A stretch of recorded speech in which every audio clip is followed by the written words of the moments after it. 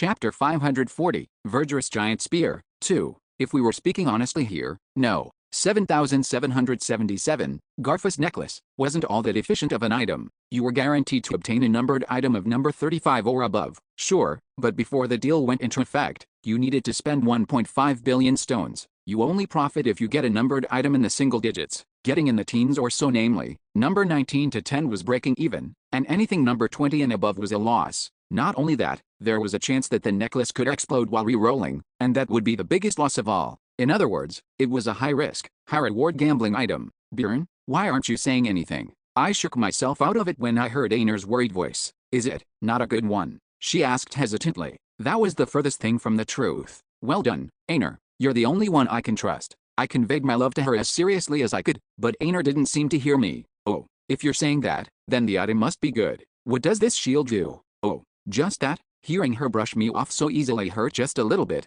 but it wasn't a big deal. Right, this could have all ended with me just getting Rake of Nerika. To be honest, even if I had to screw up my face with my own fist to get there, I was willing to overlook it at most 3 times with a smile. But anyway, let's pull this now. Just in case something happened to it, I quickly pulled out the selected item. Flash. As I pressed the confirm button, a spray of multicolored light shone from the necklace. With that, the shining rays of light coalesced in the air like clay and created a solid form. The selected item was created. No. 3. Wall of Aegis. As obvious as it may seem, this was the best in slot shield for a shield barbarian. I guess since I'll only be using this shield, I've graduated my shield slot. Honestly, what I was looking forward to getting was something else. No, realistically speaking, there were actually a few things I would have stopped at if I saw them. There was the graduation armor in the teens that I was going to wear, my second graduation shield, the 21st shield, one of the single-digit numbered items, which was a core to the Ice-type double sword master build. Plus, if the Rift Maker, a helpful item for farming, appeared,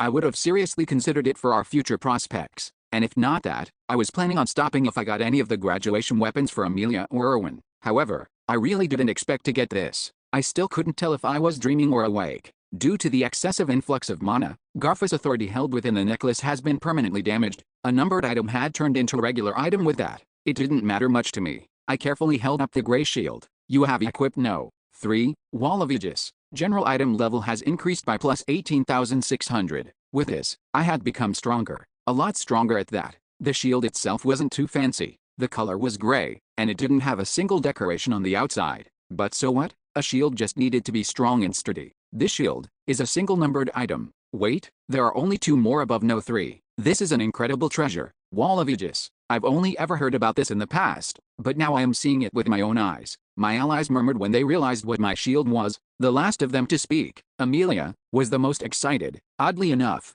Einer joined in merrily. Oh, since everyone's acting like that, I guess it's some sort of great treasure. Tisk, that's not all. Amelia scolded her. The Wall of Aegis has never once appeared in the labyrinth since the adventurer who last had it died in the labyrinth 120 years ago. Honestly, it wasn't that unexpected anymore. This woman really liked things like that. To put a term on it, she was something of a labyrinth geek, I'd say. Right now, excluding the one that the palace has, Yandel, you are the only person to possess one. Also, according to the records, that shield is indestructible. She must have wanted to flaunt her knowledge or something, but Amelia kindly explained the details of the shield to everyone. The explanation itself sounded professional enough, but the information of this world is always missing a point or two. As a hardcore gamer, this wasn't something I could accept. I proceeded to go over the item in my head myself. High rank indestructibility. Guarding with a shield gives immunity to all damage, reduces all magic damage dealt to me and everyone within 30 feet of me by 30%, and grants immunity to all magic rank 5 and below. All defensive stats increased by 20% the moment it's equipped. When using an aura skill, the range of the aura is doubled.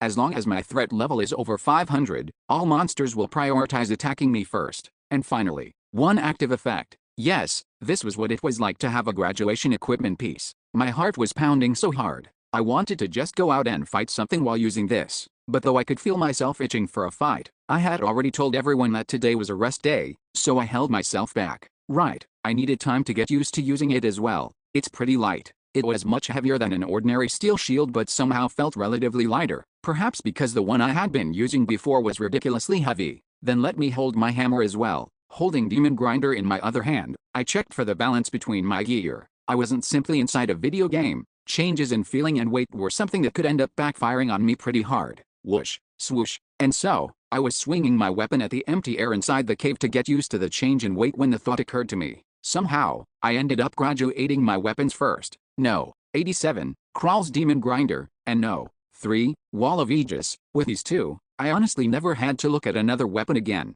Demon Grinder could be upgraded, but compared to the difficulty of getting that one, the returns weren't that high, so I could just keep using this hammer. I guess I have my armor, shoes, and belt left. That was only considering the core items for my final build. Although the barbarian tribe's Genesis treasure was another core item, that was something I couldn't obtain despite being the one thing I really wished I could have. The reason the shield barbarian was so overpowered was because of the Genesis treasures too. Anyway, I think my body's got used to this now. After practicing with my new equipment, I started testing a few things. I used the active effect and even checked the magic community aura as well. A 30 feet radius. I ingrained in my body what 30 feet felt like. In the end, this had to be a very important metric to remember. Once I'd ticked off a few processes like that, I rested for the remaining time we had and gathered with the other leaders to discuss our expedition plan moving forward. Well, to be honest, it was closer to an announcement than a discussion. Lord Baron, are we going to begin adventuring through this giant island again tomorrow? No, for now, we'll postpone exploring the island. Pardon, we spent all that time going around and getting beat up, yet we still haven't found anything.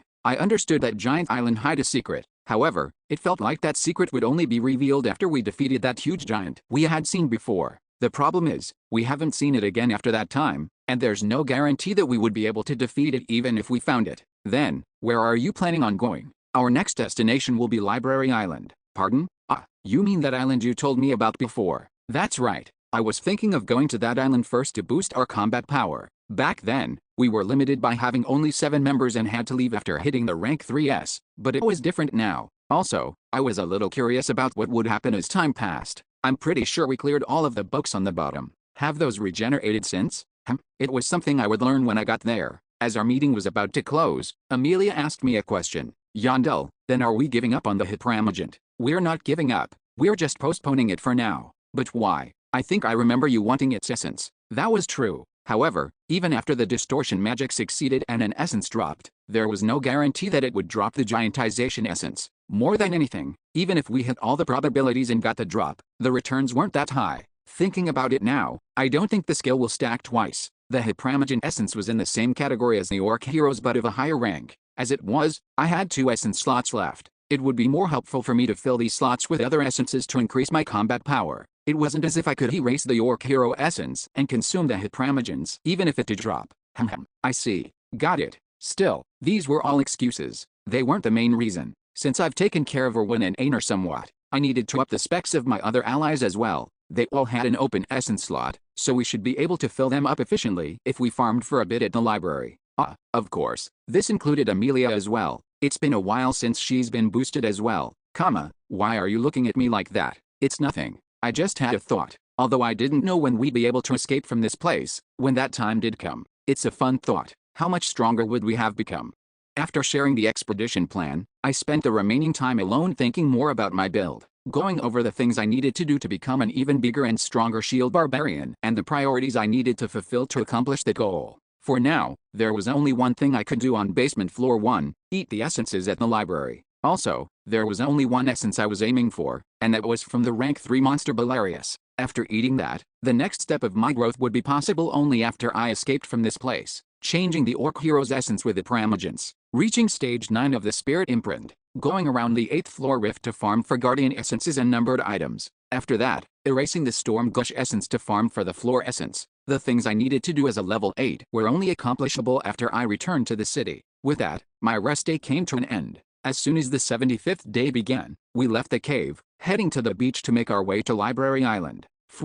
But just as we were about to summon the boat, something suddenly flew in quickly from the ocean. Defense successful. Wall of Aegis absorbed all damage. Thankfully, I instinctively raised my shield to block it. What was this? It's an ambush. I put the allies who were shocked still by the sudden attack behind me as I checked what had happened below me. As the silver waves ebbed and flowed from beneath me, I could see a crimson spear that had dropped onto the sandy beach. Verdurous giant spear? What the hell? Why was that here? The simple question didn't remain unanswered for long. Spearman of the Heavens, Miliel, has cast Return. From a fair distance away, something slowly walked through the silver waves and revealed itself. Spearman of the Heavens, Miliel, has retrieved the verdurous giant spear. Until the end of combat, the strength of Return slightly increases. While picking up the spear from the sand, it spoke to me. "I will not let you go, mortal." It was a phrase I had heard countless times while I was running away from it back then, but it felt different this time. Did it lose its mind? Did this guy walk through the ocean all the way here? The guardian of the rift of Kalheim, the city of light, and the spearman of the heavens,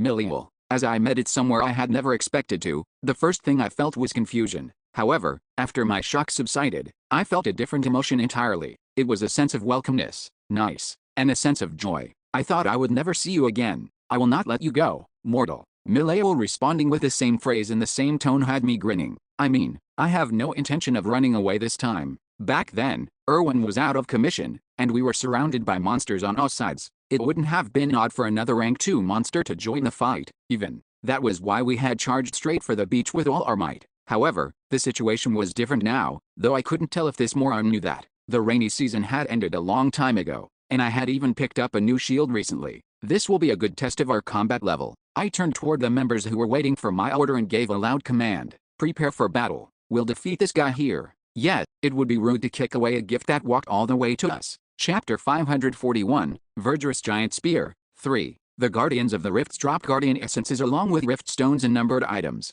On top of that, we could gain experience as a bonus for defeating the Guardian, so this monster was juicier than other monsters to fight. To say, the problem was that it was much more difficult to defeat, but the difficulty of most Guardians stems from the effect of the field they fight in. This could be seen even on the first floor rift, Glacier Cave. We had to fight while being affected by the hypothermia field effect, and we had a similar experience in the White Temple in the third floor rift. The difficulty of the battle skyrocketed since we had to fight while being affected by debuffs during the process. However, we weren't in the City of Light right now. Miliel without the Heavenly Magic Circle or any of the Guardian Angels? It was the best advantage we'd had yet, so I was honestly a little disappointed when I was running away from it before. And yet, it had followed me all the way here. Baal, law. I charged with my shield in front of me as a welcoming gift. Boom. It tried to stab with its spear to stop me, but there was no way it would work. After being flung back by my slam, the weapon flipped in the air before landing back in the water. Alright, we should have our battle formations now. Splish. I didn't chase after it with my hammer and instead lowered my shield a little.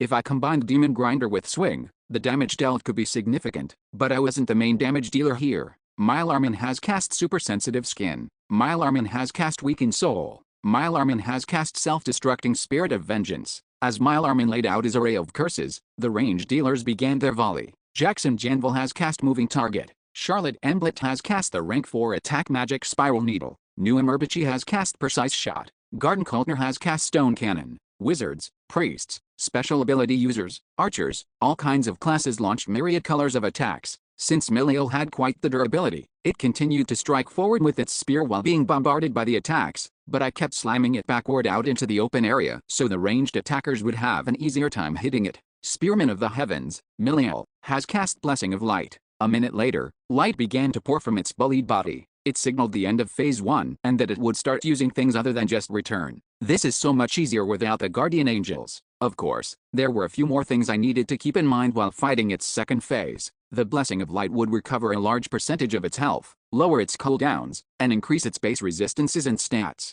But more importantly than that, this guy would start using that combo during Phase 2. Spearman of the Heavens, Miliel, has cast Return. Now it was showing off its cheat skill. Spearman of the Heavens, Miliel, has cast Splintering Comet. All projectiles are multiplied. The singular spear that was shot into the air suddenly splintered into dozens more as they fell like rain, converting the sure hit and damage amplified throw attack into what was essentially an AoE skill. However, thanks to me pulling its aggro pretty well, the skill changed in a significant way. Fwoong. As if they were guided missiles, the dozens of spears all honed in on me. There was no need whatsoever for me to be nervous, of course. Clang, cling, clang. Just by covering my head with a shield, the spears ricocheted off like bullets. Defense successful. Wall of Aegis absorbed all damage. This was the reason union and giantization were important. When the shield increased in size, the area it guarded also increased. This shield's sole weakness was that it couldn't block attacks that were bigger than the shield or were attacking a wide area. Anyway, I guess that first technique was blocked well.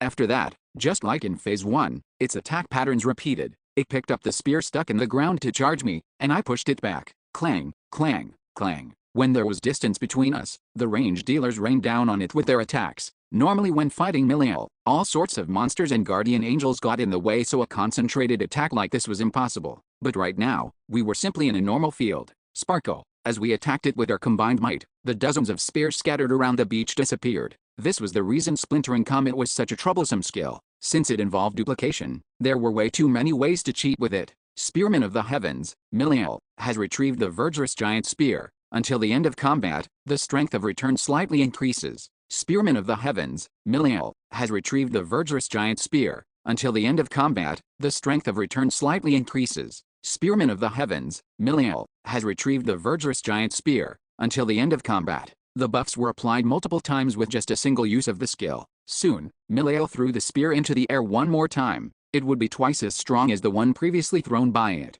However, I didn't really care at this point. So what if it was stronger? Defense successful. Wall of Aegis absorbed all damage. In front of the strongest shield, it didn't matter if a skill like that continued to become stronger. Yet, overgearing is the best. I was withstanding the attack pattern that should have been cycled through and distributed between multiple tanks. Honestly, it was as if I were holding back the main skill of Phase 2 all by myself. Spearman of the Heavens, Miliel, has cast Splintering Comet. All projectiles are multiplied. Around the time it used the combo the third time, we were able to enter Phase 3. It took us 4 minutes to get here. Maybe we could get this done within 6. Miliel's pattern in Phase 3 was simple. Spearman of the Heavens, Miliel, has cast Descend. It used the so-called Berserk pattern.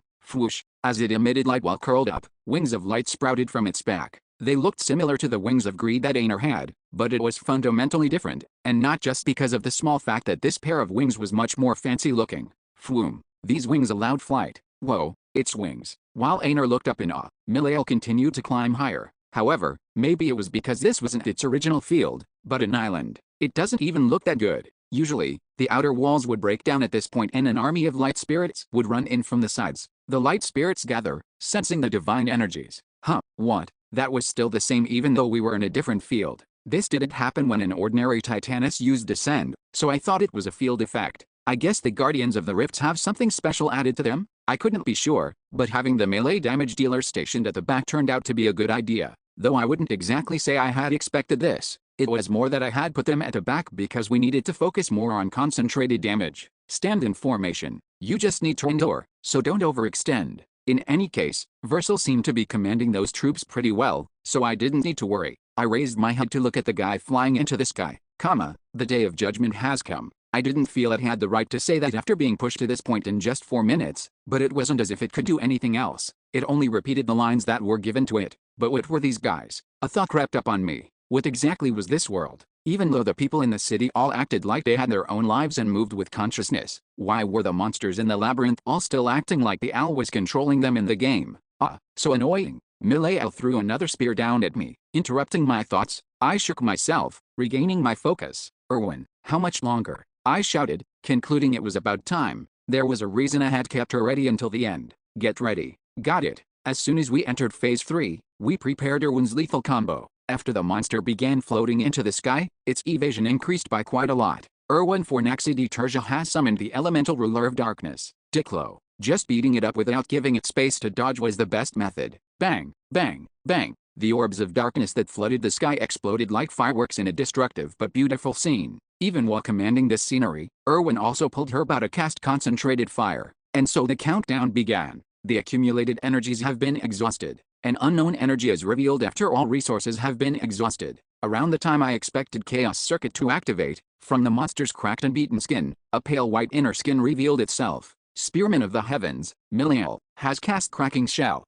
Though calling it skin was weird in a way, its body was glowing brightly, just like how someone would look if they stared right at a light bulb. Shine. The sparkling light covered its body, and while holding the huge spear with one of its hands, it slowly descended with flaps of its wings. Looking up at something like that, it truly looked like I was looking at something divine. Well, it was going to die here anyway. Mortals. I didn't know if it knew or not as it spoke while looking at me. Your greed has sowed the seeds of destruction. But had I ever heard it say something like that before? Your arrogance has brought about the end of this world. I thought it just said I will judge you. I will judge you. Yet, it usually just ended with that one phrase. Well, this isn't the only thing that's different from the game. I didn't really think too deeply about what Miliel said. What required my attention now was its transformation, specifically, the transformation in the red great spear it was holding. The final spearman, Miliel, summons the true form of the verdurous giant spear. Just like how the monster changed its outer shell when entering the final phase, the hidden form under the spear also revealed itself. Now a giant spear bathed in a blinding, green light.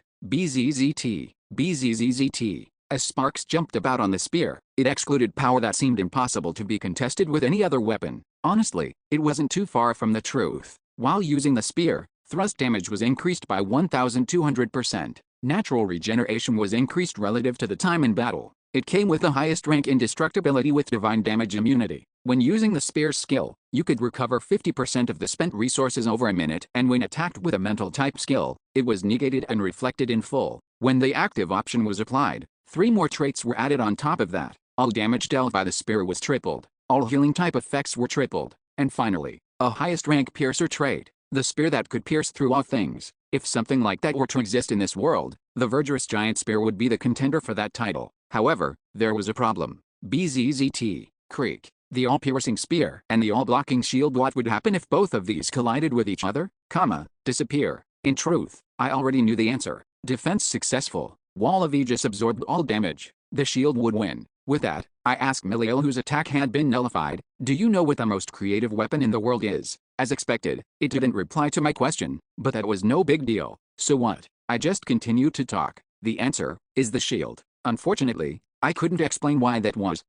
Oops. Because the casting had finished, it wasn't a sound, per se, flash. As the feeling of something passing by my ear wished by, the island was instantly dyed with a bright light. Alright, let's see the time. 6 minutes, 17 seconds. Damn it, couldn't get in sub 6 minutes. You have defeated the Spearman of Heaven, Miliel. EXP plus 8. Elite Guardian kill bonus. EXP plus 5. Flash. It was the light that signaled the defeat of a monster. Dozens of adventurers looked at that bundle of light with anticipation in their bodies. I had told everyone beforehand that this was not an ordinary monster but, instead, a guardian monster that could be seen in the rift on the 8th floor. Let's see, what did it drop? As everyone looked at it with a singular heart, we all saw it. Tap. First, one of the drops of the guardian, the rift stone, didn't appear. Tisk, neither did the rainbow essence. Ignoring everything else, splintering comet would have been great for Erwin, so I was waiting for it to appear. Even though I had beginner's luck on my side, it didn't appear. It was a shame, but it wasn't as if it didn't drop any loot at all. To be honest, I found the actual result hard to believe. That's, after turning into light, the Spearman of Heaven, Miliel, dropped a numbered item. The probability of a guardian dropping a numbered item is 33%. On top of that, an item that would have a 3% chance of dropping after a numbered item appeared had ended up dropping. It's the spear that guy was holding. No. 7. Miliel's verdurous giant spear. As soon as I saw it, rather than joy, I felt baffled. To put a more precise term on it, I would say it was more uneasiness. Because, you know, I had just gotten Wall of Aegis, but now we had another single-digit numbered item. Why am I getting so lucky? I hadn't expected much, but as it became reality, I felt an unknown sense of fear. It was the gut feeling of a child who knew they were unlucky. However, people lived with their brains. Even as my heart pounded with worry, my head began to think with joy. The verdurous giant spear. Our current party didn't have anyone who used a spear. However, the joy of Dungeon and Stone was to use the items that we received to the best of our abilities. Chapter 542, Verdurous Giant Spear, 4. No. 7.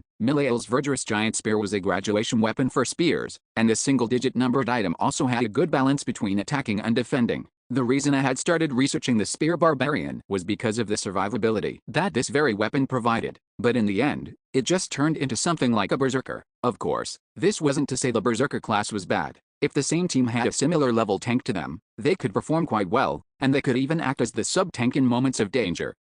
I mused. However, the build was a little too unfocused. I gave out my orders. Clean up around here. Pardon, we'll be heading out immediately. Oh, yes. Everyone seemed to wonder who had come to own that spear, but I decided to get the boat going and instead think while leaving the island. This wasn't something I could decide on a whim. We're going. After getting everyone on the boat, we began to cut through the silver ocean. Mister, look over there. Back over on the island that was getting smaller and smaller in the distance, a huge giant lifted its body before roaring at us. Yura, why did it only do that when I was leaving?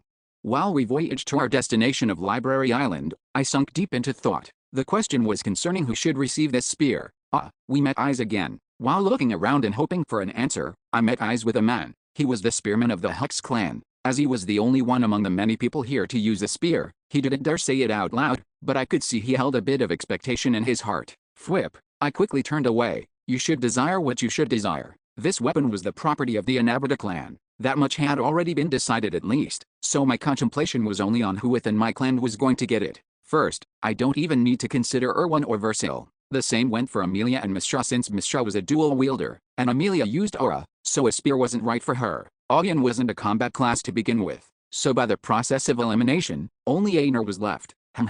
You want some? As I met eyes with her, Aner smiled brightly while handing me the jerky she was eating. I accepted it and continued thinking as I chewed. I guess she's the one most suited to draw the most out of the spear's capabilities. Natural regeneration increased relative to time in battle. All healing type effects tripled. These two abilities worked great with the Slayer imprint's combat study and predation. Since she had skills like Wings of Greed and Curl Up to boost her natural regeneration by quite a bit, combined with the spear, she would have monstrous regeneration as well. My spear barbarian also used the Slayer imprint in that way and stocked up on a ton of skills like that. The moment she holds the spear, though, she needs to abandon a few skills. First came the rank 4 skill of repeated slash. It wasn't impossible to cast with a spear, but the piercing damage amplification wouldn't affect it. Plus, even wildness control, which conditionally changed active effects to slashing damage, would become useless. Without using repeated slash, blast scars becomes useless, and that means mandal oil and residual heat also become useless. Honestly, the moment she started using the spear, it would be the same as us having to change out all the skills she had. Still, except for it primogens, all her essences are below rank 4, right? Since it's going to be like this anyway, how about we just change everything? Dungeon and Stone was a game built for builds. It was important to plan out the ultimate final build, but being able to grow your character to get to that final build was even more important. If you didn't prepare items and essences to get through each segment of the game, there was no way you could grow into the endgame builds. It was important to keep the core character concept intact while slowly raising the values of their skills. Chew, chew, chew. It was also the reason I chose repeated slash as Aner's core skill. It was a rank 4 skill we had obtained early on, and by letting her use the essence effectively, I was hoping to change it to a different but comparable high-ranking skill later. But it's not like it doesn't make sense. I had grown as much as I needed to. Erwin as well. After she ate the floor essence, she had shot forward at an incredible pace. Mistra had matured a fair bit while going around with the Ecoli as well. Amelia was just strong from the start. To put it coldly, we wouldn't have any problem hunting even without Aner around. It also meant that we could just cut her out here, cutting her from the team. In theory, it's not like she's going to be useless just because she used the spear. Single-digit numbered item was a graduation weapon without equal, and with the effects of this particular spear, even if she had to abandon a few skills, she would be strong enough to compensate for them, even more so when they were from rank 4 essences and lower. Piercing damage 1200% amplification. All damage using the spear tripled. The highest rank piercer trait. Just these three things alone, and one could argue that her damage would be stronger than when she was using her sword. With all those regeneration buffs stacked on her, she would have even more survivability. The problem then becomes, is she going to take it? Let's talk to her first and see. I wasn't going to lose anything by talking first. Aner. In true barbarian fashion, I approached her and just spoke to her like it was nothing. Have you thought about using the spear instead of the sword? The spear. Aner stopped chewing on her jerky and lifted her head to look at me. I sighed. I guess it was impossible. Ignoring if she personally wanted to or not, barbarians hated weapons like this in general, saying it was for cowards. Oh, if you're talking about that spear, then yes, give it to me. Huh? What was this reaction? I'll say this again just in case. I began slowly, but I'm saying you'll need to use this spear for the rest of your life. Also, we'll have to change out all your essences. Changing them out, you mean the Semira essence too? By Semira essence, she was talking about repeated slash. It had come from the essence that she received from her elder master through soul succession before he died. Yeah, I confirmed, including that essence. I see. The light in Aner's eyes lost its shine for a second, but it didn't long for me to receive her answer. You can take as much time as you. Alright, I'll switch to the spear, I was telling her she would need to change everything about her body, but it didn't even take her a minute to decide. Is this what a true barbarian is? This was a level I couldn't even imagine reaching. However, it didn't seem Aner made this decision on a whim either. Why are you so surprised? From the start, aren't all the essences I have ones you recommended to me? I guess. Thanks to that, I'm well known and respected in a way that I couldn't even dream of before. I can fight powerful enemies I couldn't even imagine fighting and can defend my allies with that strength. Then, Aner spoke while looking directly into my eyes. So I will trust you. I was speechless. You've never done anything that would bring harm to me, she concluded. I see. She didn't make this decision on a whim but was able to proceed with it because she trusted in me. Would I be able to do the same? I wasn't sure I could manage that level of trust. And more than anything, Aner looked away from me. To be precise, she moved her gaze from me to something else with eyes filled with greed. That spear is cool. It's huge. It's nearly double the size of my great sword. I was speechless once again. Just as how a crow would instinctively reach for a shiny object, barbarians tended to like big things. It's also cool how it sparkles, even more so if those things shine brightly. And it looks like everyone who has wings uses spears. Yet, so you have your many reasons as well. After changing class to a spearman, Aner began to train to get her body used to using a spear. She spun it in the air, thrust it forward, maintained her distance, and more. At first, she was awkward with it and didn't even know how to hold it properly, but she stabilized at an incredible speed. Hell, now I'm finally returning to my previous form. Previous form, don't you remember? When we were young, we learned how to use all the weapons. That? Yeah, ouch, don't talk about the past so suddenly. As always, I quickly cut off the topic of the past, but Aner unfortunately wanted to keep reminiscing. Now that I think about it, it's pretty interesting. I heard that my mother and my sister also used spears. Thankfully, that was something I could naturally respond to. It was my first time hearing about the spear, but I had talked about Aner's sister with her before. Fenelon's second daughter, Aner, she'd had an older sister. You have a sister, Erwin, who also had an older sister. Asked Aner about it, but the latter just shrugged. Have I never told you? She was 4 years older than me. She became an adventurer earlier than me and told me all sorts of stories while torturing me by using her skills on me. What? Erwin tilted her head in confusion as Aner spoke about her memory as if it were a happy one. This was just another example of cultural difference. So how is your older sister? Is she famous? She died 2 years before I had my coming-of-age ceremony. Oh, I'm sorry. Erwin paled and apologized, worried that she had touched on something she shouldn't have. However, Aner didn't seem to mind at all. Why are you apologizing? It's not your fault that she died. Still, it's a sad memory. Sad memory? What do you mean? I only have good memories of her. Of course, it's a shame I can't see her anymore, but I always feel good whenever I remember the times I had with my sister. At that, Erwin became speechless for a moment. How can you think that way? Even now, whenever I think about my older sister, I feel my heart clench inside me. Due to a crack in her voice, she sounded a little accusatory, but Aner thankfully didn't seem to care about it. She just nodded nonchalantly. Even if you ask how I can, there's not much I can tell you. It's just that being happy is better than being sad. My sister would say that too. It was a truly barbarian-like answer. Erwin wasn't able to say anything in response. However, she just looked at Aner for a long moment before quietly leaving to go back up to the crow's nest. Now I can finally breathe. As I let out a long-held breath, Aner looked at me with a confused expression. Did I do something wrong? You did nothing. Just keep doing what you're doing. We'll have to get straight into real combat as soon as we land on the island. Oh, alright. After leaving Aner to auto-train by herself, I turned to go to the helm of the boat. There, after checking with Ian about how long it would take for us to reach our destination, I leaned on a pillar and closed my eyes. They should be able to take care of the random mobs with no problem, so they should only wake me up if something strong comes out. After waking up sometime later, I took out my water bottle and went looking for Aner. I was curious how much progress she made. But for some reason, Aner had stopped training and was resting on the deck. With Erwin. What is this? As soon as the question formed in my mind, Amelia approached me. Leave them alone for a bit. Don't try to butt in. I wasn't planning to. I was only a little curious about what they were saying. And so, as I perked my ears and focused on their conversation, I could hear what they were talking about. I was a little worried since the two of them were alone together, but their conversation ended up being quite an ordinary exchange. So you said you had a younger sibling as well? How is she? Is she an adventurer as well? No, not yet. She'll have her coming-of-age ceremony next year, but I'm a bit worried. If you're worried, you can teach her from her side. It's not that simple. Oh, because you're stuck in here. No, not that. Honestly, after my sister died, and after Mr. suddenly disappeared, our relationship hasn't been that great. Oh yeah, I guess you would have gone out to the battlefield every day to take revenge, so everything is your fault. I was horrified at Aner's accusation, but surprisingly enough, Erwin accepted it. My fault. Yes, you're right. It's my fault. It's fine as long as you know. Then can't you just go back and treat her better? But I think it's too late. I think she resents and hates me. Did she say that herself? No, but if she didn't, stop wasting time thinking about it. Hate you? How could she when you're her family? She's probably hoping to return to the same relationship you had in the past. Really? A strange scene where not just any race, but an elf who was like the enemies to the barbarians was being lectured by one. However, I could immediately accept this happening. Yes, that is right. You can trust me. I also felt like I could understand how Aner could become so friendly with so many people.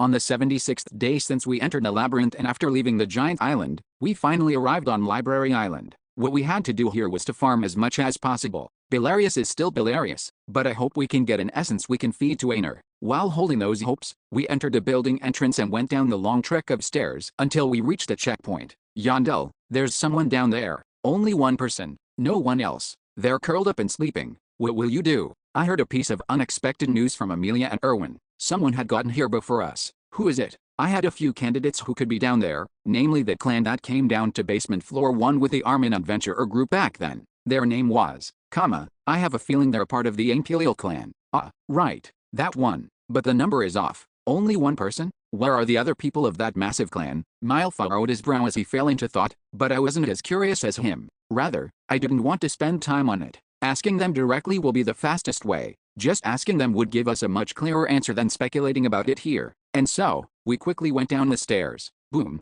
boom, boom. Since we were so noisy when we arrived at the bottom, the figure who seemed to have been sleeping jolted upward at an awkward angle. Oh, why your lordship. And when the person saw us, they were startled. It was the same for me, Madderkin Lilgreams. It was the Silver Lion clan's leader who we last saw on Chief Island. Chapter 543, Ghost, 1. Madderkin Lilgreams. I didn't expect it to be him. Seeing his face didn't spark any inclination to greet or question him. The only thing I felt was confusion. You didn't die to the village chief. Sorry, He seemed to have heard my mumblings as he stared at me with confusion of his own. Dying to the village chief. What do you? We discovered a short sword with your clan's insignia at the village forge. I probed, figuring I might as well dig deeper since things had come to this. Why was the short sword there? Well, I don't know. However, before we left the island, our members did trade with the villagers. We handed over the majority of our useless items and obtained an excessive amount of magic items in turn. His testimony completely aligned with what the chief had said, only causing me even more confusion. The chief was innocent? Then what did I escape the village for? Was I just putting on a fool's show? Despite the influx of questions, I quickly shook my head to rid myself of doubt. I could decide how to handle the situation again after I heard everything he had to say. Speak. Tell me what you did after you left the island. Pardon? Oh, yes, understood. It didn't take long for you came here to save me. Reaction to fade from his face. My cold response prompted him to immediately return to his senses and answer my questions. First, we left 2 days after you left the island, your lordship. In truth, this guy didn't have any spectacular story. He had left the island with his clan because he felt like he needed to do something, but after experiencing his first rainy season, the fear drove him to this library island, which was relatively safer.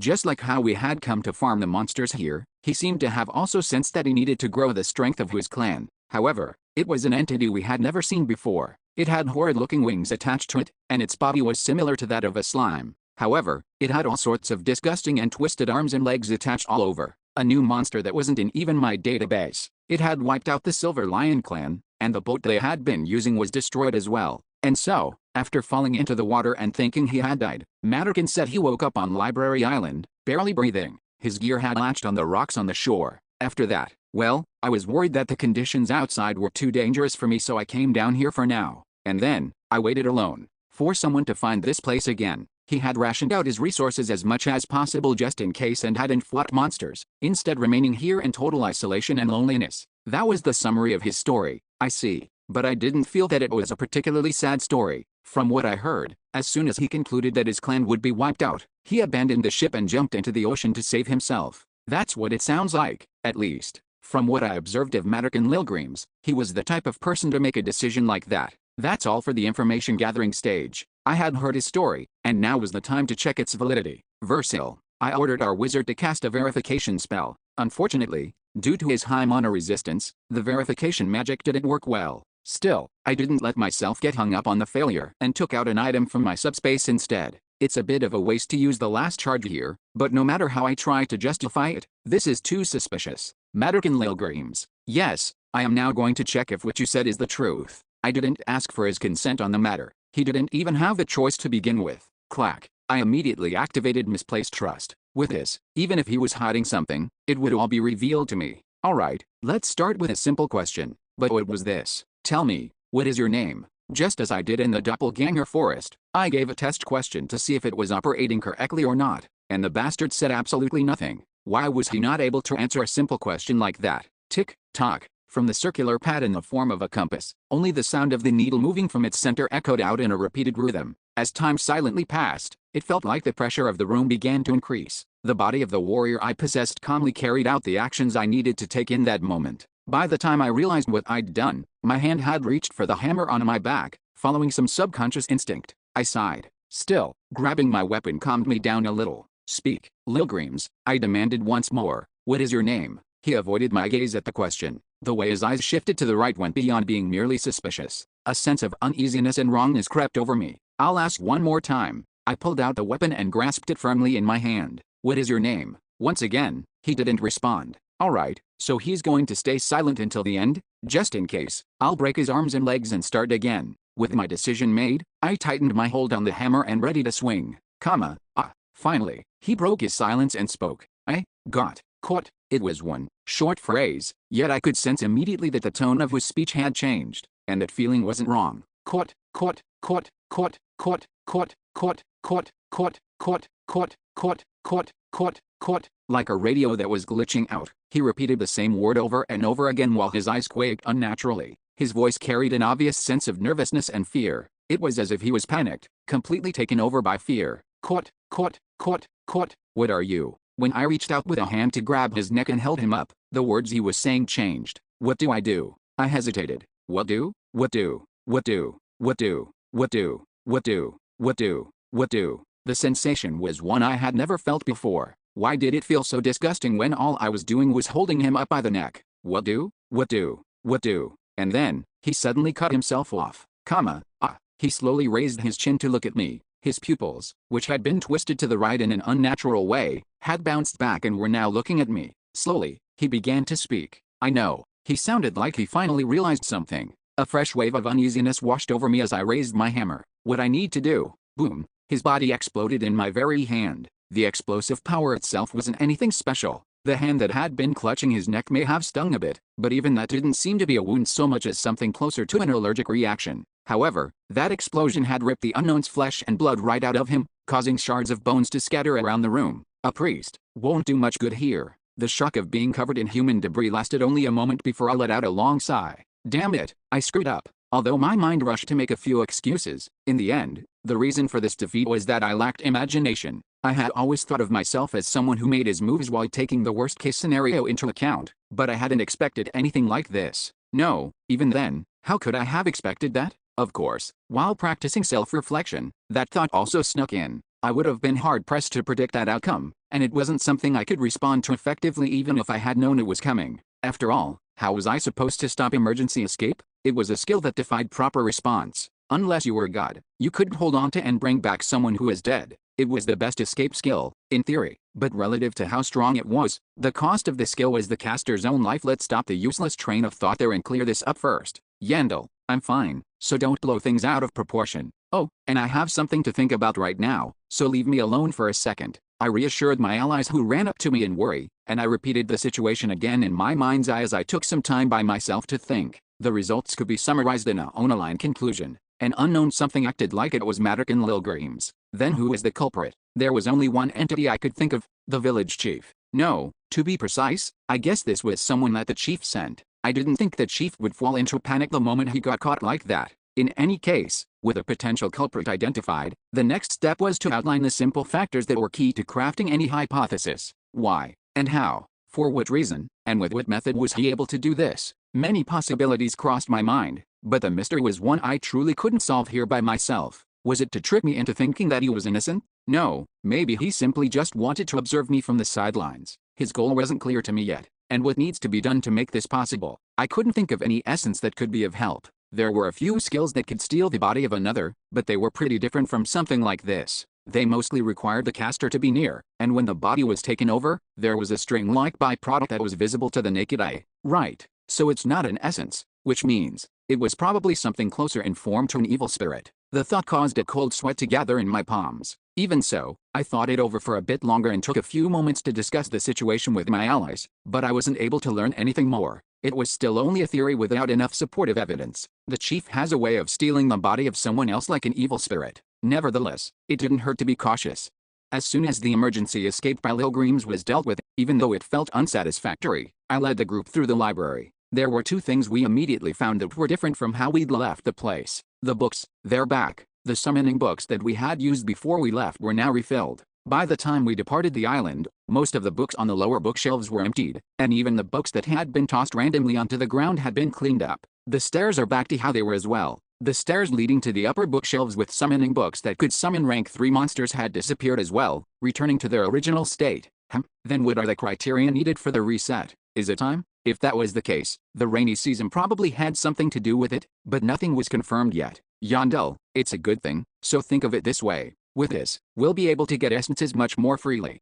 That's true. As Amelia said, the situation was beneficial for us for now. Although the stairs being reset was a little annoying, that meant it was practically confirmed we could farm indefinitely here. Well, not to say there weren't any downsides. If everything resets while we're inside, then it'll be difficult for us to reach the top of the bookshelf with brute force. Library Island, which already had a pretty high difficulty, now had a time limit set on it as well. However, it was never too late to complain. We could reassess later if our goal changed from farming on the island to clearing it. Since we know that it resets, let's stop wasting time here. I threw away all the worries and frustration and focused on the reason we came here in the first place. Honestly, games that required grinding were something that suited my tastes really well. As soon as I spaced out, I could progress while not being distracted by all manner of thoughts. You have defeated a frost wolf. You have defeated a stone golem. You have defeated a hobgoblin. You have defeated an ice orc warrior. You have defeated a yeti. You have defeated a luchar talismancer. After that, we split our group into a team dedicated to finding books with good hunting prey and a combat team. Rank 9, Rank 8, Rank 7. As the shelves we could climb increased, so too did the difficulty, and as Rank 4 monsters began to appear, we focused more on finding specific monsters. Mana stones were dropped, experience was gained, and an essence. Although essences that could be fed to members of an abrada didn't come out yet, as we accrued multiple essences per day, the power of our group steadily began to increase. That should be all. We can stop now for today, so everyone go and rest. On the 85th day of entering the labyrinth, the day finally came. Your soul has resonated and is drawn to a specific world. Chapter 544, Ghost, 2. Relative to time in the city, the 15th of every month marked a meeting of the evil spirits. My routine for it was usually pretty much the same whenever I came. Wing. I would first start up my computer to join the community boards before checking how many people were in the chatroom. Long live course Independence. No one is here yet. After that, I would go to the free posting board to skim through the posts to quickly get all the news. Then I would enter the chat room to hang out with Biko for about an hour. Once he left, I would use the remaining time with Ian Bizil and converse with her before naturally leaving the chat room when the round table was about to open. Clack, clack. Nothing in particular was different today about my routine. As always, my monitor displayed the message board. I began reading through the titles of the posts that had already begun to pop up, just like reading the morning newspaper with a coffee in hand. Nothing to stress, just casually, I went back a page to look at the first post of the day, and when I read the title, I couldn't help but make that sound. Raftonia Palace, basement floor 1 soon to close. What was this? Click, click. Even while expecting it to be a simple troll post, I continued to click through the links. This was a topic I couldn't afford to miss out on. As expected, there was nothing in the main body of the post. These types of posts were usually just made to claim the first post place and were filled in with the edit function after the fact to write out what they wanted to later. What was important was the comments, and just reading them was enough to fact check a few things. Errol 5205, man, I want it first this time. Nakamoto, looks like this post is going to go viral. AI Didigo, Info 1. Among the first posts that come up whenever the community opens, 56% of them have more than 100 comments and become viral posts. Key 11 Human 77, wow, it's Didigo. Please let me have a rank 3 essence during my next adventure. Mark, but what's good about having a viral post? Powell, the admins give you a bit of GP, but I don't think that's the main reason people do it. The users didn't call the post out for being bait and were talking about other topics. Through this reaction, I realized one thing. Damn it, it's real. The palace had declared basement floor 1 would soon be closed. The news was true and many people already knew of it, meaning it was common knowledge at this point. I quickly refreshed the post and scrolled down. The actual productive comments came later since they took a bit more time to write out. Darkrealm 93, but honestly I don't get the palace's move here. Why are they stopping other people from exploring the place next time? Akastas, didn't you hear? They say it's too dangerous. Darkrealm 93, did you think I was asking because I didn't know that? I'm saying there must be a different reason. Why'd Oyao sniff shit? It's obvious. They're in the middle of a war but everyone is talking about going to the basement floor so they got mad.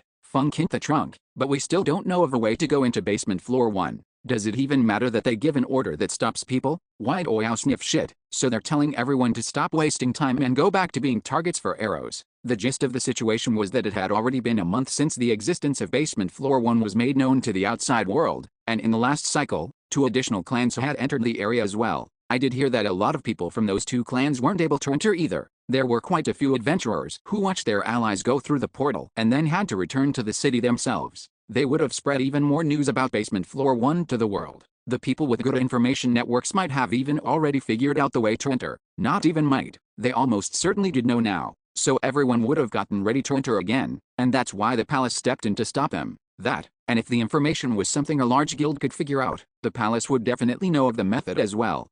The situation was getting pretty interesting. Afterward, I continued to read the comments and other posts that flooded the community boards before letting go of my mouse. Tap, tap. Thoughts swirled in my mind. If the palace forbade it, then people wouldn't be able to enter the floor for some time. Tisk. Then did I need to change my plan and wait and see? I ran a few simulations in my mind as time passed by.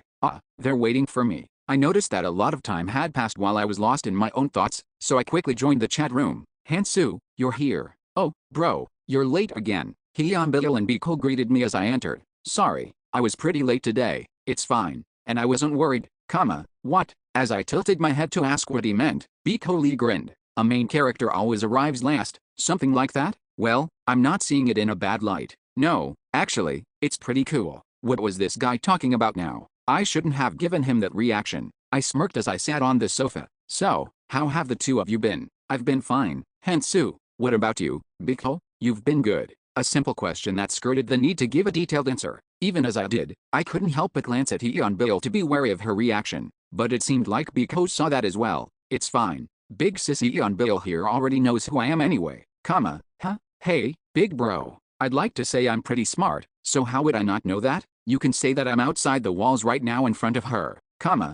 When Biko Lee declared his recent situation like it wasn't anything special, excitement flashed through Hyunbil's eyes. Biko, is it really okay with you? Why wouldn't it be? All three of us here share a common ancestry. It doesn't matter to me. Honestly, I didn't really like how we needed to talk while keeping sis in the dark. And it's more fun to waste time talking with three people. That still left the question of if he was really okay with it unanswered, but since he was saying that, I wasn't in a position to contradict him. I also agreed with a few points he made to a certain extent. Really, when all three of us talk together, things just get otherworldly. To be precise, it felt like I was back in Korea. Talking about the army, politics, and eating kimchi was something we could only do here. Although I was truly satisfied with my life in the other world, there were some moments when I definitely missed those moments. Well, then how is it over there? Did you meet the Norkans? Yeah, it's been about a week now, and I'm just going around here and there for now. Oral Gavis, though haven't found the guy yet. Oral Gavis.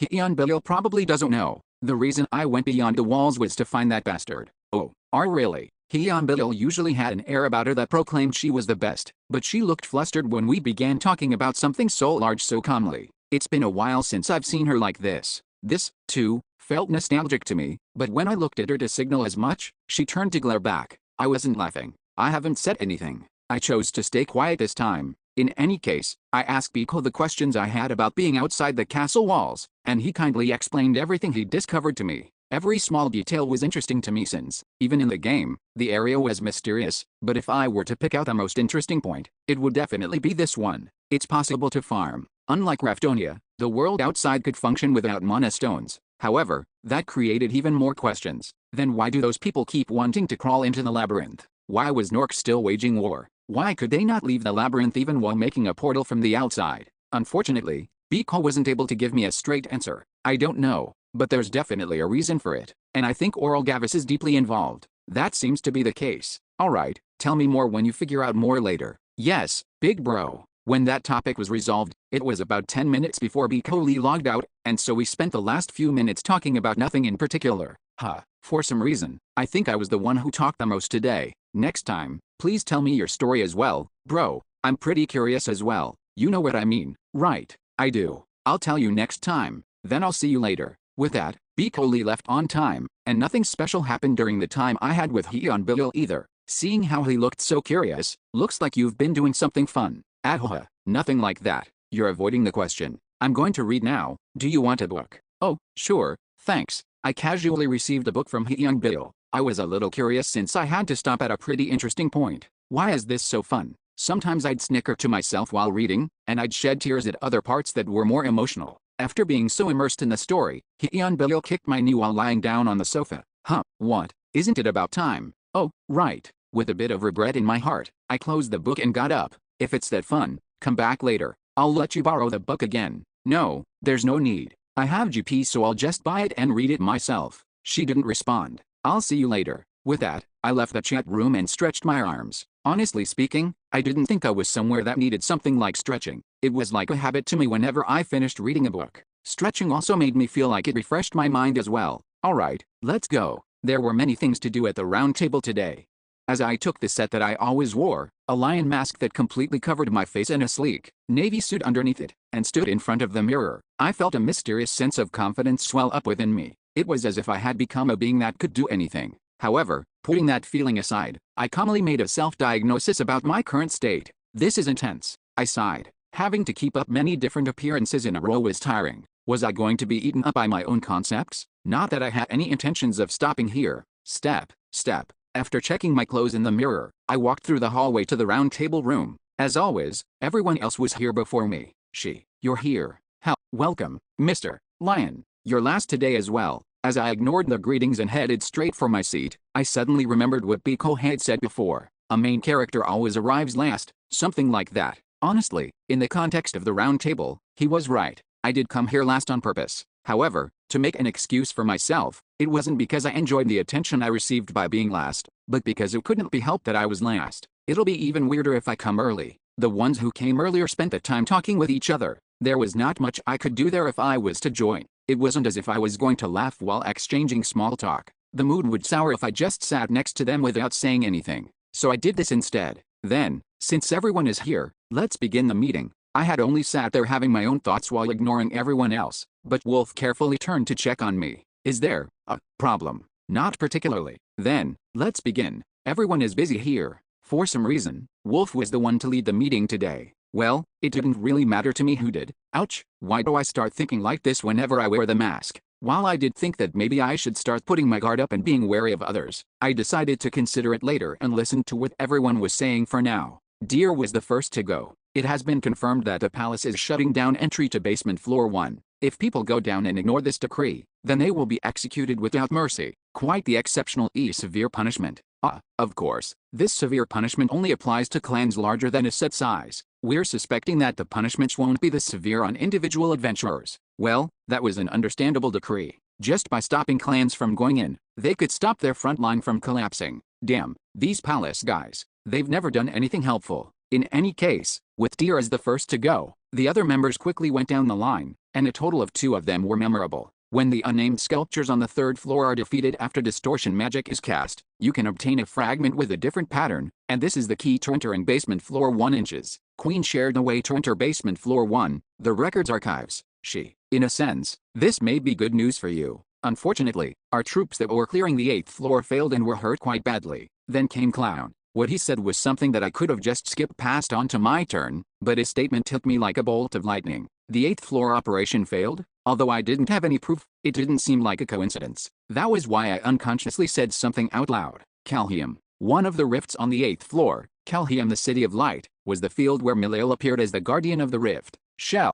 Clown stopped letting out his empty laughter. Mr. Lion, how did you? What the? That really happened over there? So was there a connection between the failure and Miliel appearing on the basement floor? As I began to think about it, Clown suddenly backed down. Ahem. I seem to have asked a foolish question. Mr. Lion probably has ears even in Nork as well. I hadn't done anything, but he seemed to rationalize it all by himself. Was this why I needed to become famous? In any case, everyone's gaze was on me now as Clown made a clown of himself. It's already my turn. Which information should I share? Today, I didn't need to contemplate that question. Usually, even while interesting pieces of information appeared, I just skipped my turn by saying information that matched their level. But I'm not here to get information today. That had been my original plan, to be honest, but an unexpected variable appeared. The palace had completely messed with my plans. At this rate, additional forces would stop coming down to the floor. That was why I had no choice but to be proactive. Since Queen talked about the entry method already, I'll have to pass on that one. And although the palace declared executions, I wasn't too worried. There was a well-known fact about adventurers. After all, in basement floor 1, the records archives, adventurers didn't care about their lives. There, Bjorn Yondel obtained 2 single-digit numbered items in the last 2 months. Not if there was money to be made. Chapter 545, Ghost 3. As soon as I shared that information, I observed everyone's shocked reactions. Alright, From their reactions, I can tell that ordinary adventurers will lose their minds at this information. In just 2 months, single-digit numbered items, two of them. Well, one of them was from Garfa's necklace, and the other was a lucky break from killing the Guardian. But I hadn't lied. Also, they were items that would have been impossible to obtain if not for the mana stones in basement floor 1 and the Guardian monster that appeared. Shine. As the green light shone brightly, a moment of silence fell over the round table. The reactions from this point differed from person to person. Just a moment earlier, everyone had been shocked at the information itself. How did you? Even in a place like that. From what I know, there are fewer than 120 people in basement floor 1 right now. How, really, in there? But now some of them became curious as to who I truly was. How foolish. There is no place in the world that Lion's eyes cannot reach. Didn't you hear it just before? He even knew what happened in the 8th floor rift. That was a secret that not even 50 people knew about. That's true. Besides, the first piece of information to come out of there was from a member of the Hux clan. We can't ignore the possibility that one of the people there is his informant. Others accepted it without surprise. If that is the case, this informant should be someone close to Bjorn Yondell, the resident palace career Haverdeer said with a glint in his eyes, looking confident that he finally found a clue. I mean, what are you going to do about it? I turned my gaze and checked Fox's, Versil's, reaction as well. Because she was wearing the mask, it was difficult for me to read her expressions, but I couldn't sense any suspicion in her eyes. If anything, the emotions that were clear in her eyes were entirely different. Confusion and panic. She thinks that a member of the clan is my rat. Well, I would learn more about what she thought by the way she acted after the community boards closed today. She had told me immediately about the traitor situation with Miss Shaw as well. In any case, I didn't need to look more at Versil. I then turned once more to check on Goblin. Tisk. This one is the one I'm most worried about. Goblin didn't get swept up in the mood and had stayed silent in thought the whole time. Yet, that's all he's doing, but I'm getting a bad feeling from him. I had revealed many facts to the round table that suggested Lion couldn't be Bjorn Yondell, but there existed people in the world who possessed unbelievable gut feelings. For some reason, Goblin seemed to be one of those people. Dear, I called upon the person who had started the meeting today. How long are you going to stay silent? I got a confused look in return. It's your turn again. Alright, let's go another round. I have many more things to tell you. 1 round. All sorts of monsters and guardians of the rift can appear in basement floor 1, records archives. 2 rounds. The records archives of the first underground floor produces new entities, and there are variant monsters as well. By variant monsters, the question that I wouldn't have even acknowledged before, I answered graciously. An entity that possesses skills of multiple different types of monsters. To give an example, they have the passive of an ogre while having the active skills of a troll. That is unbelievable. But doesn't that mean new combinations of essences can be created? A few members shouted that it was nonsense, but I didn't need to provide evidence to convince them. In the end, the truth was determined by that gem. Shine. As the gem shone with green light once more, the outbursts of the members became louder. Glare. Yet beyond its green shine, eyes that shone even more greedily than the gem lit around the table. It was to be expected. What sort of player would stay still when an excellent hunting ground was made known to them? This is getting interesting. Not particularly. I don't think the Nork side should be interested in this. They won't be able to do much with it anyway. It was the psychological battle between the clown of Nork and the deer of the palace. Of course, I didn't feel anything from seeing the two of them fight. Well, it's still the most entertaining when these two fight. And it seemed everyone felt the same, as no one stepped in to stop them, instead only observing with interest. Do you mean just like the adventurers of Rafdonia, who can't overcome the 8th and 9th floors for over a year at this point? Didn't you hear what Lion said? If it's as he says, there won't be a reason to go to the 8th or 9th floors. Then I guess that could be the case. But so what about it? Do you really not know? If this news spreads outside, the palace will immediately revoke its order and even actively support adventurers traveling there. At this rate, it's only a matter of time until Nork's demise. Is that so? Yes, I feel tears coming from how scared I am, Clown drawled sardonically. It only pushed Deer to mock him more. Well, you, Clown, might not have any thoughts in there. You were the one who pridefully told your enemies about how you failed your expedition. Things like them might only be jokes to you. Oh, really? Even when the reason I said it was interesting was because of a completely different thing. Clown cut off Deer as he gave his characteristic laugh. And also, why do you keep thinking that this event will be favorable for the palace? What do you mean? Do you really not know? Clown exaggerated his shrug as he gestured in a direction to my seat. After meeting eyes with me, he sent me eyes that showed friendliness before turning back to look at Deer. Why do you think Mr. Lion spoke about information regarding basement floor 1 here at the round table? You have a brain somewhere in there, don't you? Please think about using it today. Deer chose to remain silent after hearing that. Someone else responded in his stead. To disrupt the palace. It was Queen, who had remained silent throughout this discussion. That is the only reason I can think of. The other members seemed to accept her conclusion, so I wasn't the only one thinking that. There's no way Mr. Lion doesn't know what will happen if this news spreads. He has never acted so openly like this before either. It was information that spread after the palace sent out an order to stop anyone from entering the floor. It was also information that was juicy enough to tempt people from going in even under the threat of punishment. In this situation, it seemed all the other members here realized my intentions. Well, it didn't matter if they realized it or not. Shell, you were the one acting so high and mighty without even knowing that. Don't you also think that you are laughable?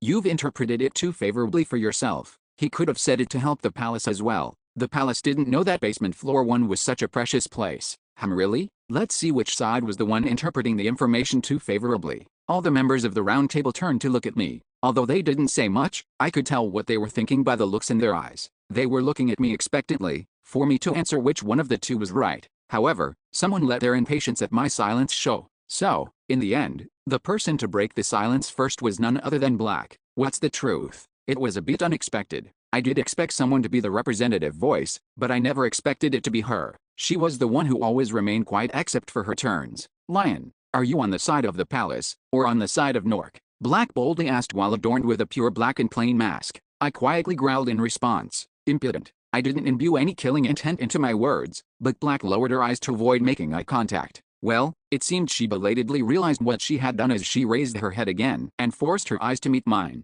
Looks like she has a bit of grit. I filed that piece of information about a person I didn't know well, and in a show of reward for her strength of will, I declared, but I will answer you. I kept my eyes on Black as I raised my hand onto the gem. Someone gulped. Everyone was looking at me. Clown seemed to hope that I was on Nork's side, and Deer was of the opposite opinion. The others were curious about what the truth was, no matter my side. The palace and Nork. I declared it clearly to all present. I am on no one's side. They weren't just empty words. Nork was my enemy. The person who first killed one of my allies was the dragon slayer of Orcules, and I had to suffer quite a bit on the first floor because of them. In that process, Erwin's older sister, Daria, died. I don't even have to talk about the palace. The cold rage that had washed over me that day was still present in my heart. I needed to pay them back for it someday. Shine. The gem of the round table glowed with the light of truth. It seemed a little brighter than usual for some reason. Looking at this, someone asked as if they were possessed. Then why? I turned in the direction of the voice to find the one who had spoken was Deer. Lion, he pleaded. Why did you tell us this?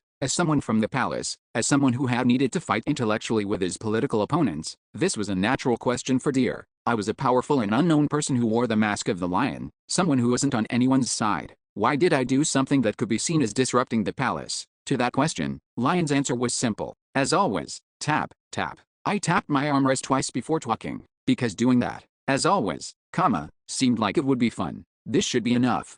After that, the round table ended the meeting without further incident, but I wasn't disappointed. I had succeeded in relaying just how great of a hunting ground basement floor 1 was, and it seemed the others were also bottoming out on information they could share. Being the one to finish the meeting wasn't so bad either. And so, I calmly left it behind. Yet, if I try and get another round going, it'll just get annoying. Once back in Hanson Lee's room, I laid down on the bed and rolled around a bit before getting back on the computer to read through more community posts. It might be a touch ironic, but reading through the community on the screen was my sole window to the outside world. Hey, this guy, really, oof, this was hurting my pride a little. Why was I laughing so hard? As I sneakered while looking through the boards, a post broke through the rankings on the pin section and revealed itself. Complete e-collection of all the information about basement floor 1, records archives. After clicking it and entering the post, I immediately realized what the content was, starting with the method of entering the records archives, the types of monsters there, the fact that Guardians of the Rift appeared, and the fact that variant entities existed. Most importantly, it had information about how Bjorn Yondell had obtained 2 single-digit numbered items. The post had a concise summary of everything I had said at the round table, and the author of this post was someone I had never seen before. Killer. It's definitely a member of the round table. Who is it? Since there were 10 members including me, it was impossible to correctly discern who it may be. I shared these pieces of information so that they can spread in the first place, so it's not bad for me. But I didn't expect it to become publicized like this. It was completely different from what I expected, that those with good information networks would hear about it first and the rest of the people would learn about it in the month after. Well, I guess even with everyone there together, the individual's goals and the goals of their groups will be different. It wouldn't be odd that one of the 10 people wanted this information to spread. In any case, that wasn't the important part. I quickly scrolled down to check the comments. Since the post hadn't gone viral yet, most of the early comments were about the veracity of the post. YPPL, wow, just become an author at this rate. Good too, I can see how desperate you are to go viral. Q1, Q2, Q3, so where is the proof? Who will believe you if you don't put up? This is untrustworthy information. The users deemed it as bait and just insulted the poster. However, those reactions began to slowly disappear. Aimer91, during the next outing, I'll need to go through the sculpture temple. I can tell the ones who get fooled by this will be having a get-together there. AI Didigo, Info 1. It is already known by many great forces and the palace that the unnamed fragments are the key to basement floor 1. Scott Bain, wow, is that true, Sir Didigo? Audie, wait, if the entry method is true, then isn't there a possibility that everything else this guy said is also true? Aimer91, no, that's a bit. I think he's just trying to farm engagement by sharing one real piece of information and covering for the rest. Audie, no, think about it. If they wanted to go viral, why would they reveal so many pieces of information no one else knew about? They could have just revealed the entrance method and that would have been enough to go viral. Scott Bain, also, the more I think about this, the more plausible the post becomes. There should be a player among the people on basement floor 1, and it's possible to exchange information through the community board. The users who already knew about the entrance method began to appear and comment, and the perception was slowly starting to shift from it being a simple bait post to a somewhat reliable one. Alright, at this rate, the information should reach the city. As I continued to scroll while feeling satisfied with myself, I paused at a certain section. Neg, you idiots. Someone is trying to spoon-feed you information and you can't even take it.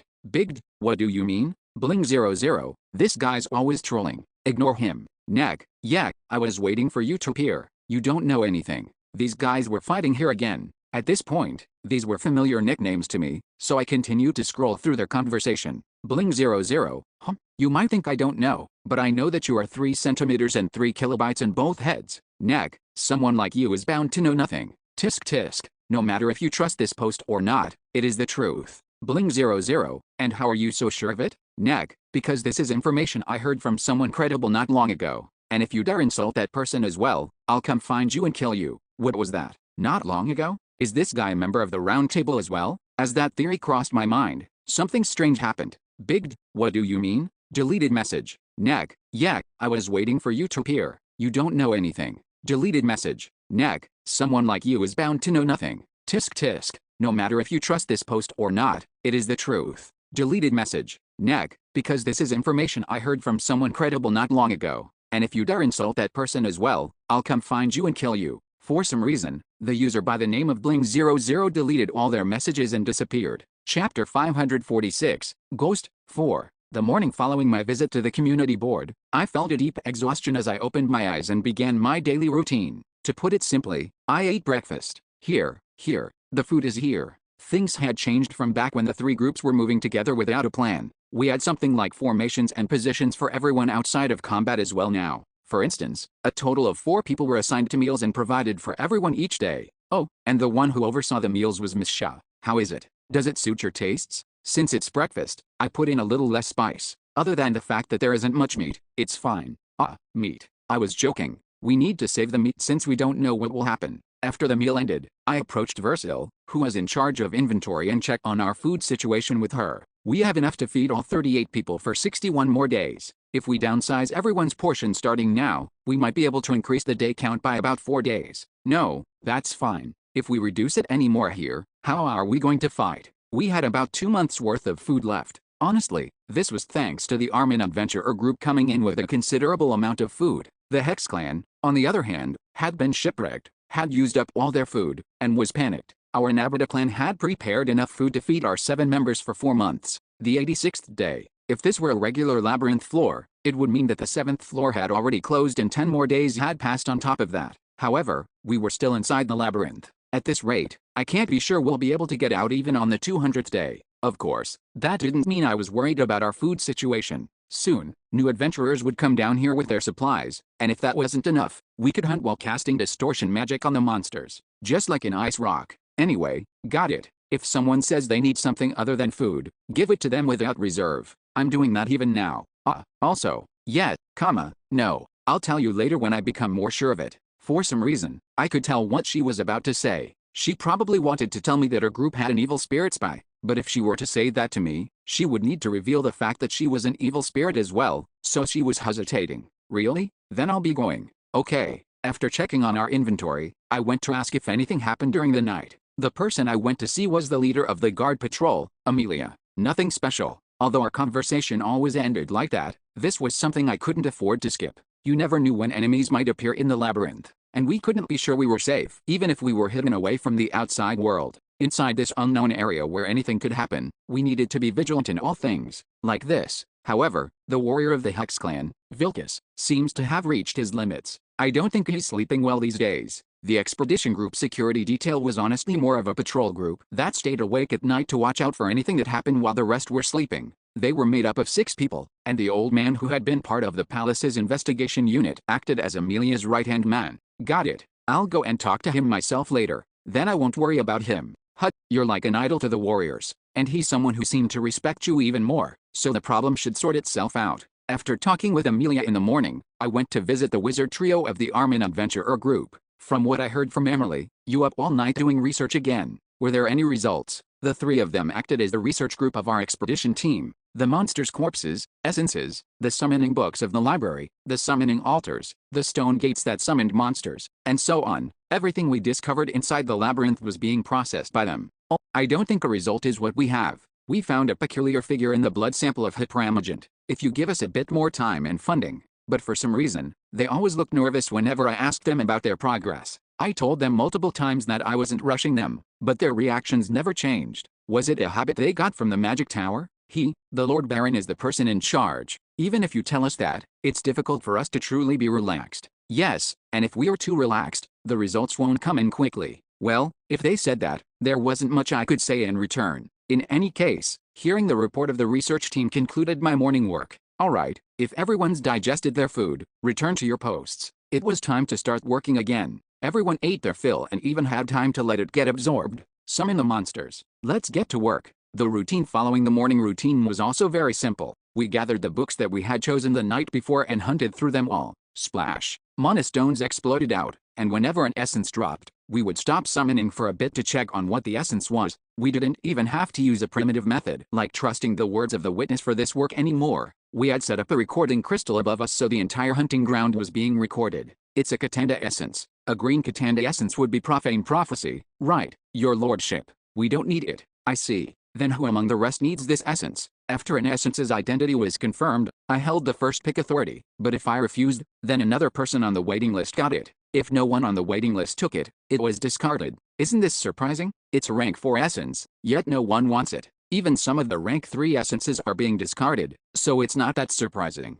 Since we could get an even better essence if we waited a little, there's no need to be hasty about the ones we can see in front of us. Hell, leaving the essence in front of us to prepare for the future. No one would believe us if we told them after we got out of here. We're not even putting them in the magic vials. It's such a shame. These essences are so expensive. The Baron said we needed to be sparing with our magic vials. I believe that is the correct choice. Unexpectedly, the adventurer seemed even happier whenever an essence was discarded. It was because hunting paused until the essence naturally disappeared. Well, that didn't mean they were just sitting around resting. What are you doing? Gather the books we used while the essence is disappearing. I used even those windows of time efficiently, sending the troops to the bookshelves to gather the summoning books. When we had enough books around, we began our feast again. In that way, we farmed diligently as the days passed. 10 days after arriving at the library island and beginning our farming, we got an excellent drop.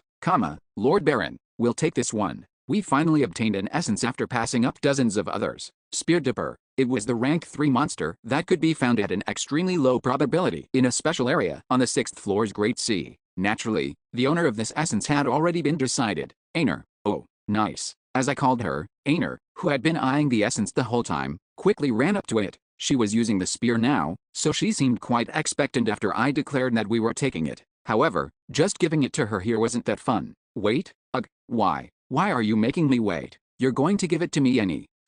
She went silent. Yeah, you should have been like that in the first place. Eat it. Yahoo! As soon as I gave my permission, Aner ran into the essence. Even though her aggression had bottomed out, was her greed still pretty high? The essence of Spear Dipper has permeated deep into Aner Fenelon's soul. The light of the essence was absorbed into Aner's body. Her eyes opened wide, apparently enjoying the feeling, before she shouted like an addict. What's this? No way. It's been a while since I've felt this much stronger. Well, that would be the case. In the first place, this guy's stats were all focused on the physical. That said, the skills were where the real importance lay. P. Speciesist. When attacking a target that isn't of the same species as you, increase damage scaling with time in battle. When attacking the same species, reduce damage instead. One was a perfect passive to match Ainer's Slayer imprint. A. Trident. When using a spear to attack, deal the same damage to 2 more adjacent targets. The other was an active skill with no cooldowns and a low MP cost. It meant that the skill itself wasn't all that powerful, but if you filled your characters with only powerful skills, they would fall apart. Trident was going to be the bread and butter skill that would replace her repeated slash.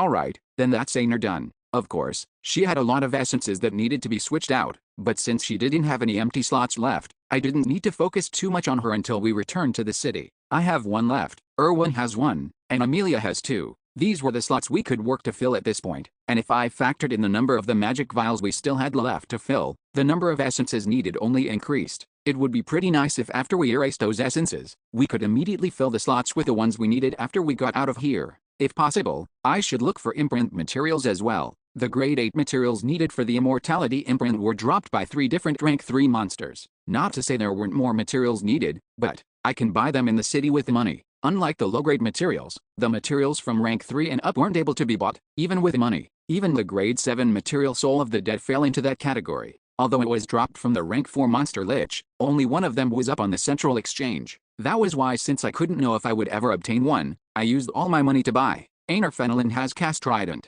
It was around the time Ainer had finished testing with a new essence she got and was getting used to her strength and body. Captain, the only non-combatant among the 38 people here, Navigator Ian Rockrobe, brought a huge summoning book held in his arms and quickly approached me. I found it. Finally. Found what? Calm down before. It's a book that summons Belarius. As soon as I heard the news, I closed my eyes and let out a long breath. Finally, it was time.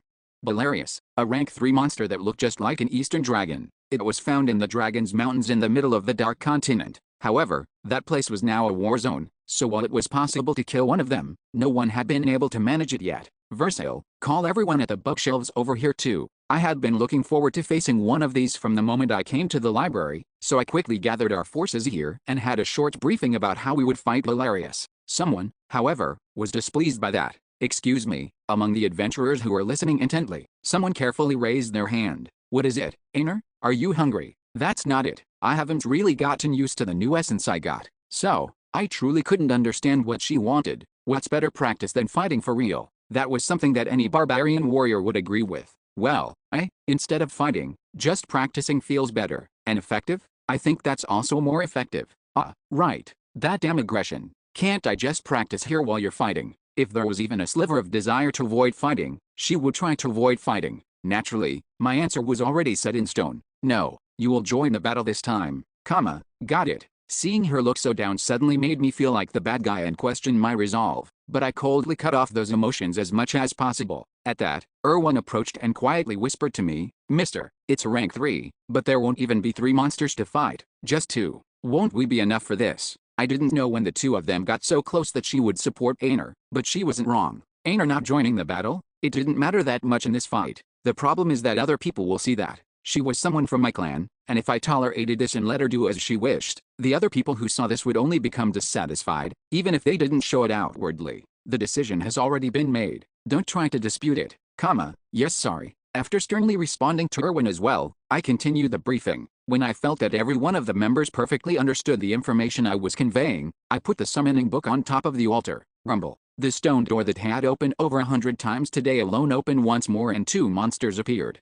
Whoosh. The goat-headed creature walked out with a bag carrying liquid that looked as red as lava slung over its back and a hammer held in hand. Hellsmith, the chieftain who had been nicknamed the Warrior of Flame, had held this guy's essence. And Belarius. As I looked at its smooth scales, I couldn't help but lick my lips. Belarius has cast Scales of Greed. Belarius gains immunity to all magic damage. Give me that. Chapter 547, Ghost, 5. Scales of Greed. If someone had high enough resistance, it was a powerful active skill that even granted 1 magic immunity. It even had an additional effect on top of that. Belarius will gain physical resistance relative to the magic damage nullified. The skill didn't just end with decreasing magic damage, but even raised physical resistance. To put it simply, it had scales that continued to become stronger and stronger the more magic was used to attack it. They truly were scales that incited greed. Unfortunately for it, it met the wrong opponents today, because adventurers got stronger the greedier they got. That was why there was even a saying that whatever an adventurer desired was also desired by greed itself.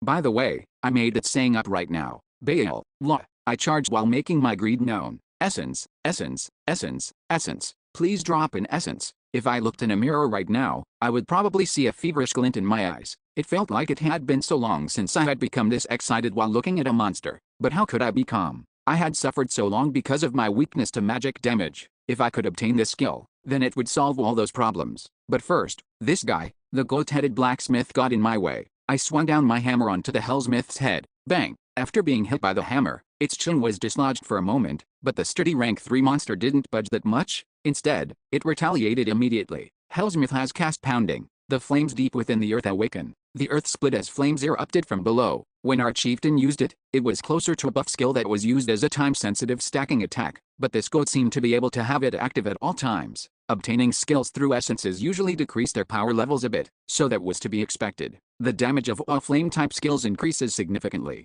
Physical value rises significantly in proportion to flame sensitivity level. Your surroundings will constantly catch flame. Red and blue flames jumped up and around the body, but the continuous damage was still manageable. Adventurers lived and died by their equipment, you know? Oh, and that was a saying that already existed. You have activated the orb of fire. Reduces all continuous flame-type damage derived within a radius of 15 yards by 50%. The damage decreased significantly after Orb of Fire was activated. This also applied to all the melee warriors around me. Versil Galen has cast the rank 8 buff magic Cold Blood. Your fire resistance has greatly increased. Since Cold Blood was cast on me on top of that, the damage had decreased to the point that I could practically ignore it. Attack. Amelia unleashed her aura and Mistress swung her longsword coated with cold energies. Aner Fenelon has cast Trident. Aner used her newly acquired skill for the first time in a real battle. Swish. The spear lunged forward like a flying arrow, and as it did, 2 translucent spears appeared on either side of it. With the effect of Trident, the additional spears would have been launched at 2 adjacent enemies next to her target. But it's a rank 3 essence, so it would be pretty sad if that was all it could do. Although Trident was an area effect skill, it was actually stronger when used against a single target. There are no additional enemies around the target. All attacks will land on the original target. 3 spears struck the goat-headed monster. Since the blow wasn't registered as hitting the same spot as with repeated slash, the other skills she had didn't activate. However, that didn't mean the attack was weak. All damage using spears increased by 1,200%. With just this one line of text, this attack did more damage than the combination of essences of rank 4 and lower. Stab. As the spear embedded itself into the monster's body and pulled itself back out, the spear-sized holes began to spurt out blood. However, that didn't last long. Hellsmith has cast Patch. The wounded areas glowed red like magma before a silver layer covered them to heal them. After hearing its injuries in an instant, Hellsmith roared before casting another one of its main skills. Hellsmith has cast Hellfire. Hellfire was such a great attack skill that I had even made a build in the past centered around this one skill. Bang, boom, whoosh. It was as if a volcano had erupted. The bag of lava on its back erupted as red liquid exploded all around us. Belarius has cast Calamity. Then the raid officially began as Belarius joined the battle. Calamity was a pretty unique skill, especially because it was a skill that applied an effect to the field itself. Field Effect Storm is applied. When the skill was used, a random field effect was applied. Whoosh. Strong winds blew and great tornadoes swirled overhead. Our range of vision dropped considerably because of it, but that was only a secondary negative effect. The activation rate of all skills has decreased by 50%. This meant that if someone tried to use a skill in the storm, it wouldn't do anything half the time. This is a bit of a problem. We're starting with the storm. I was still thankful that we weren't in Dragon's Mountain. That place had a field effect of its own, which made any additional field effects that much more difficult for us. Deal with the Hellsmith first, I ordered, and the ranged dealers began to fire off the prepared skills. The combination magics that had been casting for a long time were unleashed, and they fell onto our target while missing the melee warriors.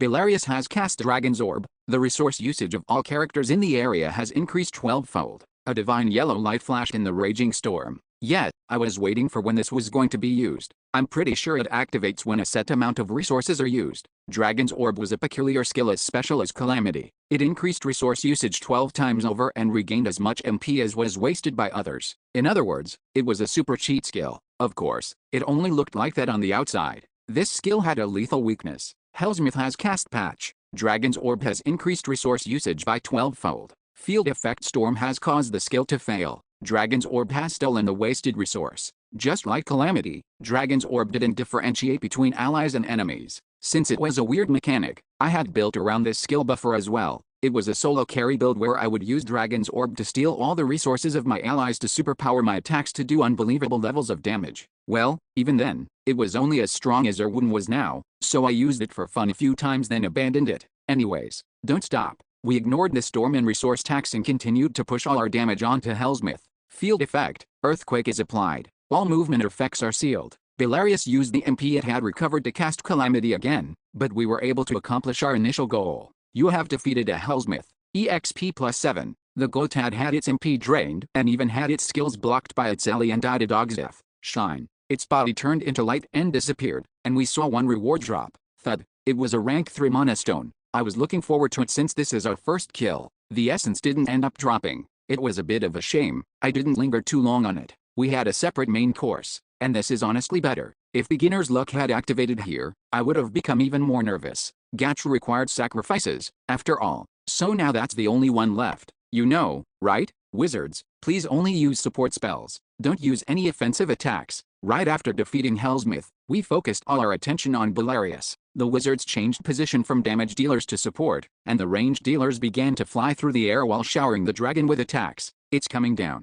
When it swooped down from the air, the melee damage dealers used that timing to swing their weapons against it. Belarius has cast Wandering Wave. Belarius has cast Breath of Death. Belarius has cast Shatter. Its scales became a mess as the battle continued. Belarius has cast Calamity. Field effect, Drought is applied. All positive effects are removed, and all negative effects are amplified. It was when it cast its third Calamity. Swish. As Erwin fired an arrow from the distance, the projectile flew in and landed directly in the middle of the monster's forehead. The battle was over. Did it take around 10 minutes? While my brain went to calculate how long the battle took, my eyes were focused on the corpse of Belarius that was disappearing into light. You have defeated a Belarius. EXP +7. As its body disappeared, the flares of light that floated into the air turned into a mana stone that fell on the ground. Drop. None of the adventurers were paying attention to the one mana stone. No. 9,999. Beginner's luck has been activated. An essence had dropped. The problem was, it's yellow. It wasn't Scales of Greed. The yellow essence meant it was the active skill Shatter. It was a long-range attack, but it amplified its effects when used in melee range. A sure-hit instantaneous skill. Ugh, that's a shame.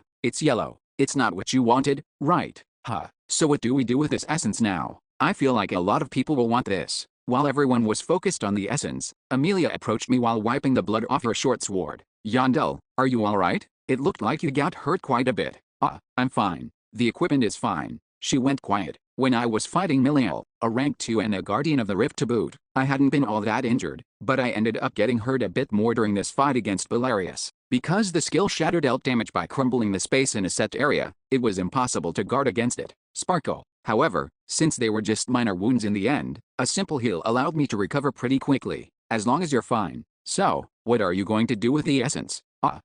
After my body recovered to normal, I began quickly thinking about the next course of action. Why did it have to be Shatter of all things? The skill itself wasn't bad. Sure hit, instantaneous, and impossible to guard against. The damage it dealt was pretty substantial, and the MP and cooldown were both low as well. However, it's difficult to boost it. With how many things it had going for it, the skill had the fatal weakness of not being very synergistic with other skills. No matter how you built around the skill, the potential for growth was low. I've decided. It didn't take long for me to conclude the owner of this essence, Arian Rockrobe. I called to our clan's sole non-combatant, the Navigator.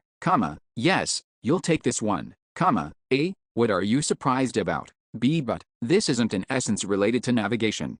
So that was why he didn't say much when we were discarding those rank 3 essences. I smirked as I tapped his shoulder. Even if you're a navigator, you're still a member of our clan. You should at least have an essence you can use to defend yourself. I was planning on handing him an essence pretty soon anyway, and since this was an essence that would be similarly effective no matter who had it, I concluded that it would be enough for our non-combatant Dorian to use effectively, and the passive skill circulation loop can bring up his base stats as well. However, it seemed he still couldn't believe me.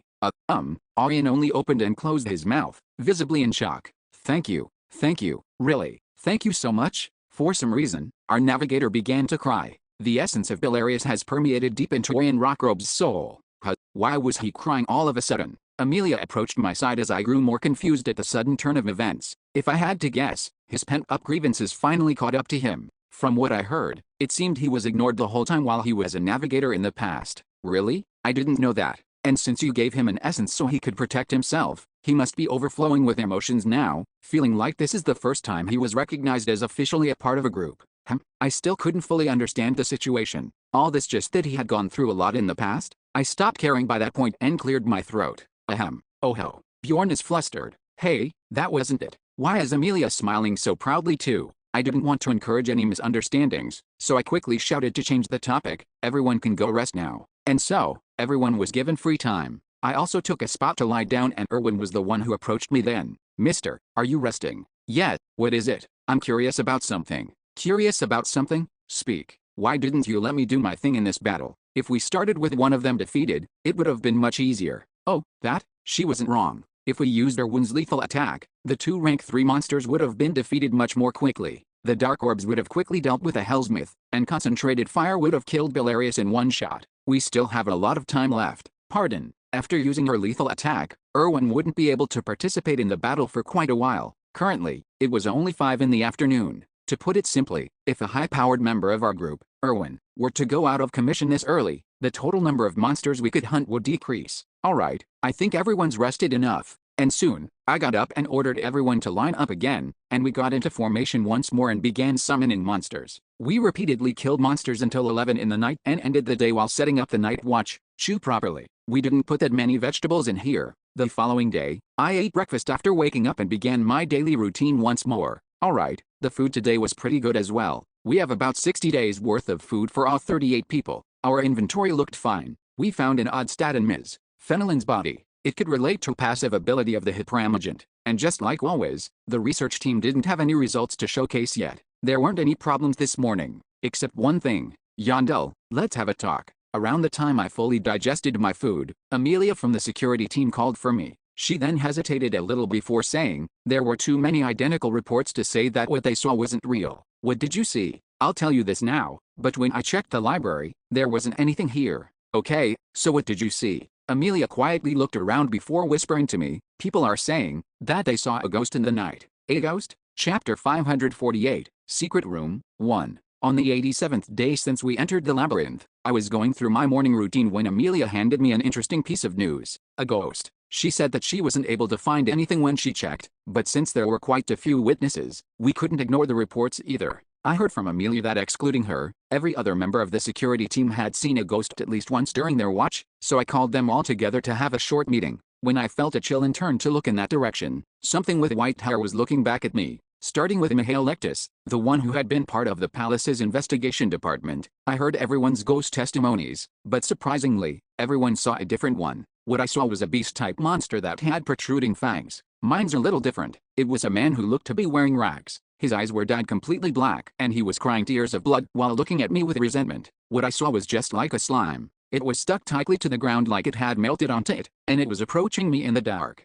But when I rubbed my eyes, it disappeared. That's why I thought I hallucinated it from how tired I was. Each of them had seen vastly different things. However, there was one thing that was similar between all of them. When they turned their attention away for a moment, the ghosts disappeared without a trace. Did they all see it yesterday? No, the timing is different for each one. I heard it from Lectus while he was on watch last night, so I asked around and it seemed they all saw it at different times except for me. I see. If that was the case, as I rubbed my chin and began thinking, I heard a grinding sound from next to me. Creak, crack, clatter. As I turned to look, I noticed that the sounds were coming from Einar's jaw. Barbarians tended to grind their teeth when they were afraid. AG ghost. Isn't this dangerous? Now that I thought about it, Einar was really scared of things like this before. No, most barbarians were like this in truth. They felt an instinctive aversion to spirit-type monsters, and a few of them even felt fear like her. At one point, I was fascinated by this characteristic and asked Raven, and she gave me this answer: the blood of the barbarians. To put it another way, their genes possibly had encoded information about an enemy the physical attacks didn't work against. Because barbarians relied so heavily on their instincts, she said it could be a characteristic that was seen in many different people for that reason. Well, that wasn't very important right now.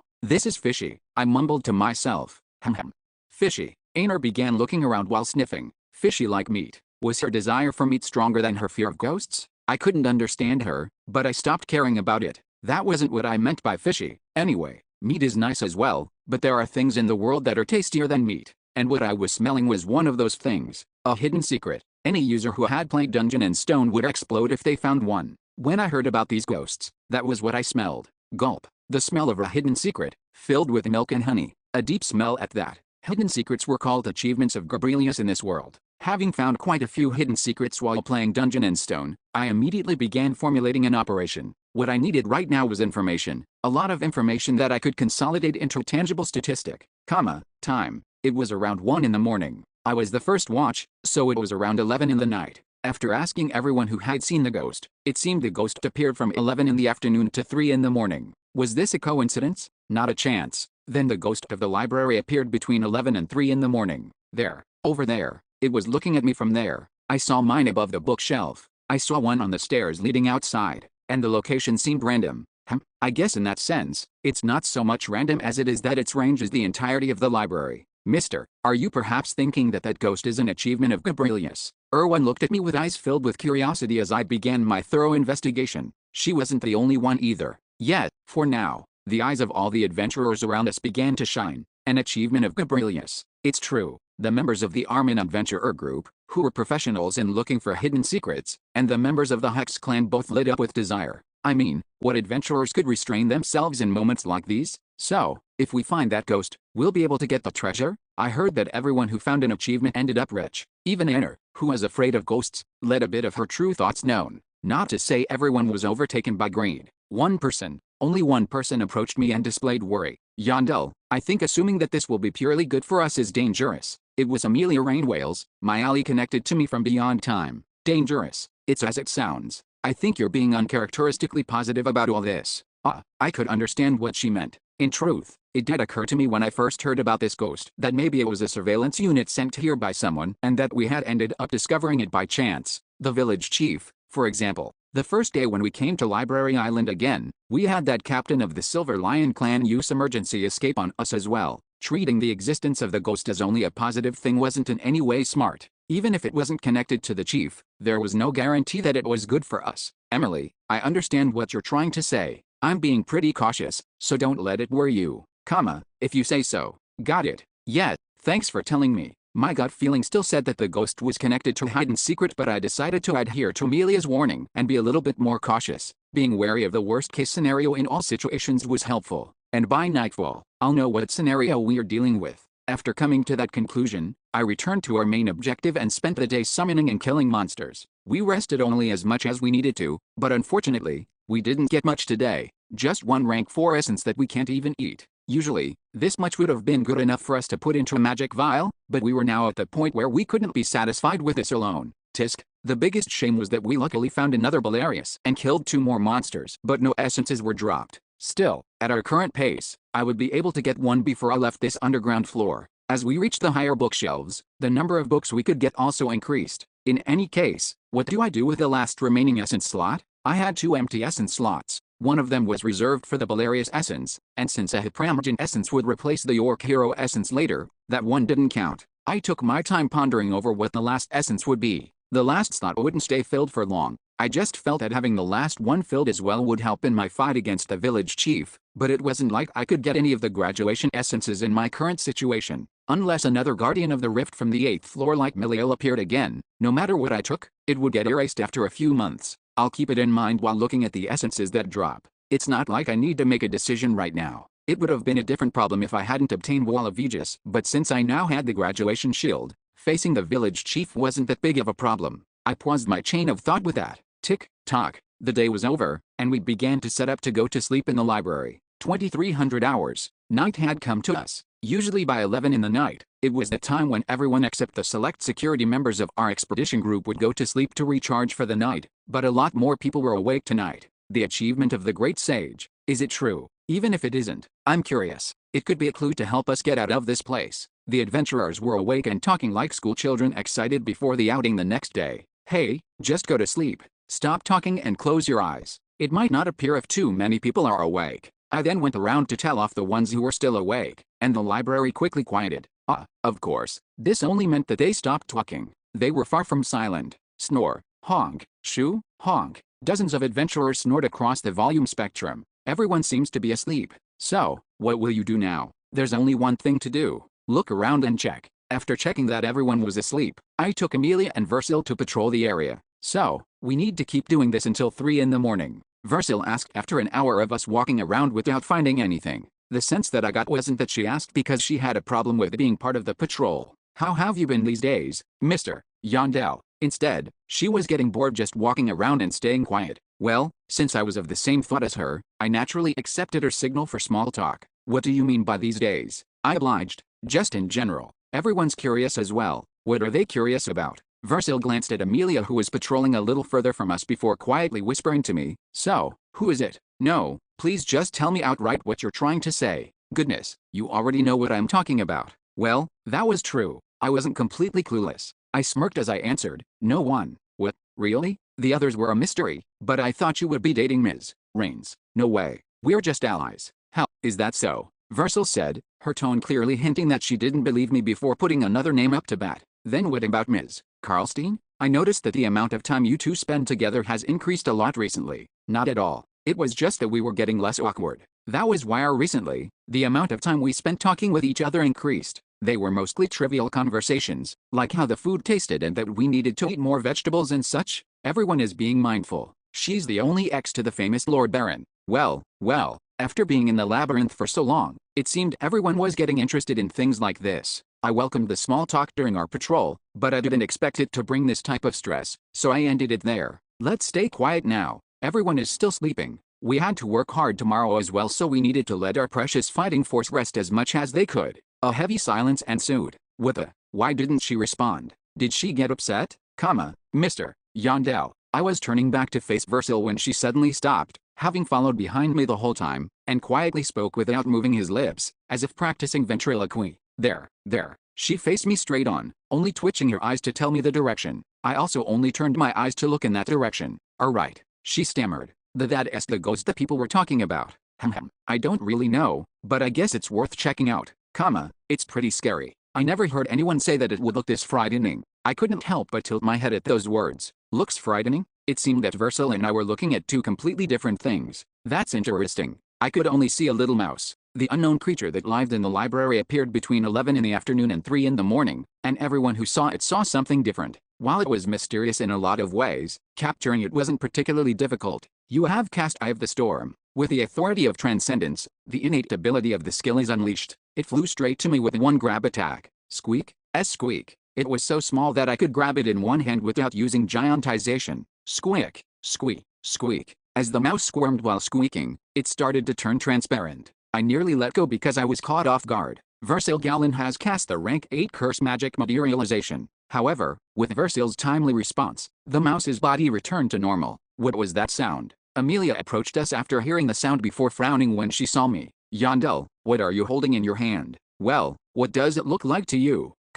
It's something that looks very soft and disgusting. Really? What about you, Versil? It's a man that's covered in filth. He looks suspiciously like someone I know. Someone you know. It's someone you don't know. I see. Squeak. I looked back down at the thing in my hand. No matter how I looked at it, it was just an ordinary mouse. If I were to describe it, I'd say it was like a hamster standing on 2 legs. The only difference it had to a hamster from Earth was that its body was quite large. Honestly, at that size, you could argue they were about as tall as dwarves. Squeak.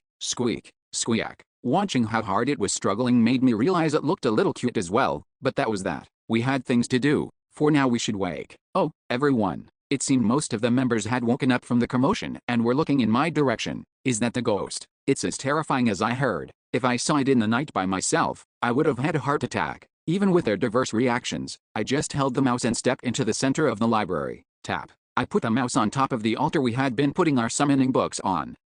I guess this isn't it. Unfortunately, the altar didn't show any reaction. Squeak. That meant I had 2 choices left. 1, just kill it. 2, cast distortion magic on it and kill it. Which one should I test? Since we only had one ghost here, this was an important decision to make. Squeak. I let my thoughts wander as I tied the mouse to the altar like a lab rat. You wicked creature. Let me go already. Let me go. But then, the mouse began to talk like a person. Chapter 549, Secret Room, 2. A giant hamster that spoke like a person. Even in this fantasy world that had magic and non-human races, this was a fantastical creature. You simply couldn't talk with monsters. There were a few rare cases where they could talk, but most of them only repeated lines that were given to them. Unhand me this instant, you damn traitors. So then, what was this thing? I couldn't help but furrow my brow. This thing was talking in the ancient language, and unfortunately, I recently met a monster who spoke in the ancient language not long ago. Was this really just a coincidence? The doubt began to sink deeper in my mind. Mr. Yandel, what is it? Is there a problem? What was with these guys' reactions now? Confused, I quickly asked them in return, can you guys not hear what this thing is saying? Pardon? Is it talking? I didn't hear anything like that. It's just screaming rather unpleasantly. Ah, that's what I hear too. What was this? I glanced back down to the hamster that had gotten a step more suspicious and noticed that it had stopped struggling at some point and was now looking back up at me. Can you perhaps hear my words? What? Was it asking if I could understand it? Something like that? I couldn't find a reason to respond. I held the hamster even tighter so that it couldn't even struggle if it wanted to and began trying to initiate a conversation in the ancient language.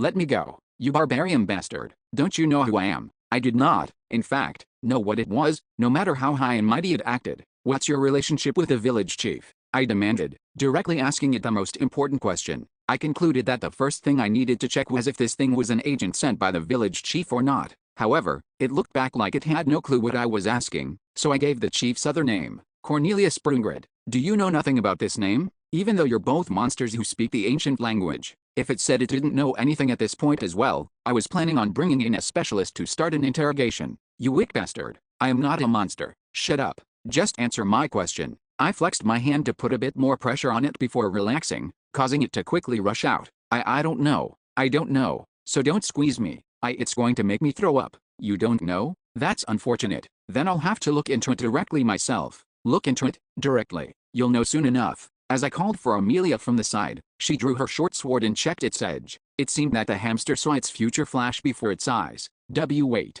did you already remember something? The ancient language. If you're talking about a monster that speaks the ancient language, I can think of one. You're talking about the one that flies around on the dragon. Does what? Thought it was true that the chief's title during his life as a human was the Dragon Knight. Emily, hold on a second. I sent Amelia back before continuing with the conversation in the ancient language.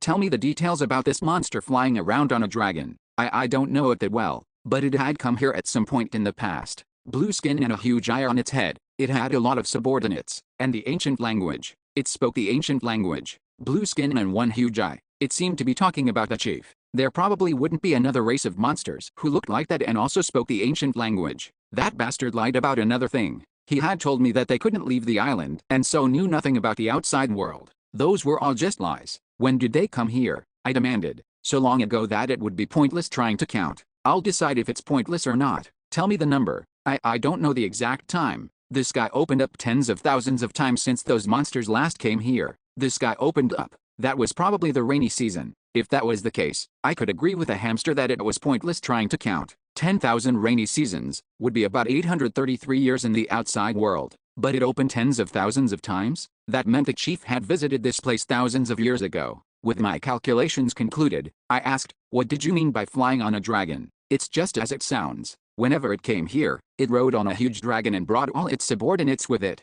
By whenever, are you saying it came here multiple times? It came here pretty regularly, but at some point, it stopped coming for some reason. What did the chief do here during those times? The same as you. They ripped out all the books that I carefully organized and just threw them around everywhere. Really? Wait, you organized the books? Yet, what was this thing? From what I could tell, it hadn't lied to me yet, and to be honest, my suspicions that it was a spy sent by the chief were melting into pure curiosity about what this hamster was. Why did you organize the books? I settled on asking. The most important factor in understanding people was their motivations. After all, the answer that I received was unfortunately too vague. Because I need to. What? Organizing the books is what I need to do. That has been the case since I was born here. So, your reason for existence is to organize the books. It's not that grand of a reason, but it's true that it's what I have to do. It didn't seem to be trying to hide something. I asked it several more times, but the answer I received didn't change in the end. You fool. It huffed. Do you think everything needs a reason? Some things are just as they are. They just are, and I just need to organize the books. So why did you have to organize the books? When I asked the hamster yet again, it sounded confused as well, as if this was the first time it had to think about this question. Still, it erupted in anger in the end. It seems like even it can't understand its own actions. I probably wouldn't be able to get anything more even if I asked it any more questions, so I moved on to the next level. Is there anything else here? It only became more puzzled. Things like special books, treasures, or special monsters. Maybe a hidden area. If not, Things you want to hide from outsiders. Its expression blanked. Nothing. At my quiet questioning, the hamster shouted in denial, I don't. Sometimes, a strong act of denial was in itself a strong affirmation. As I thought, you do, don't you? I couldn't help but salivate. The conversation repeated in a similar vein. I told you I don't. What are you saying? The hamster continued to repeat that there was nothing like a parrot. I just want to take a look. I ignored what he said as a barbarian should. How many times am I going to have to tell you? There isn't anything like that here. You know, who said we would take them? I really just want to take a look at it. You're pissing me off now. Really, why couldn't this hamster just do as I said? I concluded that being nice to it wouldn't get me any closer to what I wanted. Hey, I lowered my pitch, and the hamster flinched before looking up at me nervously. Am I your friend? Do you not understand your situation? No, that's not it. There really isn't anything. Really? So tell me something else then. Something else? Yeah, for example, a way to get out of here. Do you know of one? No. The chief's weakness or a secret he has. No response. Then what do you want me to do? I need a reason as well, don't I? A reason. Yeah, I need to get something from you so I can let you go or do something like that for you. Actually, you know what? Should I just check if you drop in essence? It had nothing to say, so it was staying quiet. Was the secret that precious? Seeing how my threats also didn't work, I altered my course of action a little. Hey, then at least tell me about yourself. What are you? Why are you here? And how did you learn to talk like a person? Maybe that topic was a more approachable one. It responded to my question quite kindly, though there wasn't much substance to its answer. So to summarize, you were here from the moment you were born, and you were able to talk like a person then as well. Why yeah, that chief was the first foreign creature I saw. Does the chief know about you? He probably doesn't. I saw that he could talk, so I approached him to talk, but that foolish bastard didn't understand what I was saying, like the other people here who can't understand you except for me. By the way, what are you? How can you talk to me, and why are you not afraid of me? Why did it become so balls all of a sudden? That's something you should be explaining. Why are you asking me? Again, no response. Whatever. Just explain that to me first. People are afraid of you? Do you have an ability like that? I don't know. It's just like that for everyone. Even the chief guy raised his weapon and swung it as soon as he saw me. You guys weren't that much different. That's why I tried to scare you enough to make you go away. But you got caught like this. It went quiet again. Then why am I normal? From what I can see, you're just a tiny mouse. Mouse. I'm not something like that. Then what are you? Do you have a name for your species? Well, no. Then what about a personal name? Do you have a name? I don't need something like a name. I sighed. This is why people who haven't integrated themselves into society are so, well, whatever. Names exist to make it easier for everyone. So I'll just give you a name at this point. Give me a name. Yet, I pitied this lonely thing that lived in this library for thousands of years by itself, so I thought very hard to give it a name. Hamzik. Yeah, Hamzik. That's your name from now on. It stared at me in silence. What? Do you have a problem with the name? No, not really. I am Bjorn, son of Yondel. Yondel is my surname, and Bjorn is my name. Just call me Bjorn. Bjorn. Got it. Alright, then we exchanged our names. However, as I was about to continue the conversation that had been stopped, Hamzik randomly asked a question. Then, are we friends now? It sounded cautious but also nervous. As I tilted my head to ask what it meant, Hamzik avoided eye contact as it mumbled. But, from what I know, people who call each other by names are friends. Where did you learn that? I don't know. I just knew it from the moment I was born. Like how I can talk right now. Really, this guy had a lot of points of mystery around it, but I also had a separate thought in parallel. I think I understand how to handle it. I let it go and personally let it stand up, and then, I looked directly at it while stretching my arm toward it. Hamzik, I'll be in your care from now on. It only looked at my hand in confusion. What? Didn't you say that after we exchanged names, we're friends? People who become friends usually shake hands when they do.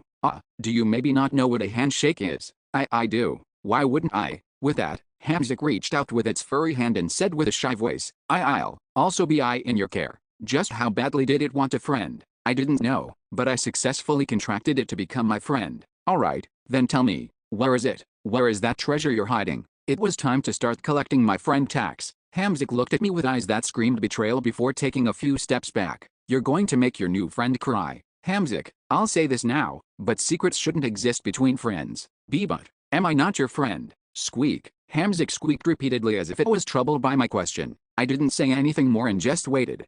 Got it. I'll show you. It conceded. But when you're in there, don't touch anything. Got it. Of course. Hamzik seemed to have calmed down after making its decision, but it still twirled its index finger like a dancer as if to show off its ability to its new friend. Swoosh! The books that had been on the bookshelves started to move out one by one just a bit so that there was a difference between the moved books and the stationary books. Is this like a book code where if only the selected books are pulled out, a secret area opens? While I stood there in a daze and watched all this unfold, the movement of the books suddenly came to a stop. Rumble. And then, the stone door opened to reveal a hidden area. Chapter 550, Secret Room, 3. The stone gates open wide. It was different from when we usually summoned the monsters. Then, only darkness greeted us from beyond the stone gate. We couldn't see anything even if we approached the entryway, and some mysterious force blocked us from stepping inside. Shine. This time, white light shone through the open gate, though we still weren't able to see what was inside beyond its blinding rays. Alright, follow me. Judging by how Hamzik stepped ahead of us, however, it seemed we could now enter the place. For some reason, I'm getting a bit nervous. Can we really trust a terrifying monster like that? You're all worried for nothing. We have the Baron with us. Even while looking unsure and nervous, everyone followed after me with expectant eyes as I followed behind Hamzik. I'll go in first. See you there. Hamzik walked into the light first, and I took a short moment to steel myself before quickly following it in. Flash. My body was embraced by the light as if I had stepped into a portal. You have entered the first records archives. When I opened my eyes, I was in an unfamiliar place. The circular space was lined with bookshelves filled with books of all colors. Be careful. The ceiling will get damaged. The first thing to note, the space was very small. Even though I wasn't in my giantization state, I needed to squat and bend my neck at an uncomfortable angle just to walk. It felt like I was inside a mini library, at least from my perspective. However, when I looked around, there was only one other person who looked to be as uncomfortable as me.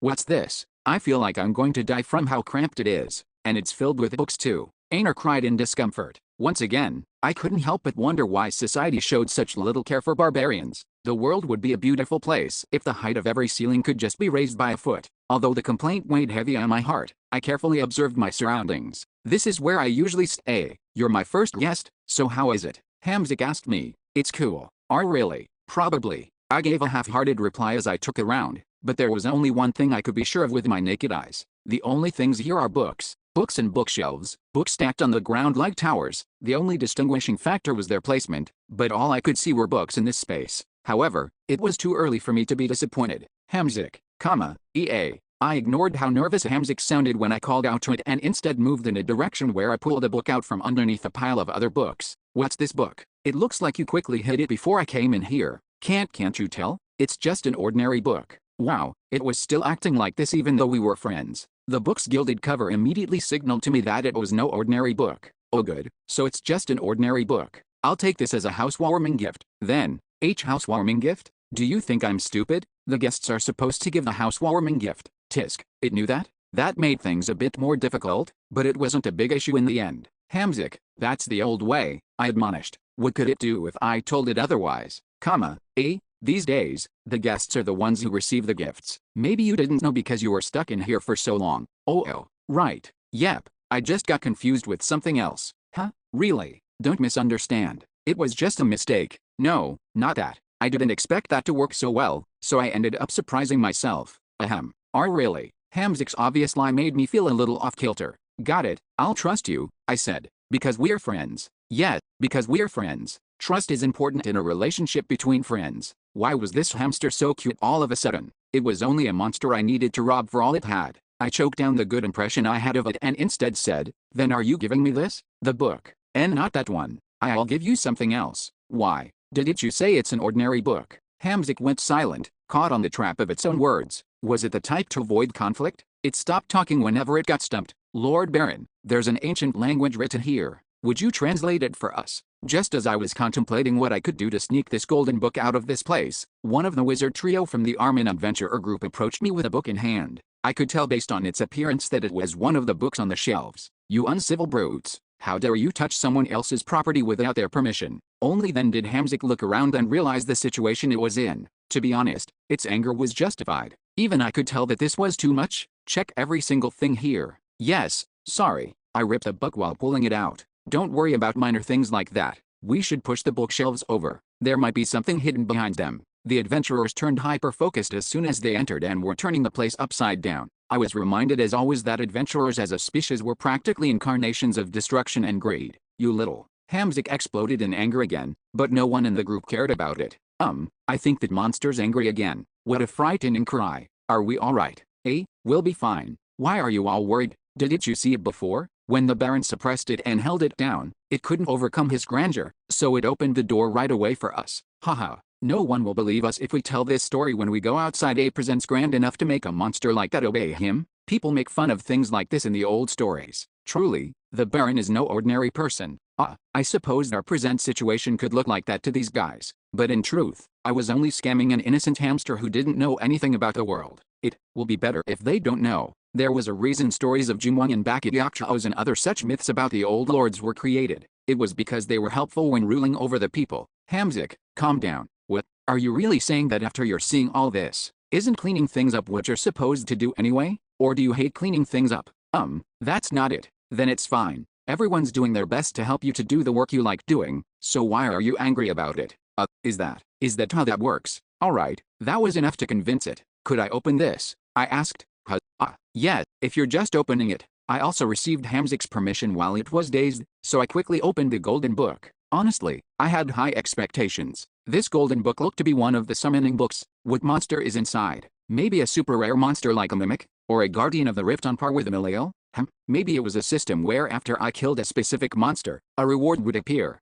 I read the first passage before stopping. A long time ago, there was a brother and sister who lived lively and happily in a countryside village. What is this? The story was written in the ancient language and seemed to have been written like a child's diary due to the shaky handwriting. It didn't take long for me to read everything. Although the book was thick, the story ended on the first page. Lord Baron, could we perhaps hear what the contents are? Not just the wizard trio, but everyone else also seemed to be interested in what I read, so I gave a quick summary of the story. In the past, a brother and sister lived happily in a countryside village. However, when the older brother said he would become a wizard and left the village, the younger sister was very sad, and that's it, pardon. Well, that was all that was written here, so there wasn't much I could say. It was why I didn't even consider withholding the knowledge and simply told everyone outright. The story wasn't long enough to make any sort of judgment about it, let alone enough to decide if it was worth hiding. I turned to the back pages, but there wasn't anything else written in the book. The story probably isn't nothing. The importance of the story climbed even higher. Basement floor 1 contained all sorts of mysteries and unknown quantities, and this mysterious monster that I met, Hamzik, cared deeply for this book in its hideout. There was no way the contents of the book were mere nonsense. I called everyone for a brainstorm. Does anyone know who the siblings in the story are? A brother and a sister. The first thing that comes to mind is the Kalage siblings. The Kalage siblings were a famous adventurer sibling party that had only been active a few hundred years ago, so pass. Isn't this connected to mythology? Some time ago when I was studying theology, I read a theologian's thesis arguing that Lord Reatlas and Lord Heindel were born from the same parents. But this didn't seem like the story of a god. Well, the first thing that comes to my mind is the immortal. Before he rose to the throne, he had many younger siblings. Well, since he had a large family, he would have had a younger sister, but the fact that the tale mentioned a countryside village contradicted the theory. Even if Afdonia was positioned at the edge of the continent, it was said to have raked in a lot of money through trade back in the day. Emily, what about you? Can you think of anything? She was slow to respond. Rather than the siblings part, I'm more focused on the part where the brother went off to learn magic. Is there a possibility that this is maybe a story about the last great sage, Gabrielius? That was also a possibility. The problem was that even if these guesses were right, there was nothing we could deduce from this alone. I guess nothing isn't technically right. Hamzik, do you know who this story is about? No. I asked just in case, but Hamzik didn't seem to know anything either. You're saying you guarded this story so carefully when you don't even know whose story it is? I accused, clearly warning the hamster not to lie. Hamzik waved its hands in a show of innocence. I really don't know. I just felt like I needed to, so that's why I've been keeping it safe.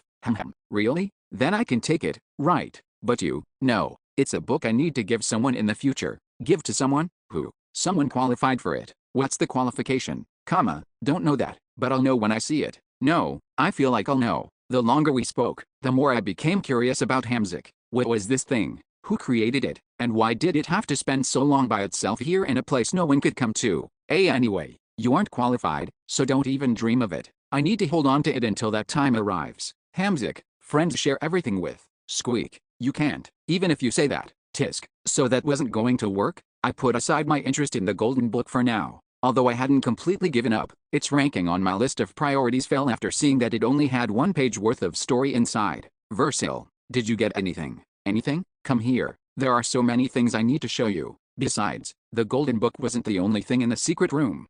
The investigation process for this secret area was quite simple. We pulled all the books on the shelves, pushed the empty bookshelf over to the side, and then we either physically hide or use magic to destroy the walls. It could seem a bit barbaric, but this was the official method used by adventurers when they were in unknown areas. Something was bound to appear if they did this. Honestly, I also had a habit of going around breaking everything I could when I was playing the game, and that habit helped me find a lot of hidden secrets. You oafs. Well, the homeowner was bound to get mad in the process. In any case, thanks to the investigation of the adventurers, I was able to confirm something. There isn't anything hidden here, I mumbled. There wasn't anything hidden behind the walls, below the floor, in the ceiling, nothing. That's what I said. There isn't anything here.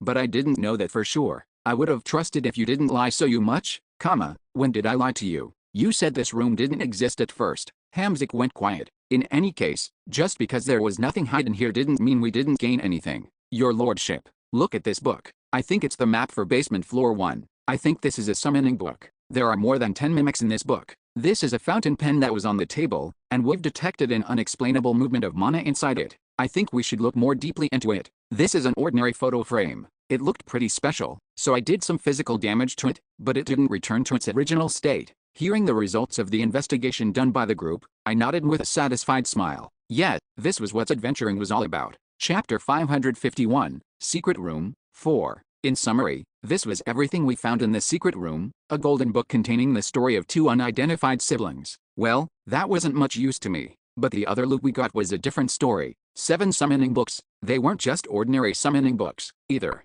Each book was one we hadn't seen on the bookshelves outside. One had 10 rare mimics inside it, while another had a picture of the monsters, but the monster was colored in blue, red, and other colors instead of just black and white. Another still had pages where the monster art was instead replaced with 7 books each with some peculiarity to them, and a suspicious fountain pen. There was also the fountain pen that was on Hamzik's table. Hamzik, how do you use this fountain pen? Well, after hesitating for a long moment, Hamzik seemed to conclude that we were indeed friends and spoke honestly. If you use this pen to paint over the picture in the book, you can get that color of essence. What? Don't shout. You scared me. Then say it in a way that won't surprise me. A fountain pen that could be used to get whatever color of essence I wanted? Was an item like that even allowed to exist in this world? It was truly that much of a cheat item from what I could tell, but unfortunately, it did have its limitations. It could only summon rank 3s and below, and it could only be used twice. Yet, there was no way it could be used without limit. I could feel the disappointment setting in, but since this was Dungeon and Stone, the emotion was tempered. Maybe I was a fool for expecting more. It was this game, after all, so an item of this level was still amazing. Is this what it's like to be the first to step foot in an unexplored area? I now understood why the adventurers went nuts after hearing basement floor 1 had newly opened. The 5th, 6th, and 7th floors, when those had first opened, there must have been these cheat level items hidden there as well. By the way, Hamzik, I began, how do you know about the fountain pen? Did you use it a few times before I came here? No way. But your explanation was pretty detailed. I just know it. I knew it from when I was born. It hadn't used it a single time, but Hamzik already knew how to use the fountain pen. Why are you putting it in your pocket? Hamzik cried furiously as I tried to casually swipe the fountain pen. That fountain pen is also something I need to give someone qualified for it. Oh, really? But can't you use it twice? Yeah, how about I use it once and you give it to that qualified person when they come? But that's absurd. Or was there a rule that said this needs to be given in its full state? Oh, not that I know of. Then there's no problem. Alright, then the fountain pen problem was solved. After using it once, I could probably think long and hard about what to use it on next and then try to convince Hamzik. And so, I turned my attention to the last of the loot. A map, I muttered to myself. We'd found a map that encompassed everything on basement floor 1, with a stone island as the starting point in the center and a host of islands drawn around it. Although the fountain pen was pretty good, this map was quite a big deal. It would allow us to save a lot of time creating a map of our own. Looks like there are 2 islands we haven't been to yet.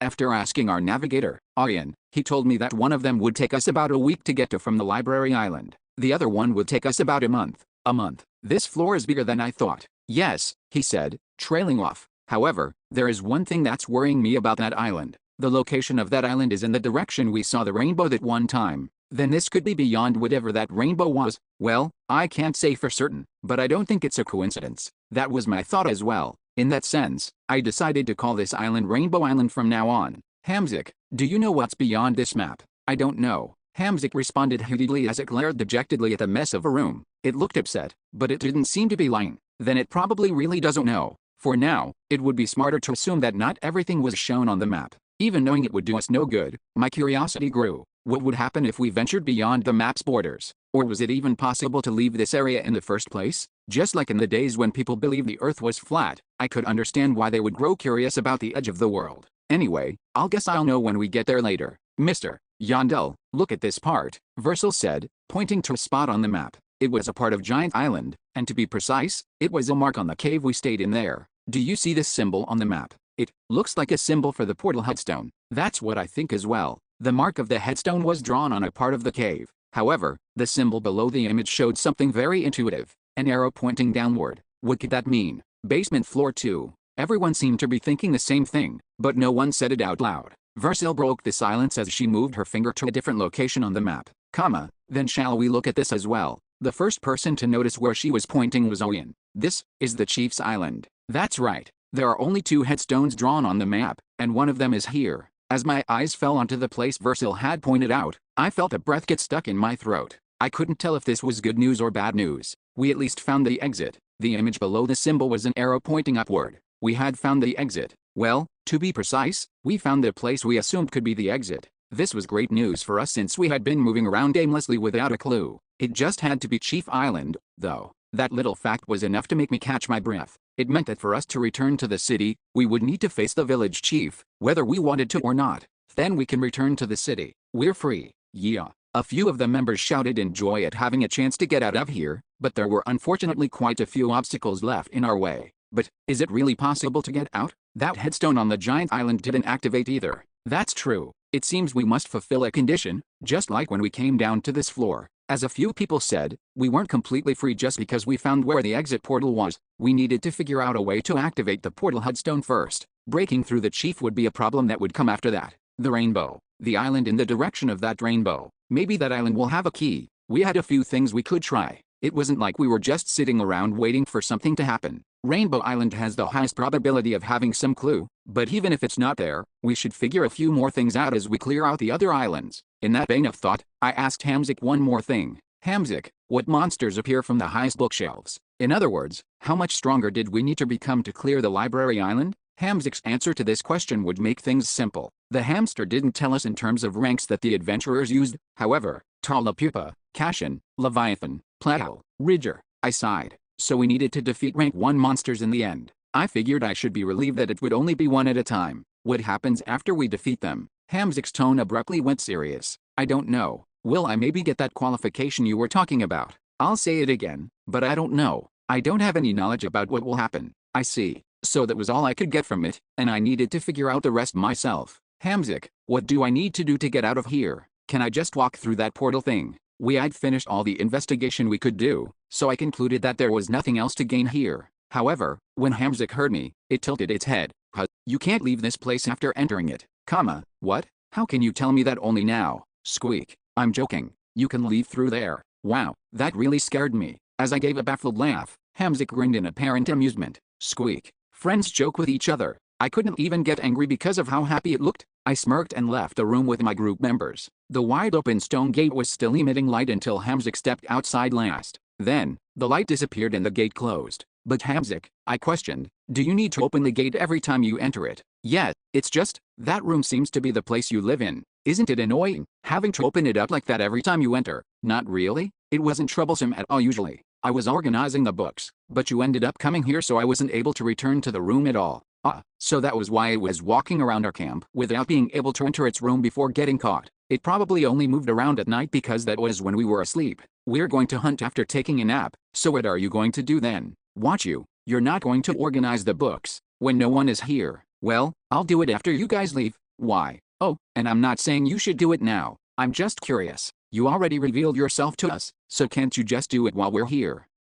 I'll do it when you're not here, so don't keep pressing me about it. Well, if it was going to say that, I wasn't going to say anything else. With our exploration of the secret room over, we returned to the library and took some time to rest through the night, then immediately began hunting again when we woke up the next day. You have defeated a mimic. You have defeated a mimic. You have defeated a mimic. You have defeated a mimic. You have. The first thing we summoned was the mimics in the summoning book we found in the secret room. Unfortunately, even after defeating a dozen mimics, not a single one of them dropped an essence. We needed an essence for us to loot an item from the treasure vault. I'm unexpectedly pretty calm. Maybe it was because I knew that the best mimic drop was only about 30 million stones. I just couldn't help but feel indifferent to whether or not we got any drops. It wasn't like this was the only summoning book we got either. I then opened up the remaining summoning books, Drake. From the book marked, the rank 4 flying type monster Drake was summoned. I was honestly looking forward to what this was, so it was a bit disappointing. Was it really just 100% random? Whatever the case, it just dropped one mana stone. Then the last one is the colored summoning book. The 5 summoning books had monsters that were colored in. After opening them all up, I noticed a similarity between them all. The monsters dropped essences that matched the color that was used to color them in. Red essences from red-colored monsters and blue essences from blue-colored monsters. The problem is that other than one rank 3, the rest were rank 5 and below monsters. The rank 5 and below essences were discarded without much thought, and the rank 3 essence was handed to the Armin Adventurer group because they had a member who wanted it. We've already used all of them. We ended up using all the summoning books we got from the secret room without much gain. Well, I still had the fountain pen, which was the main dish, so to speak. But I should hold on to this until it's absolutely necessary. I wanted to use it immediately to get the Valerius essence, but I decided to make the most logical decision. Today wasn't the last day for our hunting. I could gain an essence naturally, so it felt like using it now would be too big of a waste. You have defeated a Stonewatch, you have defeated a Mechrot, EXP +7, you have defeated a Frost Guardian, you have defeated a Valhurchin, you have defeated a Mechanical Giant, you have breakfast, then hunting, lunch, then hunting, dinner, and hunting until going to sleep. This repeated for days until we reached the 99th day after we entered the labyrinth. Looks like the labyrinth will open to the city again tomorrow. It was once again time for new blood to enter the area. Vice Captain, did you hear the news?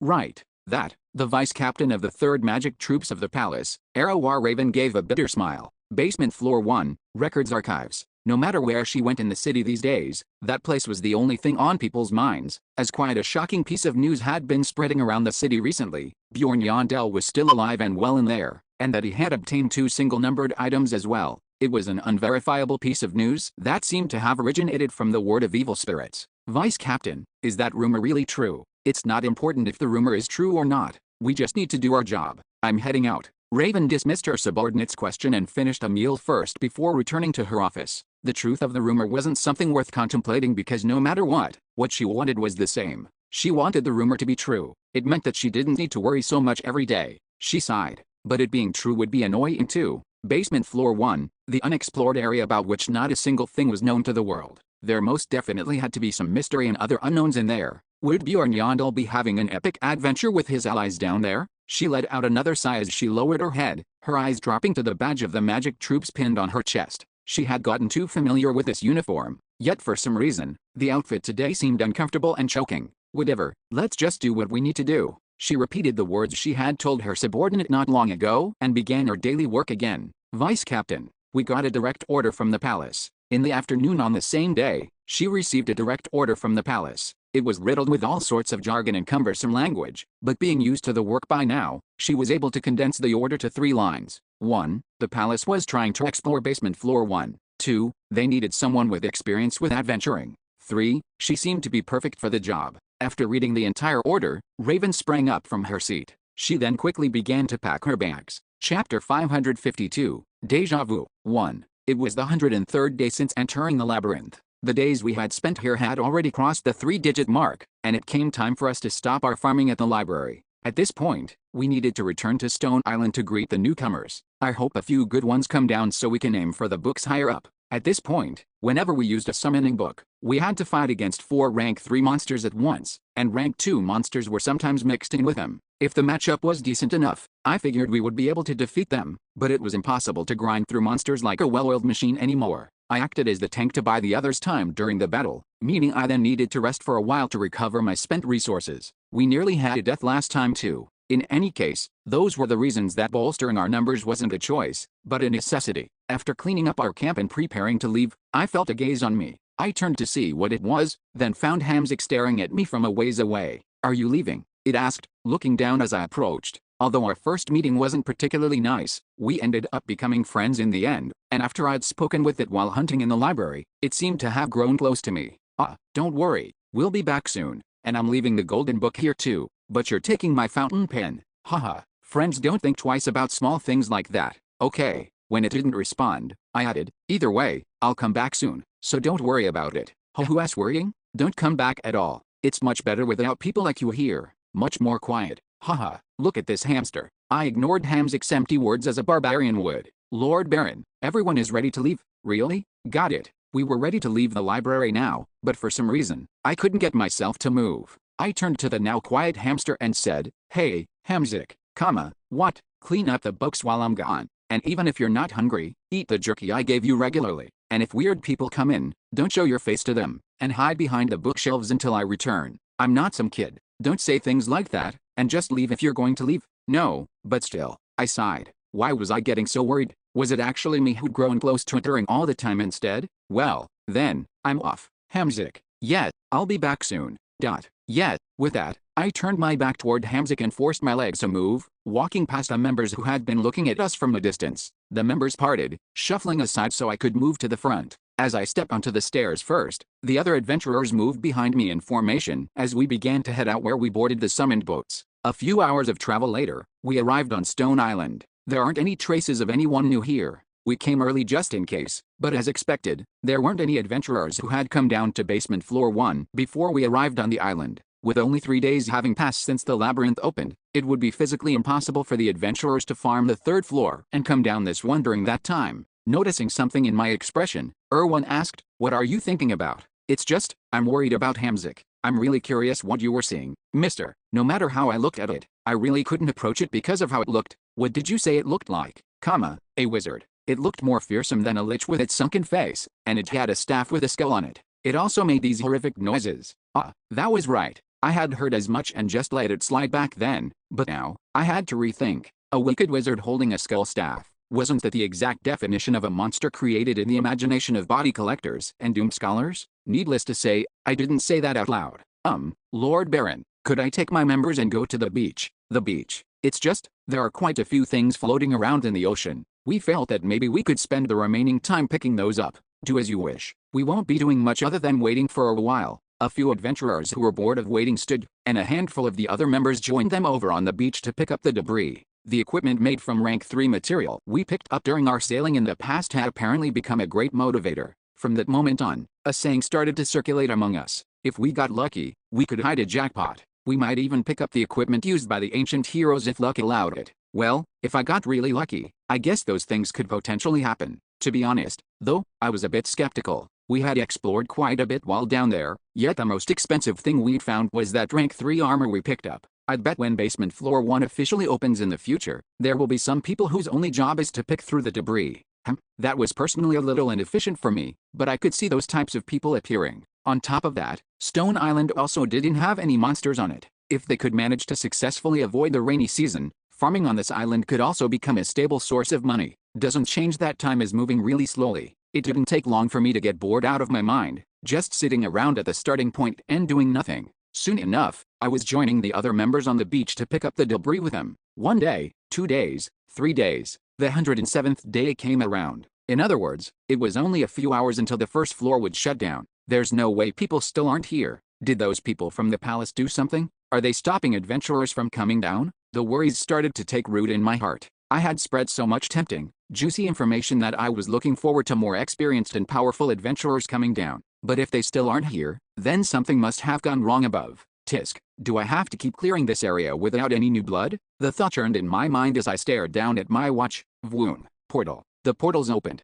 But then, dozens of portals soon opened as the newcomers walked through. How should I cook the newbies this time? I didn't have to think about it for very long. I just needed to take them around basement floor 1 under the guise of teaching them about the floor, and then after instilling in them that this place was quite dangerous, I could put a slave contract on them. Then, I sighed, and I was wondering why there was no one until the last day. I had no choice but to accept that this plan of mine wouldn't work as soon as I saw the newbies who arrived. Take your formation. Formation. I sighed as I looked at the group that assumed formation as soon as they landed on basement floor 1. This is the worst case scenario. Far too many priests to be a regular clan, a magic troop with a uniform, and even a knight order with smooth, platinum equipment. The classes could be separated into 3 distinct categories, but they all had one thing in common. Nia Raftonia. They had the mark of the palace on their chest. After they set up their formations, the man who looked to be their commander glanced at me before walking over and giving his greetings. "This is truly an honor to meet you like this, Baron.To. I could have never imagined that I would be able to meet you immediately like this, but it's truly a relief to see you alive. Who are you?" It seems I haven't given my introduction. I am a member of the First Knight Order of the Palace, Xylan Ebist. Any relation to Baron Ebist? He is my older brother. Oh, so the silver lining was that the commander's status wasn't that high. He wasn't even the Baron, but the younger brother of one. If I could use my position as Baron well enough, I could probably maneuver this guy as I saw fit. And I am the deputy commander of this expedition group. My hope was shattered the moment he said that. Deputy commander. Yes, could we step back a little? The second expedition group will soon enter. I stepped back in a daze at his request. Vroom. The sky lit up once more as dozens more portals opened and dozens more adventurers entered the underground floor. Another round of portals opened after that as well. Since 60 people came in 3 times, that meant 180 people. Forget expedition group, an expedition force would fit their numbers better. However, the real problem lay elsewhere. Nia Raftonia. The 180 members ordered by the palace have safely arrived at the destination. Commander. The commander received his report as soon as he entered. We don't detect any dangerous entities currently in the vicinity, and our highest priority target, Baron Bjorn, has been found. He has a total of 38 members, and excluding the 7 of his Inabita clan, the remaining members seem to be from the Hex clan and the Armin Adventurer group who entered during the first and second waves. I see. The commander with his ghastly white skin approached me while his golden hair waved behind him. It was the face of a man I was all too familiar with. Though compared to back then when he was full of youth, he had aged about 20 years. I remember seeing you at your ceremony from a distance, but I wasn't able to converse with you. The commander of the First Knight Order of the Palace. The executive of the palace had the title of Knight of Light. This is our first time meeting, Baron Yondell. I am Jerome Saintard. It was the guy who I met while active in Nork 20 years ago while wearing the iron mask. Why yes, I stuttered. It is the first time we've met. Hello, I am Bjorn, son of Baron Yondell. He probably wouldn't recognize me, right? There was a certain concept called the spotlight effect, where one thought they were being noticed more than they actually were. Ba-dump, ba-dump, ba-dump. Even though I was sure that he wouldn't recognize me, my heart began to race. Son of Baron Yondell, your introduction is quite peculiar. Alright, it seemed that he didn't notice anything yet. I huffed to myself. I'd ended up saying whatever because I was so caught off guard. I hear that quite a lot, I said, calmly giving an answer that befitted a barbarian, then quickly assessed the situation. Jerome Saintard. About 20 years ago, he had gone down to Nork with an aim to acquire the fragment of record stone and fought against me. Even ignoring the fact that I was nervous because he might recognize me, the situation was close to being the worst possible. This guy held the position of count, meaning my strategy of using my position to bully people was off the table. I didn't expect them to send someone big like this into a place where people don't even know how to escape yet. No matter how I looked at it, it was out of character for the palace to do this. I had expected them to take the back foot and act more cautiously like they usually did. Regardless, I tried to laugh it off. Haha, in any case, it is great to meet someone from my home in a place like this. Is the city okay? The city? The city naturally is safe under the protection of the palace. That's good. We'll leave now. Then, I called naturally and farewell, already moving in the opposite direction. You guys have your adventure as well. Stay safe. What are you all doing? Get ready to leave. However, he appeared right in front of me as if he had teleported. It was the same rank 3 movement ability like gateway I had seen before. Your lordship, where are you going? Oh, I'm a bit hungry. Please forgive me for my rudeness. Your rations must have been depleted, but do not worry anymore, we have plenty of supplies. Okay, so you were going to chain me to you like this? I stopped my comical act and lowered my voice. Count Saintard, get out of my way, I demanded, donning a cold attitude that clearly distinguished between public and private matters. This guy didn't seem to care about my actions, though, as he continued, saying, that won't do. You're the first adventurer to enter the unknown floor, and one of the goals of our expedition group is to rescue you, your lordship. You sound as if someone requested to save me. You are that much of a precious treasure for our kingdom, your lordship. Please understand just how big of a loss it would be if we were to lose you. So, what are you planning to do now? I asked directly. I am currently the leader of a clan, and you're going to privately conscript me into your expedition group by force? On whose authority? Despite the hint of sarcasm in my voice, he didn't get upset at all but instead smiled. To start from the conclusion, I have no authority to forcibly conscript you into army. There is a law that we can draft adventurers in times of disaster, but this won't be able to be applied to a noble of the kingdom, a baron such as yourself. However, he took out a scroll from his belongings as if he had expected me to resist. I could tell what the object entailed as soon as I saw it. This is a royal decree. To put it simply, if I didn't follow whatever was written on that piece of paper, I would be branded as a traitor. Hear this, Bjorn Baron of Raftonia. He opened the scroll and read it with a stern voice. These are chaotic days where wicked traitors act with abandon. The light of the palace will always protect this beautiful city and its citizens without fail, but false rumors have caused individuals to fall to greed, and it is a great loss to the city for them to disappear in vain. Since the palace was the highest point of etiquette, the document was quite long. As such, I as the monarch have concluded that these circumstances cannot be allowed to stand and, as such, have sent this expedition group. But to summarize the whole thing, it was this. Baron Bjorn will join the first expedition group and will act under Commander Jerome Saintard to chart all the unknown areas and will find a way to return to the city. Aha. Wow, this is fucked. Chapter 553, Deja Vu, 2. A royal decree had been made. Officially, there was no way this was made by the bedridden king, so instead, it had to be a royal decree made under the supervision of the Prime Minister. Even in that case, there was only one choice left to me, I accept the royal decree. Unless I was about to kill every witness here and go out to lie that I didn't receive such a notice, there was no way I could refuse. The palace will remember your loyalty, Baron Yondell. Jerome's smooth smile was annoying, but I tried to think positively about a turn of events. Joining the expedition group and being ordered around by that guy, it meant that within basement floor 1, my freedoms would be restricted and that I would not be able to stop him even if he did something detrimental to us. Unlike my current state in which I held all the power, I would need to pick up loot under a set ratio and try to scrounge whatever I could,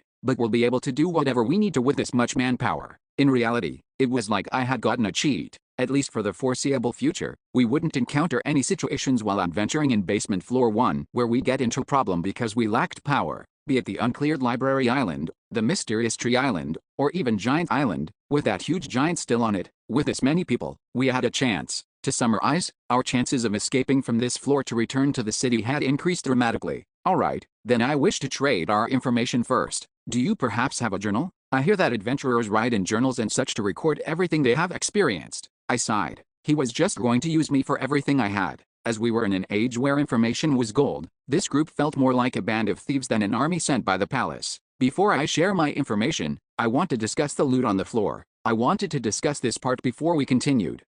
The loot. Yet, the royal decree said that I needed to explore under your command, but there was nothing that said we needed to treat you in a certain way. That is definitely true. But do not worry, our expedition group is not after those small gains. The palace has also told us to be very reasonable with you, your lordship. But I still want to make things clear before we continue. The command of the adventurers under your command will remain with you. Also, aside from one exception, any gains you obtain through this expedition will be yours to keep. I would maintain my position and my loot wouldn't be touched by them. It was a relief to hear in this unfortunate situation, but one phrase made me uneasy. One exception. The expedition this time is for the palace, and to procure a brighter tomorrow for the nation. Essences, equipment, materials, and special magic items will be left to you. But if it is something that has never existed in this world before, we will take it for research purposes. Meaning, any new discoveries would be taken by them. When I first heard that, I thought they were no different from bandits, but Jerome proficiently used the carrot and stick method. However, I will also let you maintain the objects you have gained up to this point.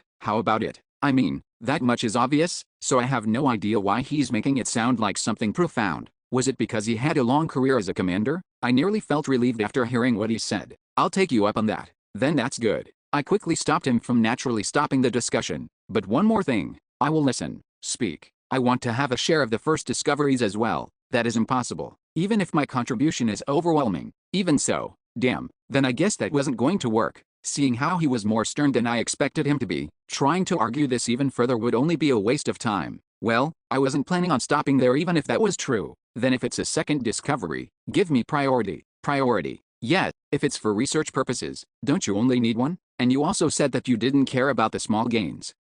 Could I discuss this with a deputy commander for a moment? When I nodded, Jerome went to his subordinate and began discussing it with him. About 5 minutes passed before Jerome waved his hands, and the wizard there released the sound isolation magic and I could hear his voice once again. If your role in the discovery is significant, Baron Yondell, I am thinking of letting you have priority to those drops. How about it? Then who will decide if my contribution is great enough? Well, then let's set a proper standard for it rather than leaving it vague like that, I said. Exactly 3, not counting the ones I gain with my own power. Give me priority exactly 3 times. Jerome glanced at his deputy commander at my words. I guess he fills the role of Jerome's personal advisor. I wouldn't know, but he seemed to conclude that the matter wasn't something that needed to be discussed this much. Alright, On gains that are not the first discovery, we will give priority to Baron Yondel exactly 3 times, Jerome agreed, reaching out for a handshake. I accepted it. I'll be in your care until we return to the city. Likewise. And with that, an uncomfortable alliance was formed.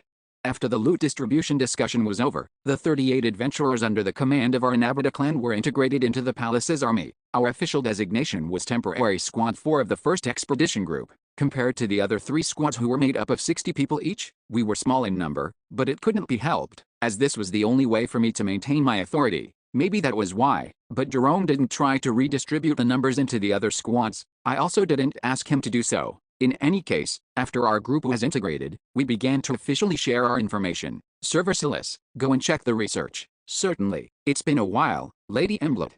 Yes, hello. Is your master well? I mean, probably. Haha. Now that I think about it, I guess I should have been the one to share some news. Since we've exchanged greetings, can I have the research? I'll ask a few questions after I read through everything, so you just need to answer them. It's all here. The highest-ranking wizard from the expedition group approached our group's wizard trio and took their hard-earned research. Alright, then let's have a talk as well, your lordship. What happened while you were here? I told Jerome about the characteristics of the floor and described the islands we'd been to during our time here. The thing Jerome seemed most interested in was the rainy season. That is an interesting phenomenon. Monsters falling from the sky. But don't worry too much about it. There are a few places on the floor you can use to avoid it. We had 3 places that were confirmed to be safe areas. Library Island, which was confirmed by Hamzik to be safe, the cave on the giant island that the Hex clan had used for their hideout, and finally, the village that was under the control of the village chief. Commander. Haha, you don't have to call me by my title, just call me by my family name. Saintard, there is one more thing you should know. I thought over this for a bit, but I shared the information about the village chief with Jerome as well. You mean, the Dragon Knight Cornelius Springrid? That's what we're thinking the entity is. I had assumed that his identity could be an unpredictable variable to the army of the palace, but they would need to know at some point in the future. Since the exit was on that island, we would need to get past a village to get out. Is there anything you know about him? After spending some time with him, there are too many things I have questions about. I concluded that maybe I could obtain some information from Jerome and gave him all the details I could, but unfortunately, he didn't know anything more than me. A monster who calls himself an ally of Gabrielius. Quite suspicious. Unlike his lack of knowledge, his drive was excellent. I believe that it will be best for the expedition to head first to that island.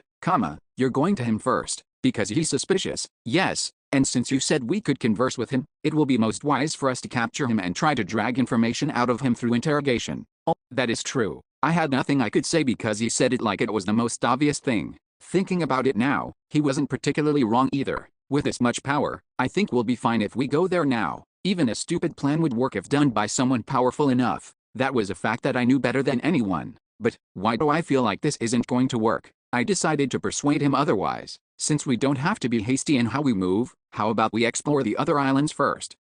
We think that the exit is on that island, but it seems we need to fulfill a condition if we want to open it. It won't be too late for us to go to that island after we fulfill the necessary conditions. My plan was for us to go through the easy areas first to scout out how competent this expedition group was before going to Chief Island. Our military strength would most likely be enough, but history had taught me that pure military might wasn't everything. I want to ask if there is a need to go about it in such a roundabout way, but I am not in a position to ignore your words when you were here much earlier than us. Understood. We will do as you suggest, your lordship. Alright, he got persuaded pretty easily. Then where do you think we should go first? Jerome finished. I didn't even need to think before answering. The library. Library Island will be the best. I hadn't gotten the experience from the highest ranking monsters yet.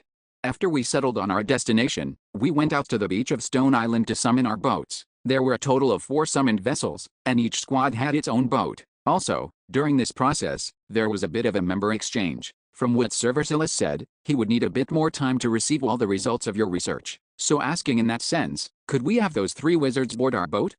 Of course. The empty spots will be supported by other wizards. Sure. With that, the wizard trio got on a different boat, and 3 other wizards came on our boat to fill our numbers. It's been a while. I ended up seeing a familiar face I never expected. Raven, why are you here? What do you mean why? I received an order from above to join the expedition group. Right, you're a soldier, but did you not see me back then? You kept looking in my direction during your conversation before, so I thought you recognized me. I was just looking around in general. I see. Raven awkwardly twisted her hair a little around her finger. I found myself baffled. There were over 180 people here, so why did she think I would see her? Also, she was short, so it was even more difficult to notice. In any case, it's good to see you, but get on the boat, I said. We'll talk on the way. Raven and two new wizards did as I asked, and then Aner, who had gotten on the boat before us, quickly ran up. Araru, it's Araru, Araru, I'll let go. It hurts. Oh, sorry. After Aner recomposed herself and let go, Raven straightened out her creased uniform and let out a sigh. Ms. Fenelon is still the same, at least on the outside. Outside, she ate in essence, and there was a problem. You'll notice it in the future. Really. As we talked, I received news from Ian that the commander's boat gave us the signal to set out, and we quickly began our voyage. Splash. And so, the inhabited boat sailed at the front with the three other vessels following behind us. Although our boat wasn't that bad, I couldn't help but compare it to the other three boats. Perhaps it was just the size difference. Even though they had 60 people on their boats, their deck didn't look packed. We meet again. Yes, hello, Ms. Rains. With Raven's appearance, the other members who knew her approached her to greet her. Amelia's tone was pretty businesslike. It's been a while. Yes, it has. There was a lot of awkward silence with Erwin. Well, it wasn't as bad as Miss Shaw. Hello. Yes, hello, Miss Shaw. I sighed inwardly. The very sight of them frustrated me. They had seemed so close in the past. I heard from Mr. Yandel, but this is the first time we're meeting, right? Arawa asked politely. Yeah, sorry about that time. About me just disappearing without saying anything. And no, you must have had a reason to do so, Miss Shaw. She didn't even fight like she had with Erwin when the team disbanded, so I couldn't understand why they were being so awkward. Actually, I guess that's exactly why they were even more awkward?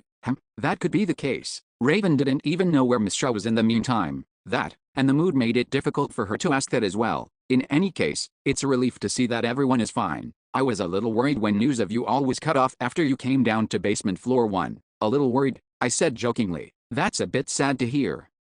What are you even saying? Raven asked, sounding disgusted. She usually just completely ignored what I said and carried on. Judging by the tone of her voice, she must have been a little stressed today. More importantly, did you know? Know what? It's Sir Caslin, the one that was in the same group with you before. Caslin? What about him? Did he cause a stir on the outside or something? No, he's in the expedition group this time as well. Looks like you didn't see him either. Oh, that was a completely unexpected piece of news. I didn't expect to see another welcome face. Caslin is trustworthy. Plus, considering his status, he would have a leading role. The possibility of me gaining information about what the expedition group was scheming increased through him. What about Lilith Maroney? Isn't she a military wizard as well? I didn't see her coming. Oh, but he is here. Who? When I made my curiosity known, Raven continued with her favorite pastime of explaining things. Sir Sven Parav, the paladin of Reatlas Church. Hell, I didn't expect him either. What is it? She asked innocently. Do you perhaps not remember him? You were part of the same group at one point.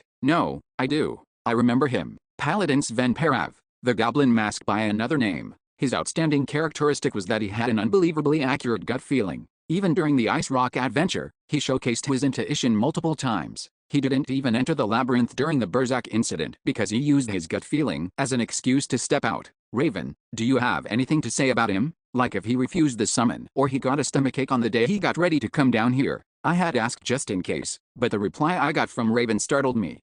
How do you know that he got a stomachache? Is this real? I suddenly had a very bad feeling about this. Chapter 554, Deja Vu, 3, tell me more. What happened? Before I made my final decision, I asked for the full details. Oh, that? Raven said absent-mindedly. He disappeared on the day we had to set out, so the commander personally went looking for him. When they did find him, he made excuses about getting a stomachache or whatever to say that he couldn't go. He whined so much that a wizard ended up being called to check him. To what? I heard that they used magic to check what was in his stomach, but they couldn't find anything wrong with him. So with that as evidence, they threatened to punish him for attempted desertion, and he ended up joining the force, and then, because that news spread around, the people in the expedition group don't see him in a good light. From what I could tell, the people from the same church don't even treat him like a person. I see. I trailed off, sighing. I shouldn't have asked. Since he'd tried so hard not to join the expedition force, his gut feeling must have activated. Badump. Hopefully, I wouldn't have to suffer like I did in Ice Rock, right?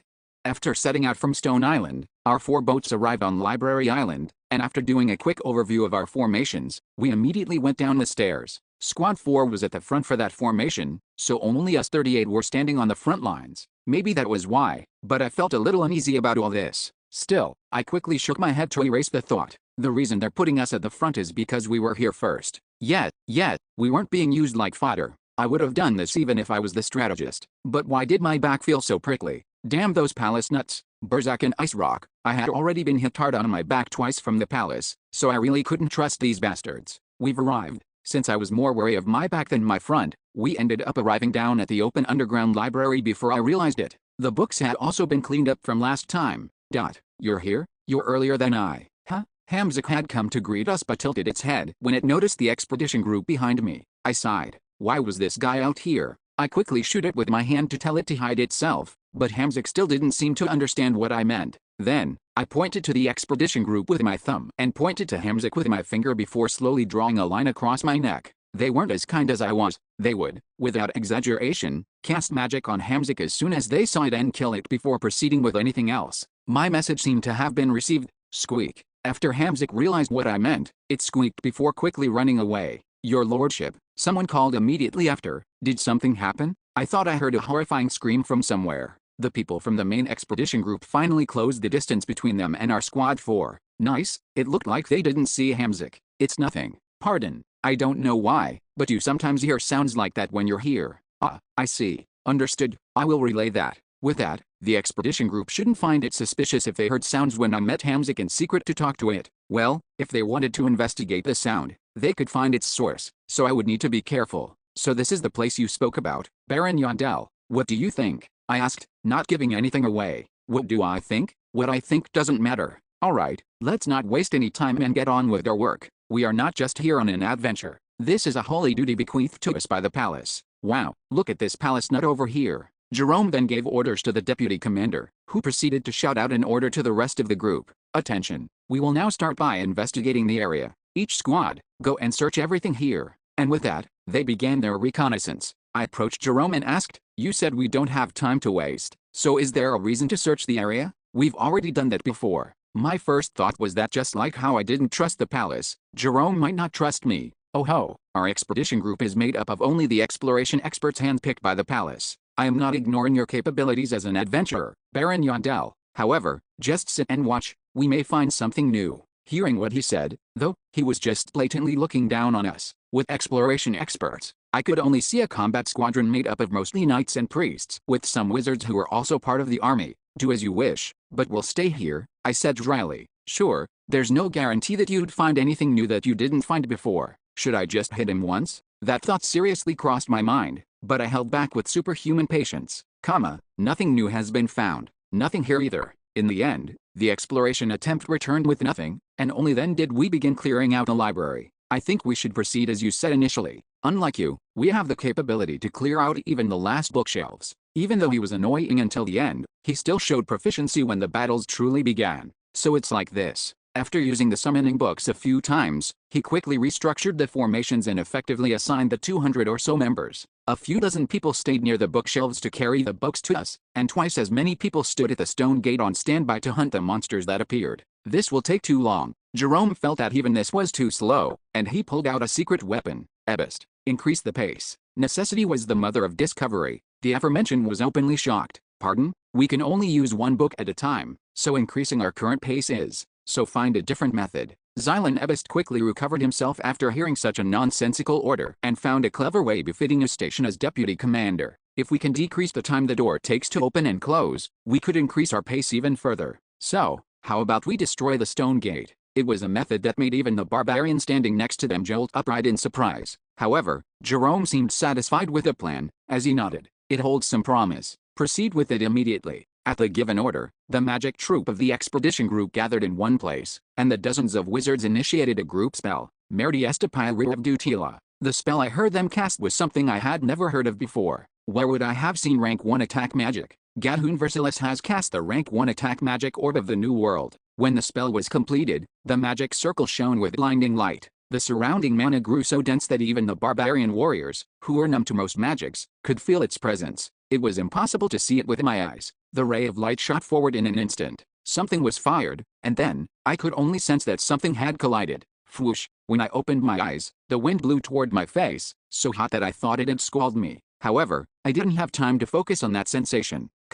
Thankfully, it succeeded. The huge stone gate that was nearly 5 stories tall was destroyed without a trace, and only an endless void remained in its place. That worked. It felt like my mind had opened. The stone gate was successfully destroyed, and because of that, the summoning process was accelerated as well. Without the door, we can kill them as soon as they are summoned. Good work, Ebist. I was only following the command of the palace. It is nothing worthy of praise, Commander. The two who had eliminated the summoning wait time through the use of brute force continued their conversation as if it was the most natural thing. In the end, I had to step forward. Wait, look over there. It's already starting to reform itself. This was the nature of the labyrinth. Just like the crystal cave on the first floor, the labyrinth naturally regenerated every structure within it except for a few select areas. To put it simply, the wizards of the expedition group had just performed a rank 1 wasted action. Is that a problem? However, Jerome's expression suggested that he didn't understand what I was trying to say, so I also kindly explained my thoughts unbecoming of a barbarian.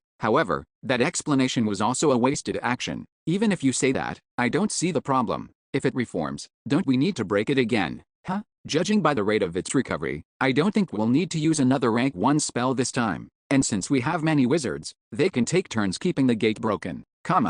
We're currently fighting monsters who aren't strong enough to force our wizards into battle. Correct.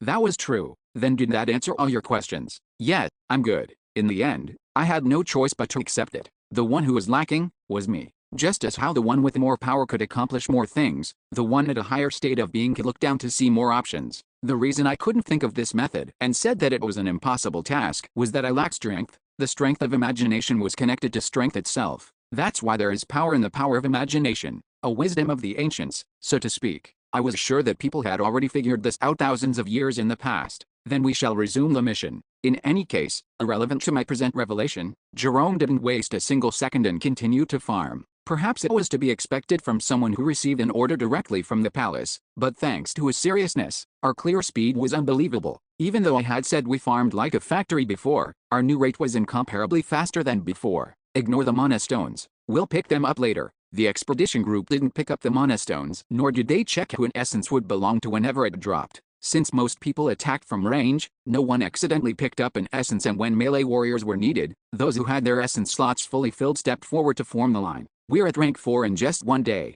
To be precise, we had gotten to the point where we were seeing 1 or 2 rank 4 monsters when it hadn't even been 16 hours since we got here. It was nearly 5 times faster than when the 38 of us farmed. We can proceed normally from tomorrow onward, and tell the magic troop that they don't need to stop the gate from regenerating. You mean, we'll stop here, prepare to camp. We had even eaten food in rotation per squad to keep the hunting going, and that finally came to an end as we prepared for our long rest. After a long day of hunting, the expedition members made camp with practiced ease, and during the downtime we now had, a familiar face came to greet me. Haha, are you busy? Said Melon Caslin, the knight I had worked with during the Ice Rock expedition. Even if I was, I would make time for you. That's an honor to hear. Caslin grinned as he pushed out his fist, and I bumped it with my own in greeting. We had given nods of recognition to each other whenever we walked past, but we hadn't had the time to talk like this. I didn't expect it to take this long for us to find the time to talk. There's a saying that you will experience hell when you work under Count Saintard. I didn't know it would be at this level, though.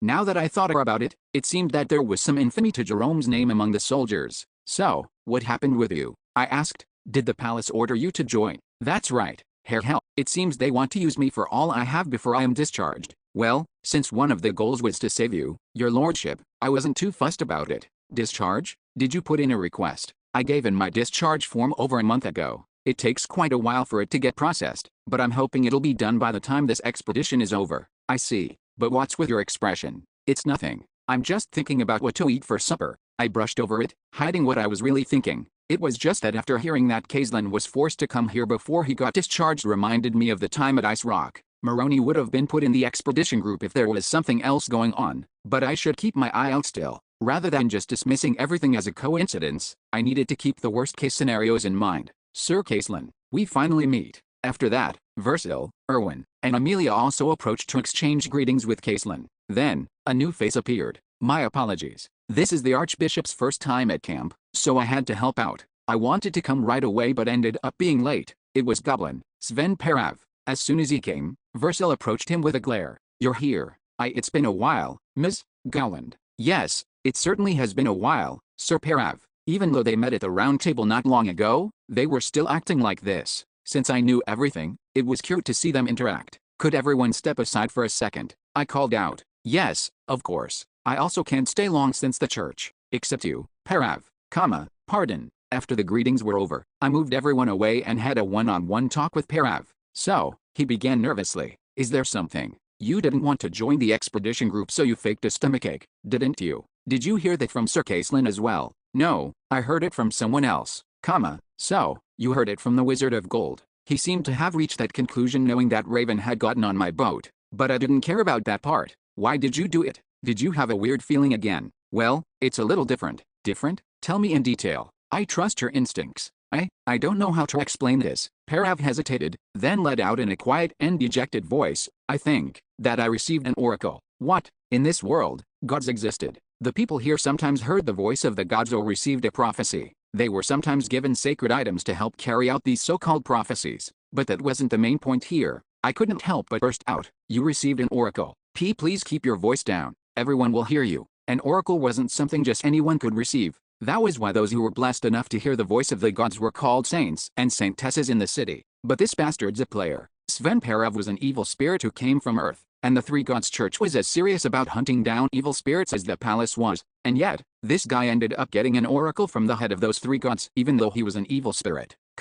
Are you sure about receiving that? That's what I'm thinking for now. I paused, unsure. Just what were these gods thinking? Then again, there was also a time when I received a sacred item that helped me just barely return when I nearly died to the dragon's lair. So, what was the oracle? What did you hear to make you go to such lengths? So, I quickly tried to confirm the contents of the oracle, but an interruption unfortunately cut our conversation off. Sir Parav, the Archbishop is looking for you. Come quickly. Pardon. He glanced over to me to see my reaction in his indecision, but when I gave him a nod, he quickly answered, yes, understood. With that, he returned to where the church members were. I can hear the details later. It was a shame I couldn't hear it right then, but I closed my eyes and chewed on my jerky to satiate my hunger as I began planning for tomorrow. I can't sleep. Sometime into the night, I got up to go drink water or do something, but I felt a gaze from afar. I whipped my head around to look, ignoring the watch who were on guard, and spied Hamzik hiding in the distance behind a bookshelf. Your lordship, where are you going? I can't sleep. I need to work off some energy, but it'll wake the people if I do it here.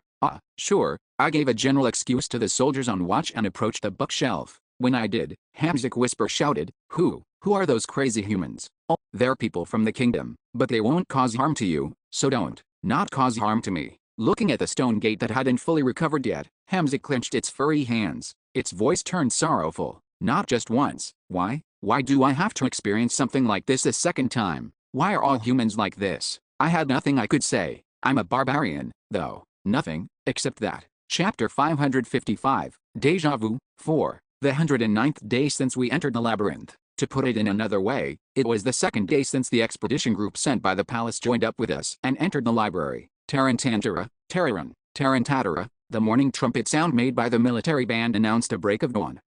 Why do armies always do things like this? If I said that, Biko would probably get mad. We were all here for the same goal, anyway. In any case, the trumpet woke us up without giving us time to roll around and stay asleep. As soon as the trumpet stopped, our day began. Distributing rations. As soon as the camp was packed up, the soldiers in charge of the kitchen started to hand out the breakfast that they had prepared earlier in the morning. We then only had 30 minutes to eat everything. There is a morning meeting, so each squad leader will have to attend. There was a meeting to brief the leaders of each group about the plan for today and to discuss it amongst ourselves. I thought there might be something special said and looked out for it, but it didn't go into anything like that, so we are just going to hunt like we did yesterday. Of course, there were small changes. Yesterday, we had destroyed the gate and stopped it from regenerating to summon at breakneck speeds, but as the monsters' ranks increased, we decided to hunt using a more normal method. Naturally, the wizards would be joining the battle now. Alright, then let us continue with our mission on another great day. I doubted if there was even a need to gather us like this to hold this meeting, but this was probably what an army was about. Sticking to protocols could be inefficient in some scenarios, but going through this process could help us avoid problems and accidents down the line. Take your positions. After that, the squad stood at their assigned posts and we began clearing the library once more. Looks like the combat team will be alternated through the groups. That's the most efficient way. We had over 200 people here, so if every single person joined the battle, it would be overkill. Thus, Jerome decided on a squad rotation. Stop. Squad 1 and Squad 2 will switch with Squad 3 in temporary squad. When the time came, Squad 1 and Squad 2 who had been stationed in front of the stone gate moved away, and Squad 3 and Squad 4 who had been moving the books from the bookshelves took their place instead. Then, Squad 1 and Squad 2 moved to carry the books in our stead and recovered their stamina and resources. I guess I won't be on the same side as Caitlin and Parav today either. These two were part of Squad 1. That was why we had our meals at different times as well. Still, having Raven in Squad 3 made the situation a little better in a way. However, since she was a wizard, she stood at the very back, so I couldn't interact with her during the mission either. In the end, I guess I'll only be able to talk about the Oracle at night. We moved in squads like gears in a gearbox. As we worked, I saw someone become pretty close to the knights from the expedition group. Ha ha ha. Do not lie. How could a mere wizard defeat a warrior like us? That's why it was much more humiliating. Who would have thought that one of us would lose to a wizard in a duel? So when did this happen? A month ago. But I guess you wouldn't have known that since you were in here. Wild Sword. It was quite the famous story in high society. How the hell did she get so close to them? I was still surprised every time she befriended someone, and honestly, it was helpful for me as well. I approached them quietly, then interrupted so I could join the conversation. What's so funny? Oh, Lord Baron. Sorry, I'll focus on the mission. I'm not telling you off. Pardon, we are all warriors here. I am also curious. A warrior losing to a wizard? Who's the dunce who lost like that? The knight's eye darted this way and that for a second before he grinned and began talking excitedly. The other knights that were part of Squad 3 also approached us to listen in, perhaps sensing the excitement, and joined the conversation by making comments and correcting information at points. I mean, working the factory line wouldn't be fun for these guys either. Once I showed that I could relax with them, even those who found it difficult to talk to me because of my status as a baron began to feel kinship with me and began asking questions about me. So, Lord Baron, there is one thing I want to ask. Go on. I heard that you challenged Baron Kypria to a duel during your ennoblement ceremony. Could I ask what happened with that? Oh, that? Nothing really happened. This random goblin-like thing was nagging at me from behind me. I wanted to just punch him, but since I couldn't do that, I challenged him instead. Haha, is that true? Baron Kypria must have been startled when you challenged him. He deserved it. There are too many people among the nobles who don't know anything. They need to learn the simple truth that if they mess around without thinking, they need to get hit with the consequences. A joke only I could make since I also held a position of nobility. The knights seemed to agree with me as they all nodded. Well, we can't ever do something like that to them. There are too many people that don't know that people like us are the ones who are keeping them safe. Still, they maintained their mask of knightliness and didn't say anything too outrageous. However, as I continued to talk freely and share the stories with them, I could see a few people enjoying it vicariously through me. Alright, I think this should be enough to gain their favor. I continued to spread my stories during the mission and grew closer to the knights of the expedition group. Lord Baron, you are even greater than the rumors suggested. I'm not saying that in a bad way. I never knew that you were this easygoing and funny. I laughed off his nerves. Haha, what are you trying to make excuses for? We're already friends. Friends. Haha, don't say that. The commander will become enraged if he hears about this. Then we can be allies. Allies. Yes, if we're allies. Then I'll leave my back to you in moments of danger. Please trust in us, Lord Baron. Getting closer to other people was always useful. When night fell after talking with the knights throughout the day, I left the camping preparation to my clan members and headed over to the camp of Squad 1 where Sven Parav was. After asking for permission from the clergy there, I called him out. We didn't finish our talk yesterday. About that. That oracle you received, what was it? He flinched at the word oracle and quickly looked around to see if anyone else was there. After noticing that no one seemed to have heard me say it, he let out a big sigh. He then lowered his voice and laid out some insurance. I'll first say that I may have been mistaken. You said you were sure of it yesterday. It could be interpreted like that if I answered with a yes or no, but this could be the difference between if I believed it or if another person did, so in that sense. Wow, this was getting frustrating. I got it. I'll judge what I hear myself, so you just tell me the details. If you say so. After that, he closed his eyes for a while as if to calm his mind before slowly opening them. When I was in the city, I had a dream. A dream. It's difficult to say what it was, but I heard a very holy voice, and then, I could naturally realize that the voice was hers. By her, you mean Riatlis. Yes, that's right. A goddess had visited him in his sleep. I wondered for a moment why this guy thought something like that could be an oracle, but I decided to hear him out first. So, what did she say? She said I had something I would need to do and showed me a piece of my future, a prophetic vision. That was the most common form of oracle that a saint or saintess received, and Parav was saying he saw a scene on that day. There was a scene where the archbishop was telling me to join the expedition group. That prophetic vision was about the day right after, and thanks to that, he was sure that it wasn't a simple dream but an oracle. And then, that's all. What? She said that she would appear once more when it was time, and for me to remain ready for her. To put it simply, his main quest would be given to him after he joined the expedition to come down to the labyrinth. To be honest, though, I couldn't understand it. Then why did you act like you had a stomachache and try to escape your duty, even after getting that oracle?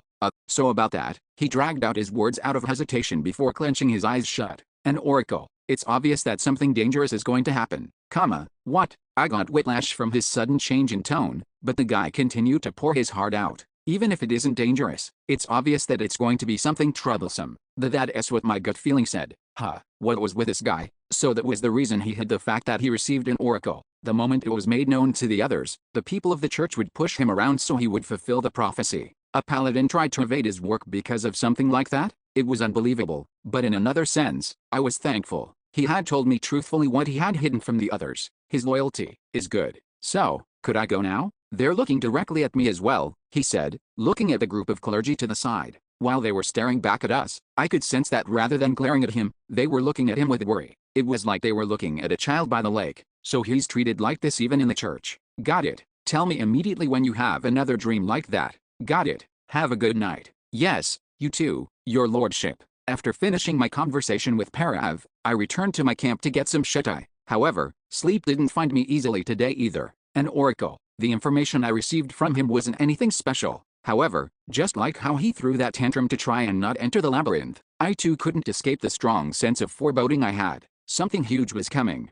and if so, there was only one thing I could do. Whether there were tsunamis or storms, I needed to prepare to not get swept away. I honestly wanted to save it as much as possible before using it, but I couldn't help due to the situation. With that, I made a decision while inside my blanket in the middle of the night. Essence of Belarius. I needed to eat one as fast as possible.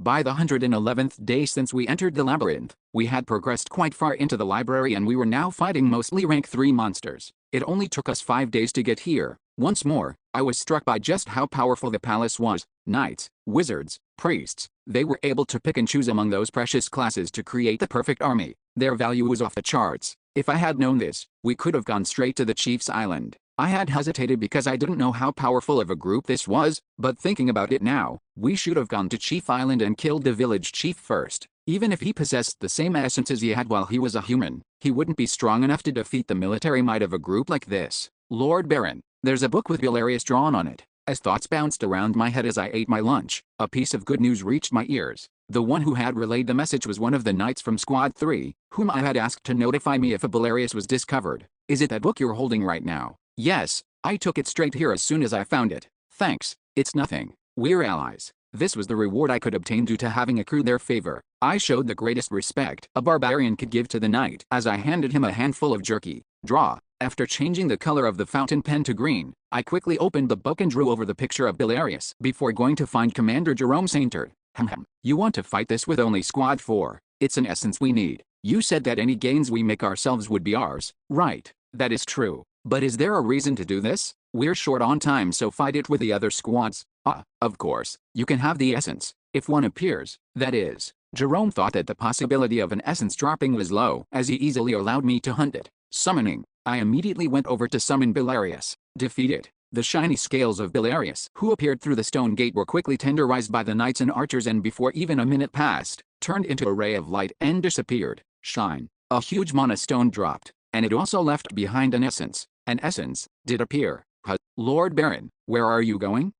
Wait, the one who needed that essence. Yeah, it was me. I left behind Jerome's befuddled face and quickly approached the essence before absorbing it. The essence of Belarius has permeated deep into your soul. Yeah, it was finally mine. Baal, my perfect shield barbarian was not too far off in the future. Chapter 556, First Clear, 1. Belarius, a rank 3 monster who had the magic damage defense skill that was perfect to plug my soul weakness. The base stats it possessed were like this. Mana resistance plus 200, a high level of mana resistance that couldn't be found in any other monster, and all attributes sensitivity plus 30, water, fire, air, earth, and so on. No matter the attribute of the skill I used, the sensitivity would increase their effectiveness. And that's all. Those 2 stats were the only ones attached to Belarius. Honestly, if it had anything else, the balance would need to come into question. Damn, this wasn't a new feeling, but I wondered once more what it would be like if it were resistance instead of sensitivity. That said, sensitivity was worth a lot and was a very important stat in this game, but that was only if I was building a fire barbarian or earth barbarian.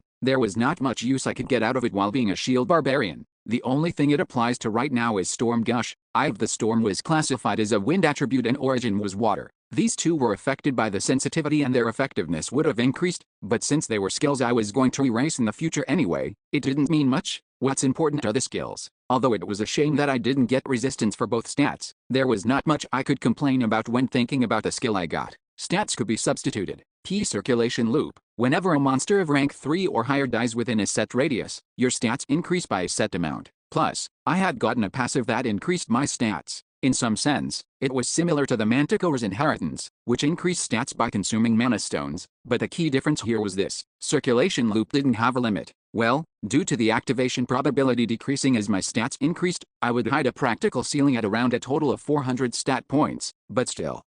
Scales of Greed, gain additional mana resistance relative to base mana resistance. The active was the core of this essence in the end. I got 35 from Deep Sea Giant, 20 from Bayuan, 80 from Ogre, 200 from Belarius, then 40 from Erasing Inheritance, and another 8 from going around eating the potions from around the rifts, 383 in total. But that wasn't all. By putting an additional 30% to the 383 from the Earth Dragon's Blessing, a total of 497.9. Regrettably, the number was just barely shy of 500. However, here came another reason why Giantization was my core skill. An Earth Dragon's Blessing wasn't even a part of the original Shield Barbarian build. You have cast Giantization, your threat level and physical value increase in proportion to growth in size. Even without using Transcendent Giantization and without having to improve my stats through Wild Outburst, my resistance would be over 500 with just this. You have cast Scales of Greed. As I used the newly acquired skill, blue scales appeared over the thick skin characteristic of my barbarian flesh. Oh, Bjorn is evolving into Lizardman.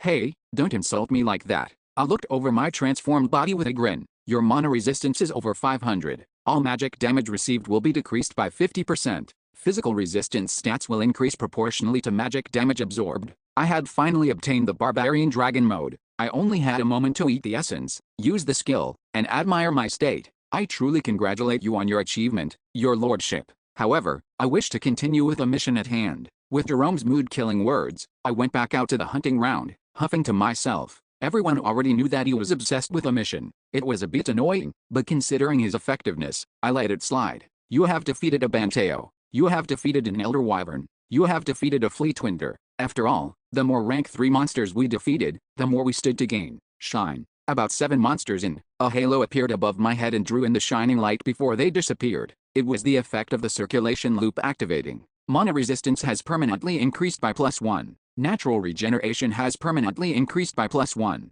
I saw it activate on Aryan multiple times already, so I wasn't too surprised, but since I couldn't see the system messages before, I couldn't tell what they were. We would need to regularly go to the magic tower to check his stats out to see what was increased. Either way, I could tell that physical stats were the most prominent increases. That one might have been just in range. Let's get a little closer. Circulation loop had a few activation conditions. While within 1 yard of the defeated monster, the increased stat had a high chance of being a physical stat, and it was totally random if I was within 5 yards instead. If I was over 10 yards away, I had some research that concluded that the stat was more likely to be related to abilities. Of course, this research was done by me firsthand. Stop. Squad 3 and temporary Squad 4 will switch positions with Squad 1 and Squad 2. Not long after, the commander made another order to the group. Smiles danced across the faces of the knights toiling at the front line, but I was an exception.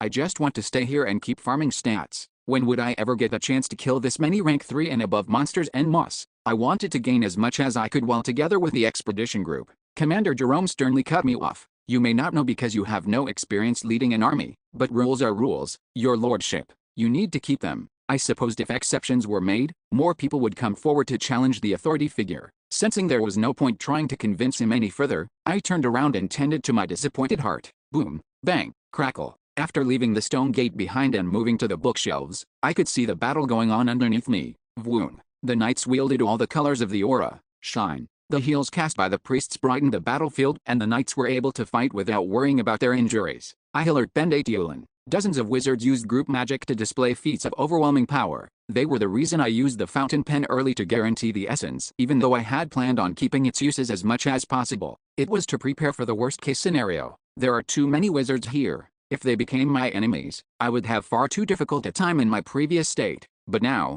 I'll be able to at least fight back a little. I sighed. In that sense, I needed to feed Amelia her essence as well, but it was too much of a waste to use the last remaining charge of the fountain pen on that. Maybe I would just get lucky if I waited long enough. Mister, what are you thinking so deeply about? Why are you always so curious about what I'm thinking? Right? Why am I? You're losing it? I turned back to take out the books while continuing to get lost in my thoughts. Finally, the time of the switch came back, and around the time we would need to switch back, the day ended. Those days repeated a few more times until we reached the 114th day since we entered the labyrinth at 4 in the afternoon, around 8 hours before the rainy season began. Commander, we've reached the final bookshelf. The library would soon be fully cleared. Honestly, I was a bit surprised. I never thought it was possible to reach the endgame of the library in just a week here. When we had hunted for over a month, we had to stop at around rank 3 and rank 2 monsters. Their speed was incomparable to ours. However, I could still make a few excuses. The goal of these guys wasn't to hunt, but to clear the floor. Unlike us who hunted for as many rank 3 monsters as we could, these guys just took out a book from each layer to climb the bookshelf. You may all rest as you wish until a new order is given. The army of the palace that had continued to summon until late at night every day was finally given rest as the mission was paused. That, of course, wasn't the case for the leaders. Then we will begin our meeting. While everyone was splayed out and resting to recover their health and MP, me and the other leaders were gathered in one place to hold a meeting. Everyone had a grim look on their faces. I knew that the last book had a rank 1 monster since I heard it from Hamzik, but these guys didn't know that. We had our suspicions, but rank 1 monsters did make their appearance on the last bookshelf. The deputy commander, the host of our meeting, spoke with a cold voice that trembled ever so slightly. Even so, what we needed to do hadn't changed. I will say this now, but the commander has decided that even if we are to face a rank 1 monster, the mission will continue. It was what I expected as well, but some turbulence arose among the other leaders of the expedition group. A rank 1 monster, we are sure to have severe casualties. I am starting to wonder if this is worth all that. I understood how they felt. Honestly, it wasn't as if we had no sacrifices on our way here. Commander, we've already had 7 people killed in action. During combat, 7 people died. 6 of them were warriors from the expedition group. 1 of them was a warrior from the Armin adventurer group. No matter how many priests we had, they couldn't do anything if the person died instantly. It's not even rare to see arms and legs get severed at this point. Truthfully speaking, the last summoning book we used had 2 rank 2 monsters accompanied by 4 rank 3s, and we were fighting as an entire group rather than as squads. Yet even then, the number of limbs that had gone flying during the battle was over 20. Thankfully, the priests had managed to attach them back immediately after the battle was over. But what if a rank 1 monster were to appear in this situation? Knowing this, one of the knights moved to speak. If we take any more damage here, this could become a large loss for the palace. Stop. Commander Jerome immediately shut him down. This is a sacred mission given to us by the palace. Thus, we must complete the mission, no matter the sacrifices that are eyes on the way. As we were an army with strict hierarchies, Jerome's stern words made the knight go silent. At that, the deputy commander who had been wary of the mood quickly resumed the meeting. The topic of our meeting isn't to discuss if the mission will progress or not. Jerome had already decided we were going to fight, so he had only one reason to call us here. We have identified 7 monsters we can summon. Please freely state your opinion on which one we should fight. We were to discuss which monster would be the best for us to fight. As we properly began our meeting, many different opinions were stated, and I stayed quiet at first to take the others' opinions into account. I believe the Leviathan is the best choice. We are currently not on the ocean, as it is a monster who is supported heavily by its environment. I suspect that the difficulty of defeating it will be lower here. First of all, the Leviathan was the wrong choice. Although the reasoning was decent enough, we didn't have the team composition to defeat that monster. How about Tala Pupa? It's a monster heavily invested in its defenses, so if we invest time into it in return, we should be able to defeat it without taking much damage. That was also rejected. We had plenty of knights on our side, but the wizards were the core of our damage in the end. We would never be able to break through its shell. I believe that Kashin will be the best. Well, I think the Ridger is better than Kashin. The leaders each gave their opinion and either supported or rejected the ideas of other people. Of course, they were all making foolish remarks. Most people hadn't even seen rank 1 monsters and only heard about them. They were practically legendary, mythical creatures that most people could only produce theories about. Do I need to step up in the end? Even though it was only in the game, I did have a lot of experience defeating countless rank 1 monsters. And frankly, from my position, this meeting was pointless. I could tell just from the fact that we were discussing which monster to hunt to reduce the damage we would take. No one was thinking that we would fail. They truly believed that no matter which of the 7 we summoned, we would be able to defeat them. Now that I think about it, you haven't said anything for a while. Lord Baron, are you talking about me? Do you perhaps have an opinion on this?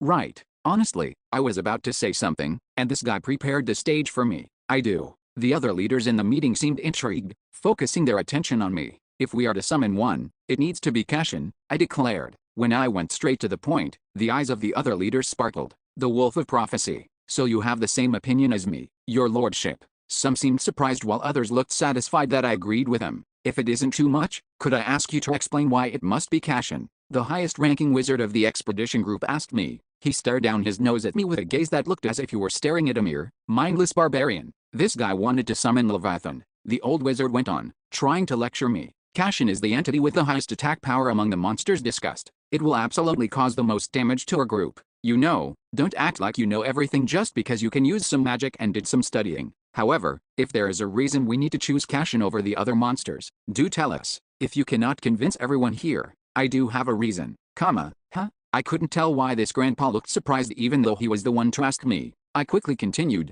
saying, Tala Pupa, Leviathan, or whatever. We don't have a choice. What do you mean? What do you mean? What do I mean? Cashin is the only one we can even try to defeat. The others were impossible for us in the first place. Chapter 557, First Clear, 2. Monsters had fame as well. For example, if a regular person were asked about Belarius, 100 out of 100 people would have no clue what I was talking about. Ogres, orcs, trolls, goblins, and minotaurs. However, those guys could be imagined in perfect detail in the head of any average person. So then, what were the differences between the two groups? Stories. From my perspective, stories played a big role. Just as how people from Earth learn about the stories about the Little Mermaid and the Nutcracker when they were children, the people of this world also grew up listening to stories. The cunning goblin, the ignorant orc, the minotaur of the labyrinth, the tyrant ogre of the forest. The monsters with stories related to them had such descriptors attached to them, and this was the same for rank 1 monsters. Has everyone heard? It looks like we might have to fight against Cashin or Leviathan. You mean the Wolf of Prophecy or the God of the Sea? Wolf of Prophecy, Cashin, and God of the Sea, Leviathan. Sometimes, they were only called by their nicknames, so I had to look them up after they were introduced to figure out what people were talking about. In any case, that wasn't the important thing here. If we can defeat them in battle, this will truly become a legendary expedition. I am a bit worried, will we be enough to take down monsters like them? Everyone knew that we had to fight a rank 1 monster, yet even within the expedition group, the public opinion was split. You worry too much? They're difficult to fight when you face them in their original territory, and that's why they have such legendary status. But aren't they still just monsters? With the strength we have, we'll be able to take care of them easily.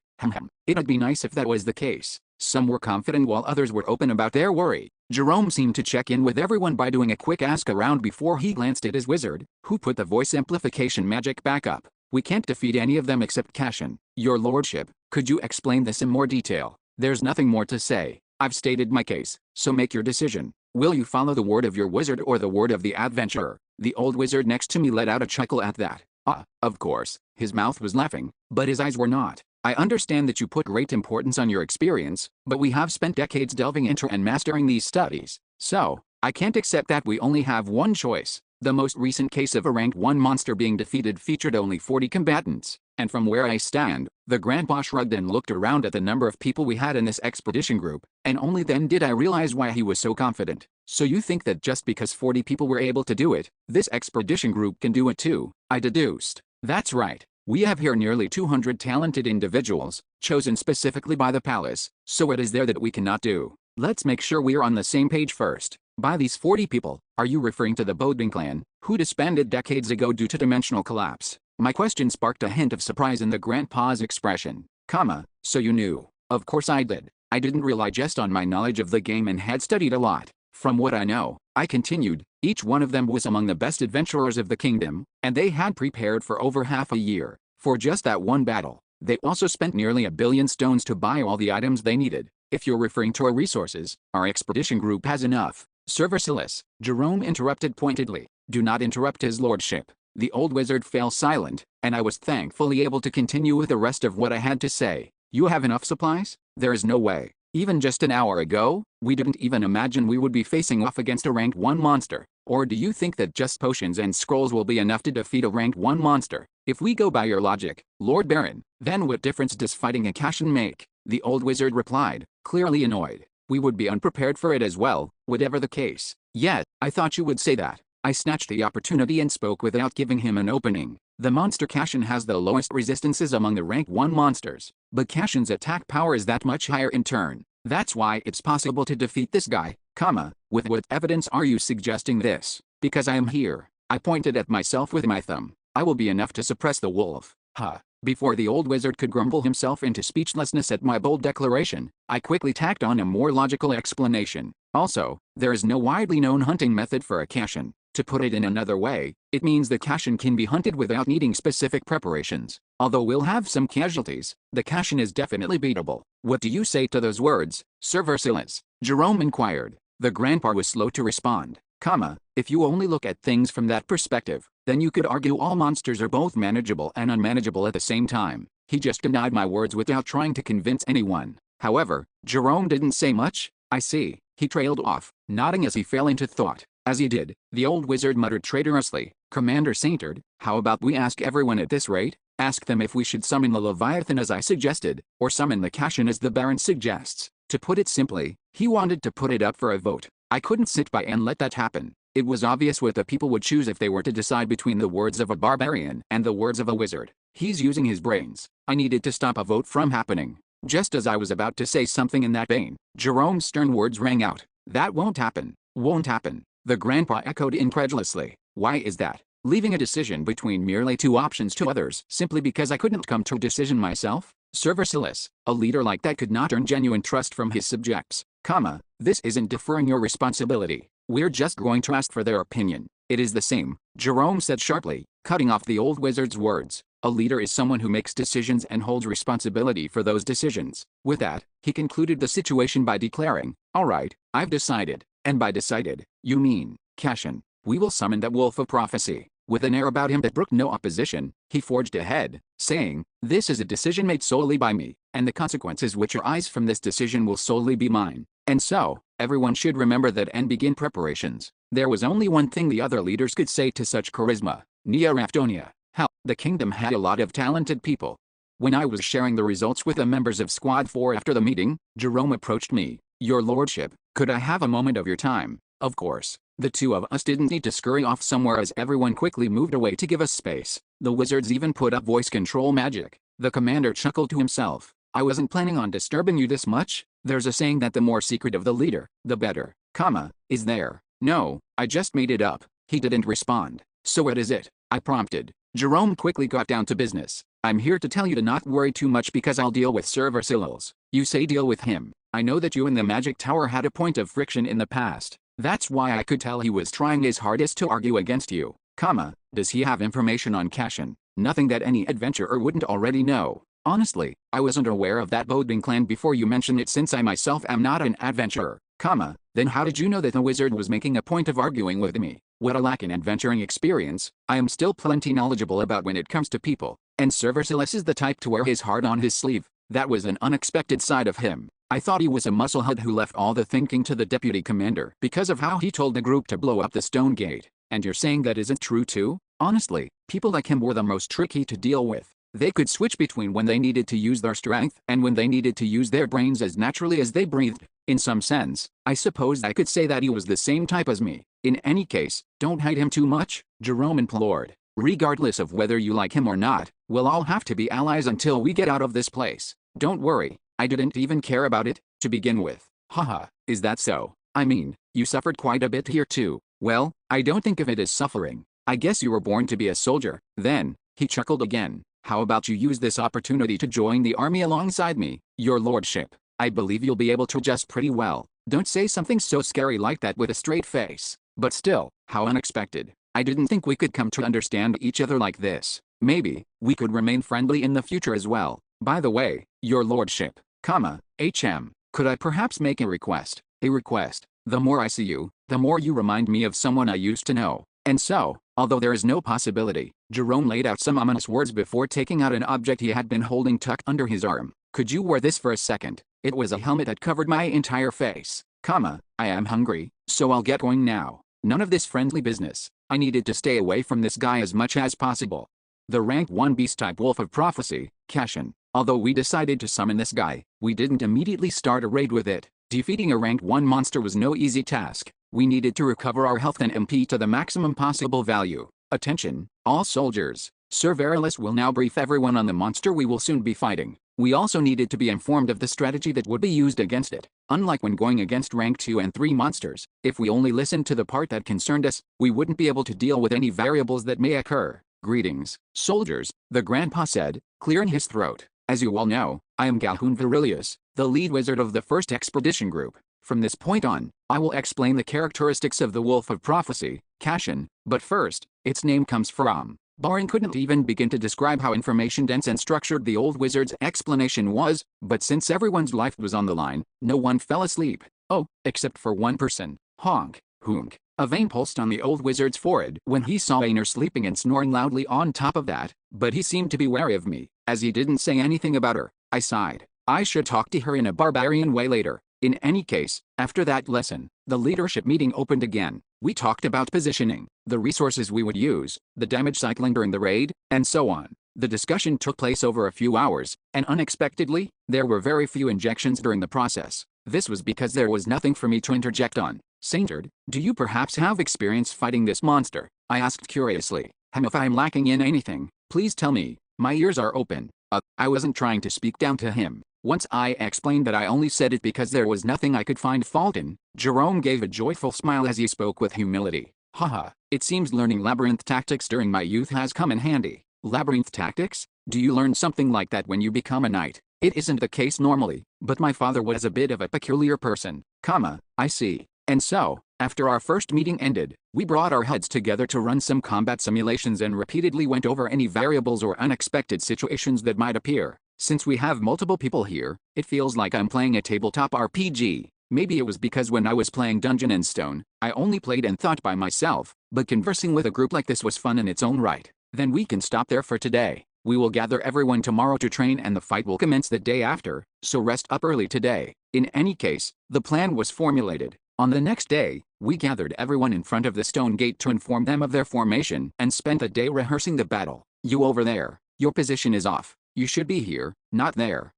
Sorry. You, what's your name? Celtibies. Wrong. Your name is a disgrace to humanity.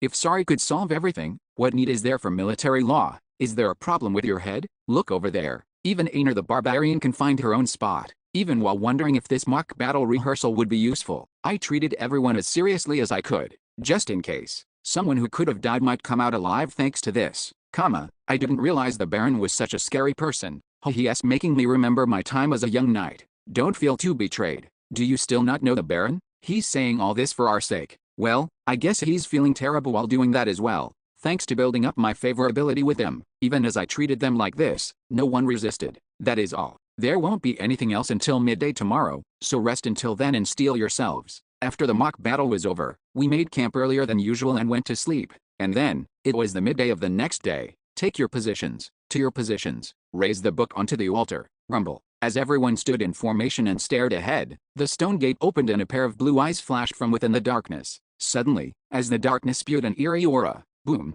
a four-legged beast slowly revealed itself. You have encountered ominous prophecy. Luck stat has been set to -200. Alright, let's do this. Chapter 558, First Clear, 3. Each member of the group was standing in the formation that we devised after a long and arduous meeting. We stationed a few melee warriors among the long-range damage dealers, and we also had an attack force made up of only knights in the back ranks as well. This wasn't a regular formation, where ranged dealers took to the back and melee dealers stood only at the front. Everyone was situated so that we could fight safely and strategically, no matter the circumstances that might arise. I was no exception to this either. Clench. I was standing right in front of the stone gate, and I had no one else around me. That meant I would need to hold back that monster by myself, without anyone else here with me. Of course, I wasn't displeased by the fact. I had agreed that this was the best plan.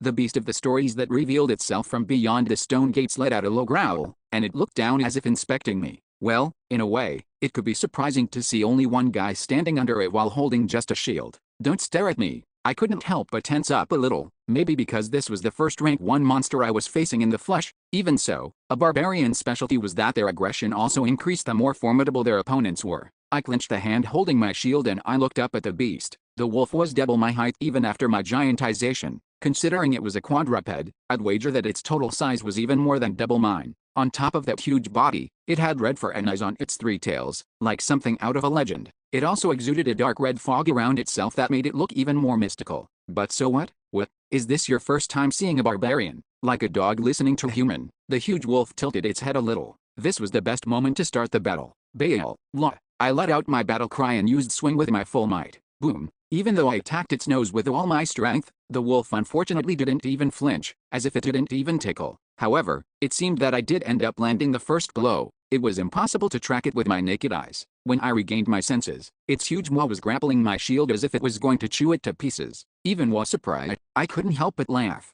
Any normal shield would have become scrap metal the moment it entered the wolf's mouth, but this shield was different. This is indestructible, you bastard. Even a rank 1 monster couldn't overcome the quality that an indestructible, single-digit numbered item possessed. The problem here was that I was losing to it in terms of strength. Wah? This little. Soon, the wolf lifted me by the shield and swung its head around in a frenzy. Nausea swept over me, but letting go now would be the same as choosing death, so I held on as best as I could. Thankfully, support fire soon came through. Gahun Versilis has cast rank 1 attack magic, Orb of the New World. It was the rank 1 attack magic formed by draining the mana of the dozens of elite wizards who were in the expedition group. A flash of light later, and when I opened my eyes again, I was on the ground without anything on me. I sprang to my feet and glanced forward to see the wolf had taken a lot of damage. Grah. It seemed to have gotten hit on its hind leg as the hair there was incinerated, and it began limping. I, however, was perfectly fine. While the rank 1 magic had fired pretty close to where I had been, I didn't turn into minced meat like I had inside the bloody citadel. You are taking damage from an ally who is in a companion state with you.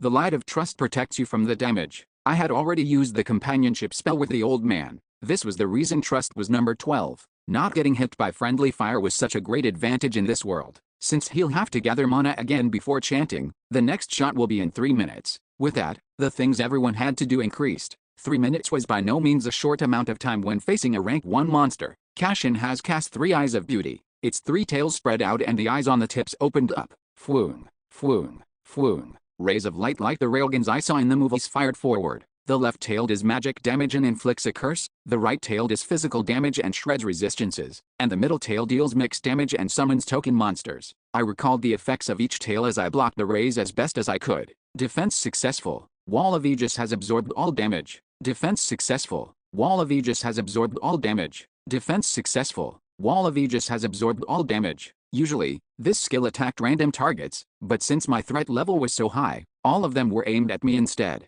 You have lost your balance. However, even while successfully blocking them, I ended up tripping on nothing and my stance broke. The rays of light didn't let this go and hit my body, though thankfully, I didn't take too much damage. All damage dealt to you increases by 10%. This was the resistance shred tail, right? Getting too many of these stacked would be troublesome. That damn luck stat. That was a mistake I would have never made usually. However, I didn't feel too bad about myself. In truth, rather than a mistake, it was the effect of the skill this monster had. Ominous Prophecy set everyone's luck to -200. Within its aura, things like this were bound to happen while fighting against a beast. Like this. Dodge unsuccessful. Attacks that I thought I dodged landed on my body. Critical hit. You have taken significant damage. And the attack that would have ended with me feeling a little numb dislocated my joint. Kashin has cast Lifesteal. Even while all this was happening, translucent red threads extended out from all the adventurers within the library and connected themselves to the wolf. This was the monster's sole way of recovery. Since there were over 200 people around it, the damage it sustained was recovered reasonably quickly, but since we had taught the soldiers how to deal with this, it wasn't a big problem.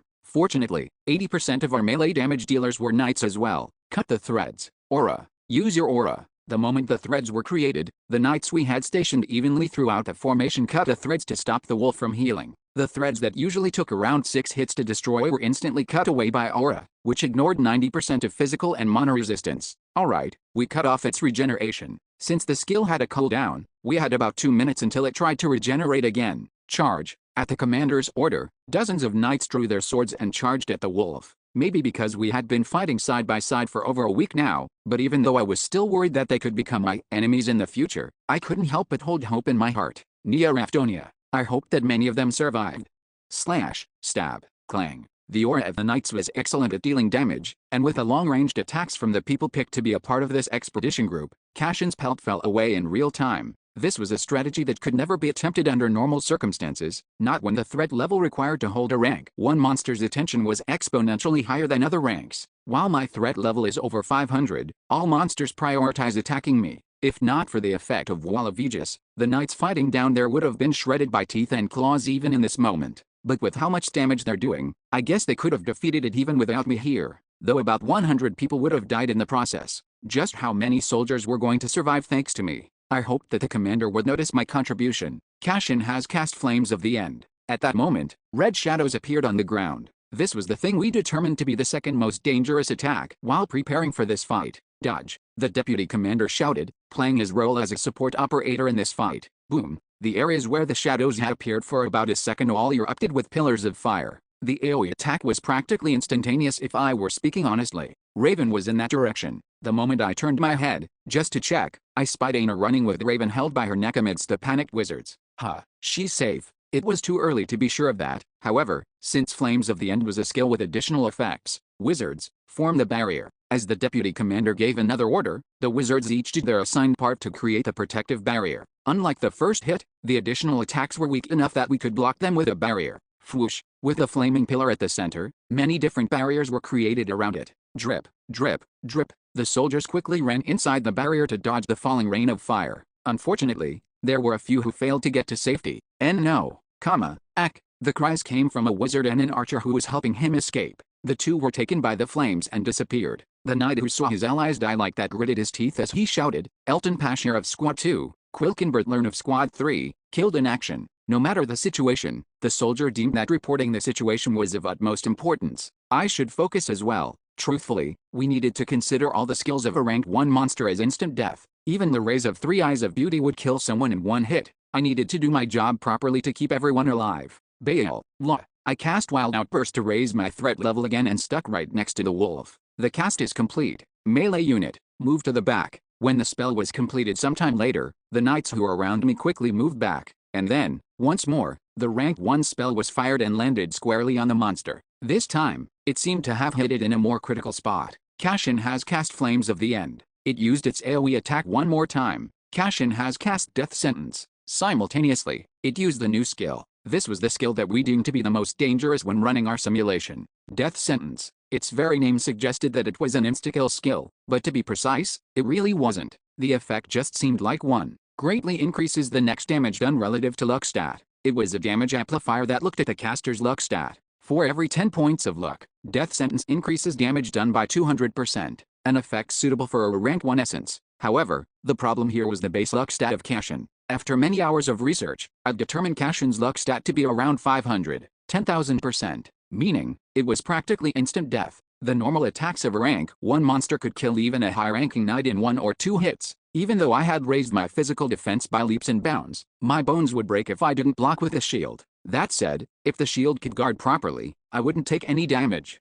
Defense successful. Wall of Aegis has absorbed all damage. The problem was that this was all on luck. I sighed. Thankfully, I was able to block the first death sentence successfully. Yet still, I could feel my heartbeat like crazy as I began to lose strength in my legs, maybe because I knew that there was no guarantee when the next attack came. Ba-dump, ba-dump, ba-dump. I forced my legs to stand tall and calculated the amount of hits I would need to take, between 3 or 4. If we could defeat the wolf quickly, only 3 times. If we were a little slower, I would take 4 hits. That was the number of death sentences that I needed to endure. Will I be able to block all of them? I smirked. This wasn't a problem of whether I could or not. Even if I couldn't block, I would endure. Even if my legs and arms were ripped away, even if my organs imploded, I would face and fight. Then the problem would solve itself. Cashin has cast Lifesteal. And with that, I continued with the first large-scale battle in my life. Everyone maintained their positions and did their best. Cashin has cast Flames of the End. Yet the pillars of fire still erupted. The news of more deaths was relayed, and I found solace in the fact that none of my allies were among the names mentioned.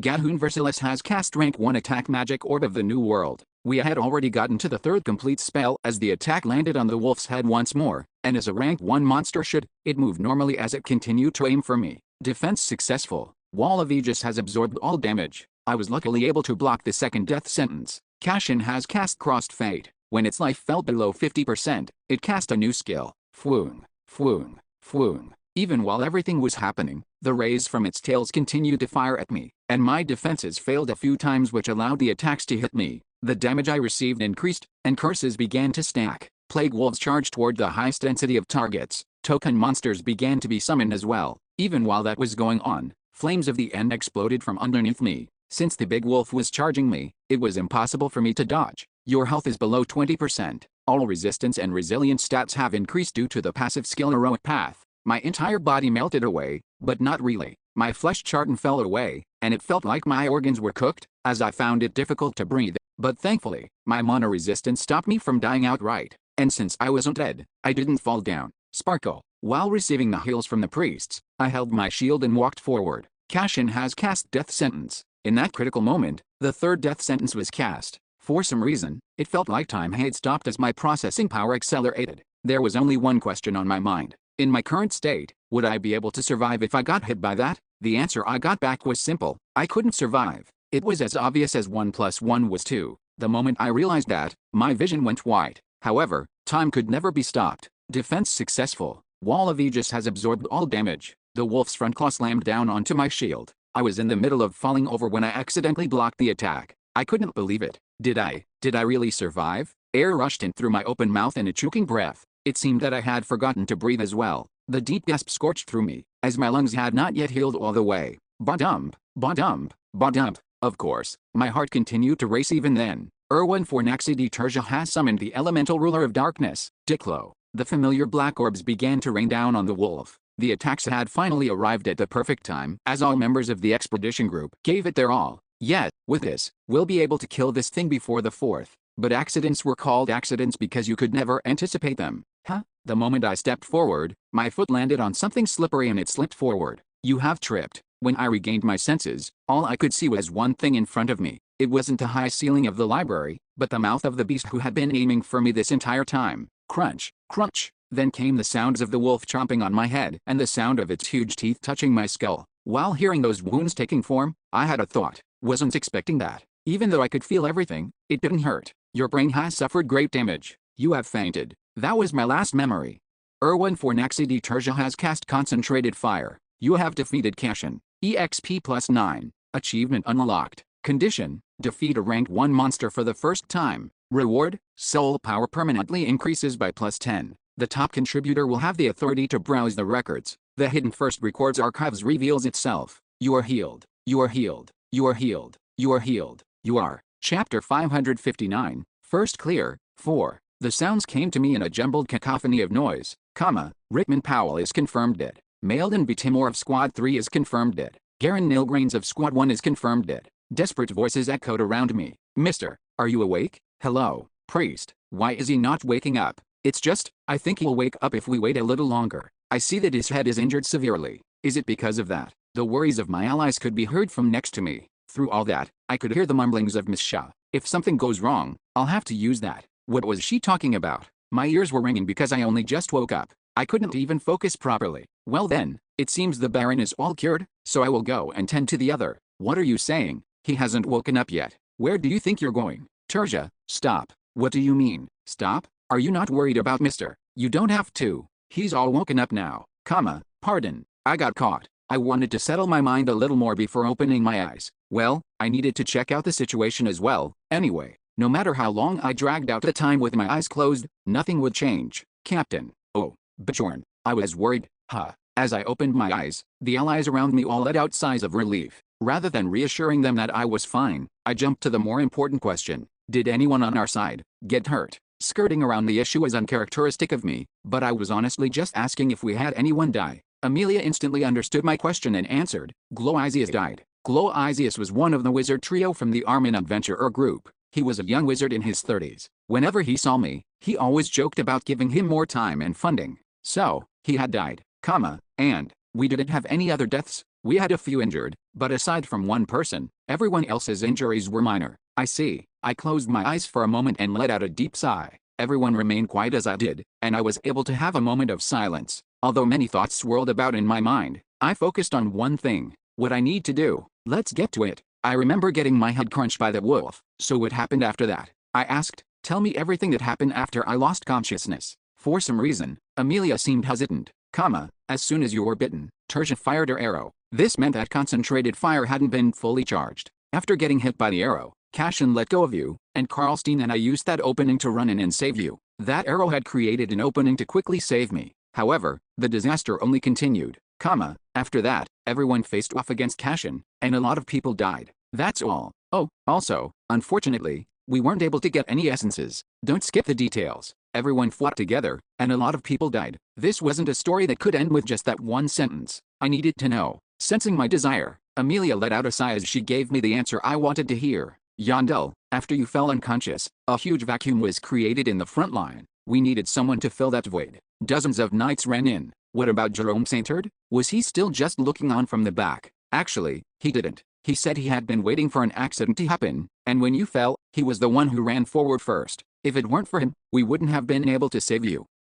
I see. Sorry for interrupting you. Continue. The commander joined the battle, but the situation was still bad. And then, in the end, he gave a different order. He commanded the soldiers at the back to join the battle and fight. The soldiers who were stationed next to the ranged damage dealers, the wizards, priests, and special ability users, to protect them. So those soldiers had also been mobilized. It was a decision I could agree with. We were nearly at the end of the battle when I'd fallen. Working to kill the wolf faster would have decreased our casualties, but there was a fatal flaw to that command. The problem was that no one could manage the wolf's aggro properly. Cashin attacked the most threatening individuals first. Most of the attacks were aimed at the commander, but it was a very unstable situation. Every time it swung its paws as if swatting a fly, the necks of the knights flew off, and every time a wizard fired off a powerful blast, the wolf would turn to charge them. Gloisius died then as well, and with that, the wizard trio became a duo. I was wondering why they weren't telling me who died. Were they thinking that he wouldn't have died if I had stayed up? Well, that was true. We faced the wolf for 3 minutes after you fell unconscious, and the commander's sword finally pierced the wolf's forehead and ended the battle. After that, the stone gate closed and then opened again, showering the area with light. It's been about 10 minutes since then. I paused to take it all in. How is that? Amelia prompted finally. Did that answer all of your questions? For now. A knight I recognized approached us as the conversation trailed off. Lord Baron, you're awake. The commander is calling for you. I'll be there in a bit. I'll help the injured, so don't worry about us. I eventually followed the knight to Jerome, who had lost one of his arms and was sporting an injury that looked to be a hole punctured clean through his body. He was currently being healed by a priest, so this guy got hit pretty hard as well. It's a relief to see you well, your lordship. I think you're in a worse situation than me. Jerome only let out an awkward laugh and didn't answer me, instead turning to his deputy commander. Alright, the Baron is here as well. Ebist, start the report. With the other leaders here too, the battle report began. The first expedition group has accomplished an amazing feat by defeating the Wolf of Prophecy, Cashin, today. An achievement to be recorded in Imperial history. Unfortunately, we weren't able to locate an essence that could be offered to the palace. As the report continued, I was reminded of the danger that a rank 1 monster presented. We have a total of 27 who have fully recovered from their injuries, 4 suffering serious injuries, and a total of 28 killed in action. 28 dead soldiers, 21 of whom had died in the 3 minutes I was unconscious. Among those who died in battle, our squad 4 only had 1 casualty. No one refuted that this was a miraculous truth, but there was a definitive cause for this outcome. Count Saintard, I called. I heard that you were the one who commanded Squad 4 to retreat to the back at the end. When I fell unconscious and Cashin was unleashed, the commander sent Squad 4 to the relatively safer back ranks. Why did you give that order? I wasn't dissatisfied with that order, not by any means. In fact, I was thankful for it. Even so, I couldn't help but feel curious. That is because if you die, then one of the goals of our expedition would end in failure, your lordship. That is why I commanded the entirety of Squad 4 to protect you. What? Your lordship, our expedition group didn't just come here to hunt mere monsters. And I have never, save one time, ever failed a mission. What an unbelievable way of thinking. Was his mission that important? No matter how many people die, if we save you in return, the mission will be a success, he concluded. I didn't even know what to make of this guy anymore. When I had talked to him before, I thought we could be friends if not for the situation we were in. I said the only thing I could. Understood. That answered my questions. That's good to hear. Then could we continue with the meeting? When I nodded and took a step back, the deputy commander paused for a moment before resuming the meeting. That is with our damage report, so I will move on to the next topic. The next topic was quite simple. We had successfully defeated Cashin, and since it didn't drop an essence, we didn't need to talk about who would take it. As soon as Cashin was defeated, the stone gate opened. The wizards also confirmed that that light is similar in nature to a portal. To put it simply, there is a very high chance that if we enter that light, we will be connected to a different space. What could be beyond that open stone gate? When should we continue with our expedition again? These were the topics we talked about during the meeting as many opinions were exchanged. I stood there not paying attention, engrossed in my own thoughts, because I already knew what was beyond the gate. I didn't realize the door was supposed to be open that way. It was the area we had already visited with Hamzik. Well, there was a possibility that it could be some other place, but I concluded that the probability of that was low. I guess the normal order of events is that you clear the library by defeating a rank 1 monster, and then the gate opens to let you obtain the treasures inside. The many different types of summoning books would be the minor rewards, and the fountain pen that guaranteed the essence drop was probably the main reward. Perhaps the golden book as well. Anyway, I guess I somehow ended up skipping this part. If I hadn't met Tamzik earlier and taken all the rewards first, the fountain pen would have gotten taken by the palace as well. So the hidden secret here was a way to skip clearing the library to enter the main reward room. From the perspective of a player, Tamzik's existence was probably for that reason. That said, there seemed to be even more hidden secrets here. Then was that the reason why it told me I didn't have the qualifications? I didn't clear the area properly, so I couldn't enter the reward room. It was only a guess, so I wasn't completely sure of it. I would probably need to meet Tamzik again to gauge its reaction. Then we will end our meeting there. Until 7 in the afternoon, only the patrol will be on duty, so each leader should return to their squad to take care of them. And we will be redistributing the members later. Just know that for now, with the meeting ended, all of us had free time. 7 in the afternoon. These guys were intense. We'd had a battle of this scale, yet we didn't even get a full day of rest, only a few hours before going into a new task. A sigh threatened to escape me, but I first returned to relay the information to my allies. 5 hours isn't long enough to sleep, Aina grumbled. Not long enough? Can't you just sleep? For today, Ms. Fenelon is right. I think I'll just sleep for a bit as well, but I don't know if I'll even be able to sleep. I'm still annoyed. My heart is still racing in my chest right now. Most people were glad that they were even given some time to rest. You can sleep or rest or do whatever you want, but we should do what needs to be done first, I stated. By what needs to be done. And Ali has died. That's right. I took the entirety of Squad 4 to a corner of the library, where we had laid the corpse of our only squad member who was killed in action. The only woman among the wizard trio, Charlotte Emblet, collapsed in front of the corpse. Bewilderment painted across her face. Are you alright? I asked. No, I'm not alright at all. I'm guessing this is your first time. A lot of things were condensed into that one question. Charlotte clenched her fist until it shook, but she didn't say anything in response. Her older brother, Brian Emblet, came to guide her away from the corpse, and we began our small funeral service. As always, the process ended very quickly. His remains and his belongings will be taken back to the city to be given to his family. We sorted his belongings and cast distortion magic on his body to keep it secure. After the funeral ended, Charlotte approached me as I was leaving. Lord Baron, someday, on what day, if enough time passes, will I be alright? Just like the saying, it was what everyone asked when they first experienced something like this. How should I respond to her? I collected my thoughts before saying, what alright means is different for everyone. Yes, that's right. I said something pointless. But you know, I continued, as confidently for her as I could. One day when you remember him, if you remember the happy memories before the sad ones, and if that is what you define as being alright, then you'll be alright. Even if you perhaps don't want to be. She stayed quiet.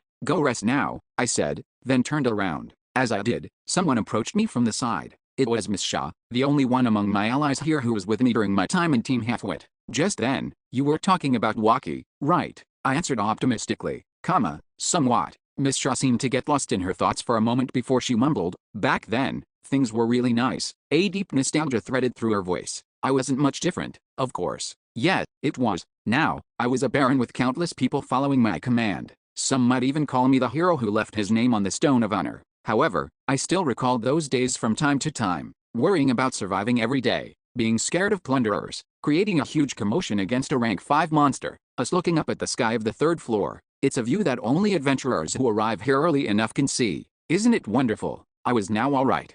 I had taken out a single blanket to rest and spend the time when an uninvited guest appeared. Yondel, the top wizard of the expedition group, is here for you. The top wizard. He says he wants to talk to you. What do you want to do? I can't even sleep, so this is good. Bring him here. With that, I just got up and packed up my blanket as Amelia brought the old wizard over. Gadhoon Versilis. Lord Baron, my apologies for interrupting your rest. May I speak with you? I glanced at Amelia, who was standing beside him, and she left without me having to say anything else. I wish to use voice control magic. Will that be alright with you? Sure, go ahead, thank you. It's all done. So, what is it? As always, I skipped the pleasantries and got right to the point. The old wizard in turn said something quite unexpected. I came here to apologize to you, Lord Baron. Apologize. That's right. I was wrong, and you were right. However, I wasn't able to accept it, and it nearly caused me to make a huge mistake. Ignoring the apology, I was more curious about his change of heart. Why do you think that? It's only natural that I should after what I witnessed today. A rank 1 monster. It is monstrous, indeed. I was underestimating it, but Lord Baron, as an adventurer, you were seeing it for exactly what it was. I see. To be honest, even before you fell unconscious, I didn't know to be afraid of it. No, I was confident that if we had summoned Leviathan as I suggested, we wouldn't have any casualties at all. However, the old wizard trailed off, then spoke as if he was letting go of everything. That situation wasn't created thanks to me. My knowledge and my talent for magic had no influence over the situation, nor did the 100 elite soldiers chosen by the palace. I experienced that fact so clearly during the 3 minutes you were out of commission. Well, I think you're overpraising me. As a scholar, I am only telling you the facts. If you weren't here today, the casualties wouldn't have ended with just this. Because he was saying that straight to my face, it made it more difficult for me to say anything. So, I just stayed quiet. Just being present was half the battle, as they say. Ahem, it seems I droned on for long. In any case, there is only one thing I wish to say. Then say it. Our expedition group needs your strength, knowledge, and decision-making, Lord Baron. I will pay close attention to all the words you say in the future, so please tell us whatever you have in mind. In other words, he wasn't going to challenge me, so we should go from here as colleagues. It was one of the better pieces of news I had heard today. Alright, I'll be in your care. Gahoon, Gahoon. Friends call each other by their names. Ah, that's right. Then, Bajor, you can call me Lord Baron. I'm a noble, Adhoha. That's also true. Thank you for giving me your time during your rest. I will go for now. After that, I gathered with my allies to share a meal, and once our rest was over, the members of the expedition group all gathered around the open stone gate before crossing over. You have entered the first records archives. A small seed of hope that what we entered would be someplace new grew within me, but the place we entered after clearing the library was Hamzik's home. How ominous looking. It looks as if a storm had gone through this place. Unlike the clean mini library we saw when we first entered, this place looked to have fallen into ruin now. However, I couldn't see Hamzik or the golden book here. Well, I guess it was outside when I saw it, so it's probably still outside. Honestly, that was better. If the golden book was discovered here, it would have immediately gone over to the palace. It's quite the odd space, isn't it, Lord Baron? It is. I really don't know why this place is such a mess, I said, tutting. Please tell us if you find anything. Will do. As the expedition group looked around the secret room and confirmed that there was nothing dangerous there, they began to properly investigate the place. Everything is damaged here. Will there even be a need to investigate? What are you saying? We are the first to enter this place. There is certainly something here, so investigate everything thoroughly. Also, the so-called thorough search these palace soldiers did was a little different from the ones adventurers did. They didn't break anything, but what they did do was use their absurd inventory space to take everything they could. These books are blank. Everything found here is the property of the palace. Do not leave even a single thing behind. It didn't take long for the ruins to turn into a vacant room. Investigation complete. There is nothing hidden here. Sorry, Hamzik. Chapter 560. First clear. 5. After the search and seizure of Hamzik's home was complete, we ended up having a lot of time to spare, as unlike what we expected, there wasn't much investigation to be done in the space beyond the stone gate. These are the objects we've found first, and I don't believe them to all be ordinary. Commander, please trust us. We will research them and figure out all their secrets. We will leave the library tomorrow, so unearth any clues you can before that time. Understood. While the others were resting, the wizards of the expedition group gathered together and began a repeated series of trials on the items they took from Hamzik's home. Not that I expected them to get anything from that, though, and if they do find something, I should be able to sneak in a question to Raven about it. With the interior of the library now turned into a research station, I could see Raven among the other researchers doing all sorts of experiments. She looked happy. Is that really that enjoyable? As a barbarian warrior, I couldn't understand it, but I needed to respect it as a friend. Also, having a few people of her type nearby was pretty good as well, and maybe because Versil is a player, but she doesn't show any interest in academics. In any case, since we had free time until tomorrow, I just rested as I pleased. The squad redistribution is done. All soldiers, check your new stations in the poster created here. The redistribution of manpower for the expedition group was finalized sometime later. The 7 people who died during the library battles, and the 28 who died during the final fight meant that each squad needed to have members substituted to balance out their roles.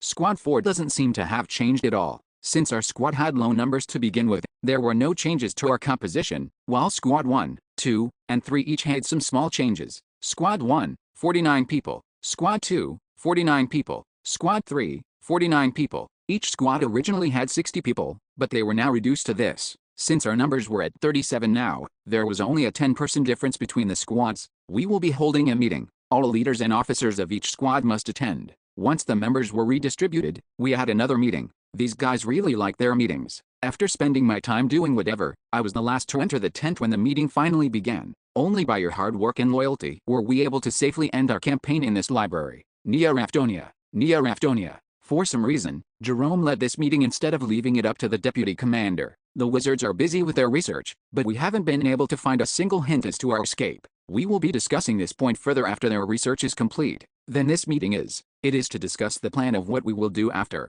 With that, the main topic of our meeting was announced. Since we'd cleared the library, we needed to decide on our next destination. Naturally, all of the leaders' attention fell on me. I was the one who had been here the longest, and since I was the one who supplied the map, they put great importance on my input. Where would be best to go next? There were 3 candidates I could think of. 1. Giant Island. It was possible to farm the Primogen's essence there, and a huge giant boss monster could be found there as well. Also, it had the portal headstone that connected to the second underground floor. 2. Rainbow Island. This was the island in the direction of the rainbow we observed when the rainy season came to an end. It was a complete mystery of an island, and my gamer senses were telling me that this island was the true core of basement floor 1. 3. Chief Island. There wasn't much I needed to say about it. If my guess was right, this place had the portal headstone that connected to the first floor, and even if that wasn't the case, I could tell that the village chief was hiding some big secret. If we could capture him and figure out what that was, it would be very helpful for our future adventures. What do I do? I had confirmed the strength of the expedition group by fighting alongside them in the library. They were perfect, per se, but I had to concede that this was an impressive task force. Also, considering how this group was composed of knights, wizards, and priests who were more specialized in man-to-man combat rather than hunting monsters, I concluded that we could honestly burn down the village with the village chief inside in just one night. But oddly enough, something's just not sitting right with me. I decided to follow my gut feeling again, laying out the map I got from Hamzik's home before and pointing to an island. I think this place will be the best to go to next. It was the one island, other than Rainbow Island, we hadn't been to yet. We'll check this island first, and if there is nothing there or it'll take too long to clear it, how about we immediately head for Rainbow Island? I suggested. To summarize, we would only go there to fill in the map before heading straight to Rainbow Island. I see. Thank you for your input, your lordship. Jerome just nodded and accepted my words and didn't give any clear confirmation of the plan. What are you all doing? I didn't call you all here just to only listen to the Baron's opinion. Anything will do, so state your own opinions freely. The other leaders began to share their thoughts, and Jerome intently listened to each one of them. At long last, he declared what our next destination would be. Tomorrow morning, we will head toward the island where this chief resides. I wondered why he even asked for my opinion if he was going to decide on his own, but I couldn't fault him either. The reason we came to Library Island was because he followed my suggestion. I guess not obtaining anything in the library was a big factor. We had come here under my decision, but we weren't able to obtain anything. In fact, we'd lost troops in the end. That was probably why Jerome made this decision now. We would capture the village chief to obtain information first to try and move more efficiently. I guess it came to this in the end. Excluding the fact that I felt uneasy for some reason, there was not much I could say to oppose this, so I didn't say anything and accepted the decision. Though I did, of course, have a question. It was something I wanted to ask earlier, actually. Tomorrow. I questioned. It's the rainy season right now, so what do you mean? It wasn't the tail end of the rainy season either. Since it was only the second day, dangerous monsters would be falling from the sky at this point. However, Jerome dismissed my worry. You said you also had experience moving through the rainy season, Baron Yondell. There is nothing that says we can't do that either. Oh, but we moved when the rainy season was nearly over. An overall investigation of this floor is also one of this expedition group's missions. Shouldn't we at least experience this rainy season properly once? I failed it every time, but these guys were tough beyond expectation. Excluding the wizards who were busy with their research, everyone went to sleep. Only a few people on the night watch quietly moved about in this dark morning. I, however, was inside my blankets and staring up in a daze. I had slept in the afternoon after the meeting was over, so I didn't feel sleepy at all. Sensing that I wouldn't be able to sleep even if I forced my eyes closed for a while, I spent the time collecting my thoughts, defeating the rank 1 monster for the first time, dozens of dead soldiers, the missing golden book in Hamzik. Our next destination was decided during the meeting. A lot of things happened today, and there were a lot of things still left to consider as well. I'm worried about what Jerome Saintard said too. The commander of the expedition group had stated this today: no matter how many people died, if I could be taken out alive after the expedition was over, the mission would be a success. Thanks to that, my worries about whether or not what happened at Ice Rock would repeat settled a little. If he was planning on killing me, getting more casualties in Squad 4 would have been more strategic for him. However, Jerome's actions were the complete opposite. He did something he would have never done if he was scheming something against me. That was why I couldn't help but become even more curious. Why is the palace trying to save me? I'm a thorn in their side, so wouldn't it be better for them if I die here? I had no way of knowing. The more I thought about it, the deeper and deeper I fell into doubt and analyzing the inconsistencies. It pushed me to get up from my makeshift bed and move around to refresh my mind. Lord Baron, where are you going? I can't sleep, so I'm going to move my body a little. Ah, I see. Understood. After informing the night watch, I walked around the edge of the large library, figuring that maybe I would be lucky enough to meet Hamzik again. In just 10 minutes, I heard a familiar sound from nearby. Squeak, Hamzik. I whispered in the ancient language. Here, this way, come up this way. After glancing around a little to see if anyone was looking at me, I climbed the staircase to the second bookshelf as quietly as possible. Hamzik was hiding in one of the empty slots where a book had been taken out. Why are you here only now? It demanded. Oh, I was waiting for nightfall. Is your body okay? I saw that you were hurt pretty badly. I didn't expect it to ask me that straight up. I'm all healed now, so don't worry. How could I not worry? Someone qualified finally appeared. I tilt my head unconsciously. By qualified, do you mean for the golden book? Hamzik had told me in the past that it couldn't give me the golden book because the item was something that had to be saved for someone qualified to receive it. That's right. The moment you defeated Kashin, you became qualified. So as I thought, clearing the library was the qualification I needed. Although the joy of having my guess confirmed rushed through me, I had a question. Wait, then is everyone here qualified for it now? Not at all. You're the only one who got the qualification.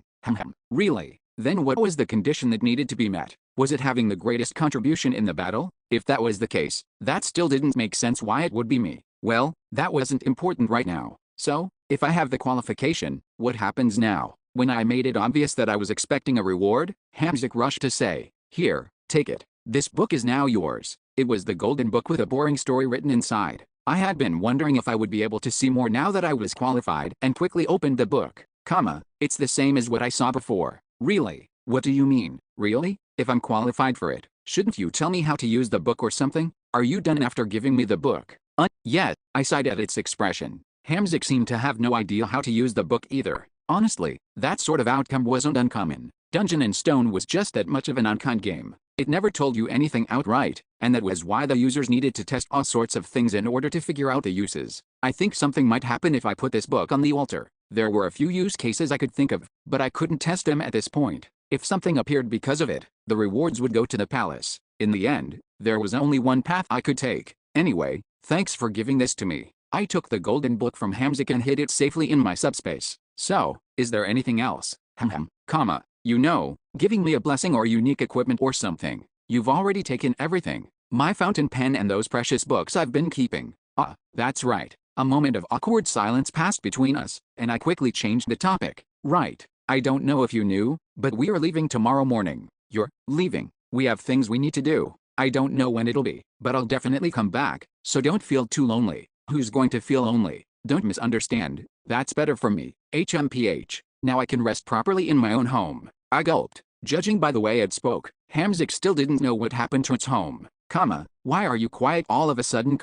It's nothing. I'll go now. I'm hungry. I gave a natural excuse and quickly returned to the camp. The next morning, all the members of the expedition group packed up camp and got ready to leave the library. Excuse me, Lord Baron. The goblin paladin, Sven Parav, came to me with a surprising bit of news early in the morning. Yesterday night, she showed me the future again. What did you see? Well, Parav hesitated for a long while before clenching his eyes shut and explaining what he saw in his dreams. You were surrounded on all sides by the expedition group, and you were being brutally executed by them. The goddess had declared a time limit against me. Chapter 561, Destination 1. The goddess had given an oracle in the form of a prophetic dream. It detailed how I would die in the near future and at the hands of the expedition group, whom I was starting to believe I could trust. Badump. The heart of the warrior drummed a loud beat in my chest, sensing danger. However, I calmly verified one thing first. Are you sure? Pardon. Are you sure that you saw me die? In that dream. This was quite the cliché in modern media. Things like this happened pretty often. They would show the actor getting shot in the trailer, but the movie would then show them wearing a bulletproof vest and the story would end happily. I'm not sure. In this situation, where certainty was of utmost importance, he still responded carefully. But no matter how many potions were used on your body, the potion didn't have any effect. The potion didn't work. That was going to be troublesome. Am I really going to die? To be honest, I still couldn't believe it. My mind merely fell into chaos. What do I do? There was one method I thought of immediately. Just like how I fooled Amelia's older sister. How about I fool this guy as well? However, a question also arose in my mind. If the prophecy could be avoided that easily, would it have been given to him as an oracle? No, but how would a situation like that even come to pass? Wasn't it the mission of the expedition group to take me back alive? Damn, why did I have to hear about this so early in the morning?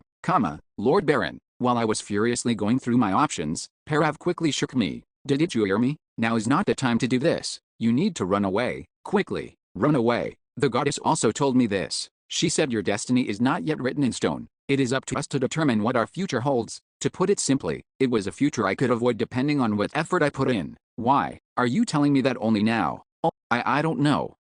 You should have said that first. Now I could understand why other people abuse this guy so much. In any case, not being written in stone yet probably means it's something related to the record stone. I quickly wrapped up my assessment of the situation. Atlas was one of the three main gods of this world. If such a goddess was saying that I could change the future, then it must be true. That changed the story a little. What if this wasn't serious at all? So in a way, I just had a temporary red light on how my fate progressed, or something like that. I understood that misfortune might come my way, but if my fortune could be changed, it could be avoided. Thank you for telling me that. However, I will remain here. I sternly refused Parav's suggestion of running away immediately. It was for quite a simple reason. I will deal with this problem myself, so you can just keep talking. Everything you saw in that dream, tell me in detail. Nothing ever got fixed by running away.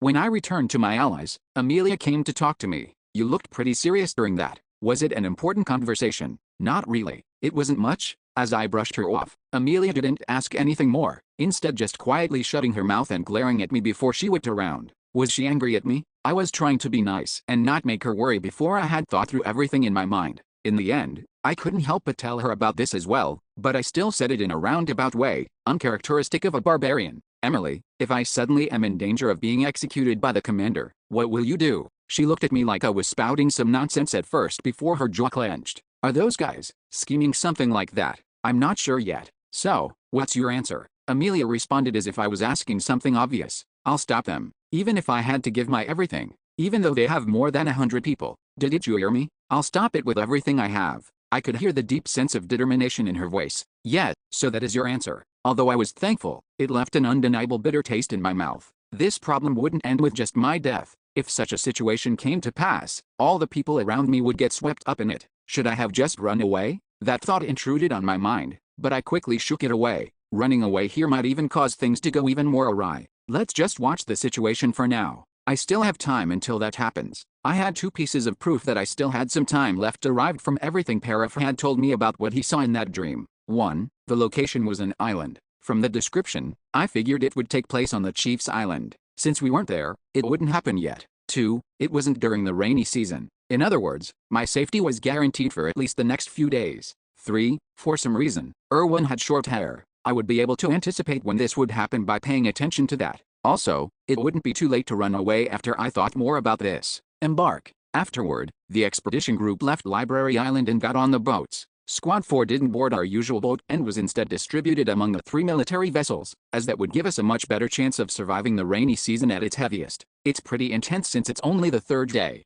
Sure enough, monsters were falling from the sky. The ships themselves had defensive magic circles inscribed on them being supplied with mana by dozens of wizards, of course, so the monsters weren't impacting the vessels at all. Boom, crunch, thud. The monsters collided with a barrier and fell into the ocean, and their blood dripped down the sides of the barrier. It's not as tricky as we expected. Ebist, what is our mana usage? Is it as expected? Yes, we currently have no problems. The 3 ships cut through the silver waters and sailed forward. Most of the monsters smashed into the barrier and fell into the ocean, but not all of them. A few ocean monsters persistently chased after us, and the flying monsters obstructed us from the air. Grah. We even had a case of a hypramagant appearing from below the water to grasp the boat. It's a mobilis. We also encountered a super large type rank 2 ocean monster. However, none of them caused any trouble for us since the ship was made for combat. Boom, boom, boom. The dozens of mana cannons installed on the ship resounded repeatedly to cut the way forward. These ships also had a mana propulsion system of an entirely different level from our boat, so it was always on at maximum capacity to accelerate the vessels forward. M.'s Lula Kinipisha. The wizards used the magic circles inscribed on the boat itself to fire attack magic. Crack, creak, creak. The ice crusher installed at the helm to traverse through frozen ocean simultaneously activated to grind up all the small monsters getting in our way. How much would a boat like this cost? It was completely different from the military vessel I had boarded for the Dark Continent expedition. though I suppose the ship's purpose was different from the start. That was a boat created to transport as many individuals as possible, but this ship was made solely for naval combat. 6 hours, 12 hours, 18 hours, and so, it was around a day's travel since we left Library Island. Commander, we can see our destination. Our destination revealed itself.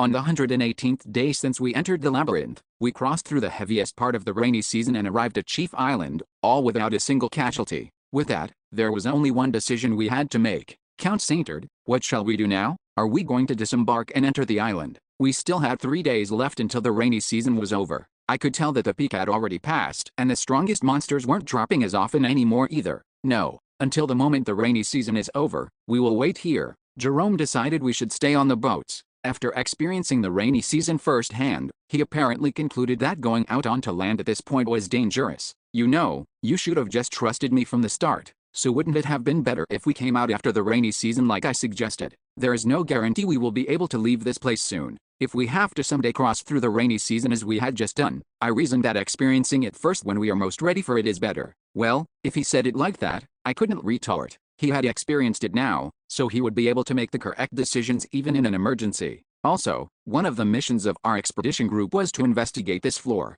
We need to experience as many things as possible to relay the records to the palace, including everything that happens during and after the rainy season. So he said, yet I couldn't help but feel this was suffering for nothing. Still, I figured a soldier's perspective was different from most. This expedition group even had a separate knight who was in charge of recording all our battles. Then I guess we'll weather the storm until the rainy season is over. Because of that, Erwin became an important factor. If her hair remained the same even after the rainy season, it would mean that the prophetic dream wouldn't come to pass yet. Erwin, are you planning on cutting your hair short anytime soon? Pardon? I like how it looks right now, but if that's what you want, mister, oh, what are you talking about? I like long hair. Don't even think about cutting it. Got it?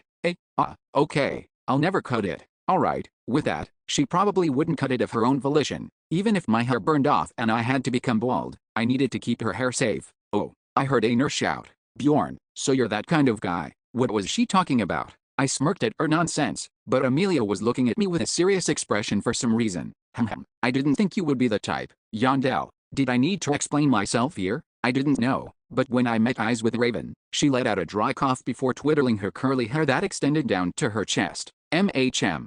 Whatever. They could think whatever they wanted to. It wasn't that important. Anyway, I had a lot of things I needed to be thinking about as well, so I didn't want to waste my attention on something like this. I'm going to sleep for a bit, so don't disturb me unless a rotation order is given. With that, I returned to the quarters to not be disturbed and reclined on the bed with my eyes closed to think. From what I can tell, they didn't come here under an order to kill me, so why would I suddenly get executed? Just how could something like that happen? I think it's probably related to the village chief. I didn't have any proof, but that was the possibility that came to mind first. I was still suspicious of the chief, a sneaking suspicion that he had a method of stealing the body of another person, like an evil spirit could. If he has an ability like that, something like that happening is definitely possible. There were even 2 paths to getting to that scene. Either Commander Jerome Saintard gets his body taken, or my body gets taken. Both of those situations could lead to the expedition group executing me, which meant there was one thing that I needed to do. How do I stop a situation like that from arising? I assumed the worldview that my hypotheses were correct to try and find an answer.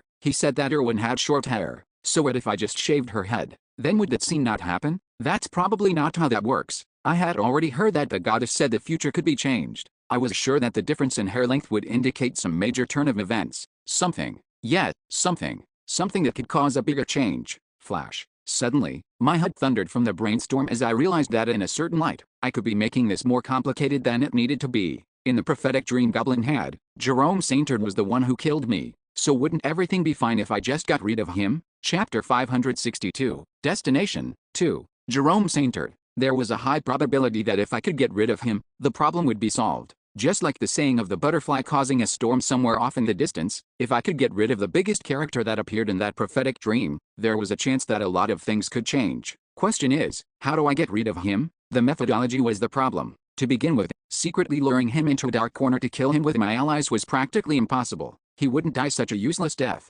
He is probably not dead. He will likely wake up in the palace. During my travels in the past, I saw it with my own eyes. Orelgavis's hand had gathered up the body of the dead Jerome into a fluttering ball of light which he spread to the wind, and I had a guess as to what that ability was. Iblis. It was a rank 2 monster that appeared in an 8th floor rift as one of the guardians, and there was a particular active skill in its possession. Heretic Altar. It was one of the few revival skills in Dungeon and Stone. When the skill was used, an altar would be formed at the designated spot, and the moment the target died, they would immediately be revived on top of it. Also, this so-called altar could only be created once, and it would be destroyed after being used 3 times. So, to put it another way, even if we kill him, he'd only return to the city and inform the palace that I am a traitor. The reason the palace gave Jerome Saintard the position of commander of the expedition group was probably because of this skill as well. Should the worst-case scenario arise, he would be capable of returning to the city by himself after dying.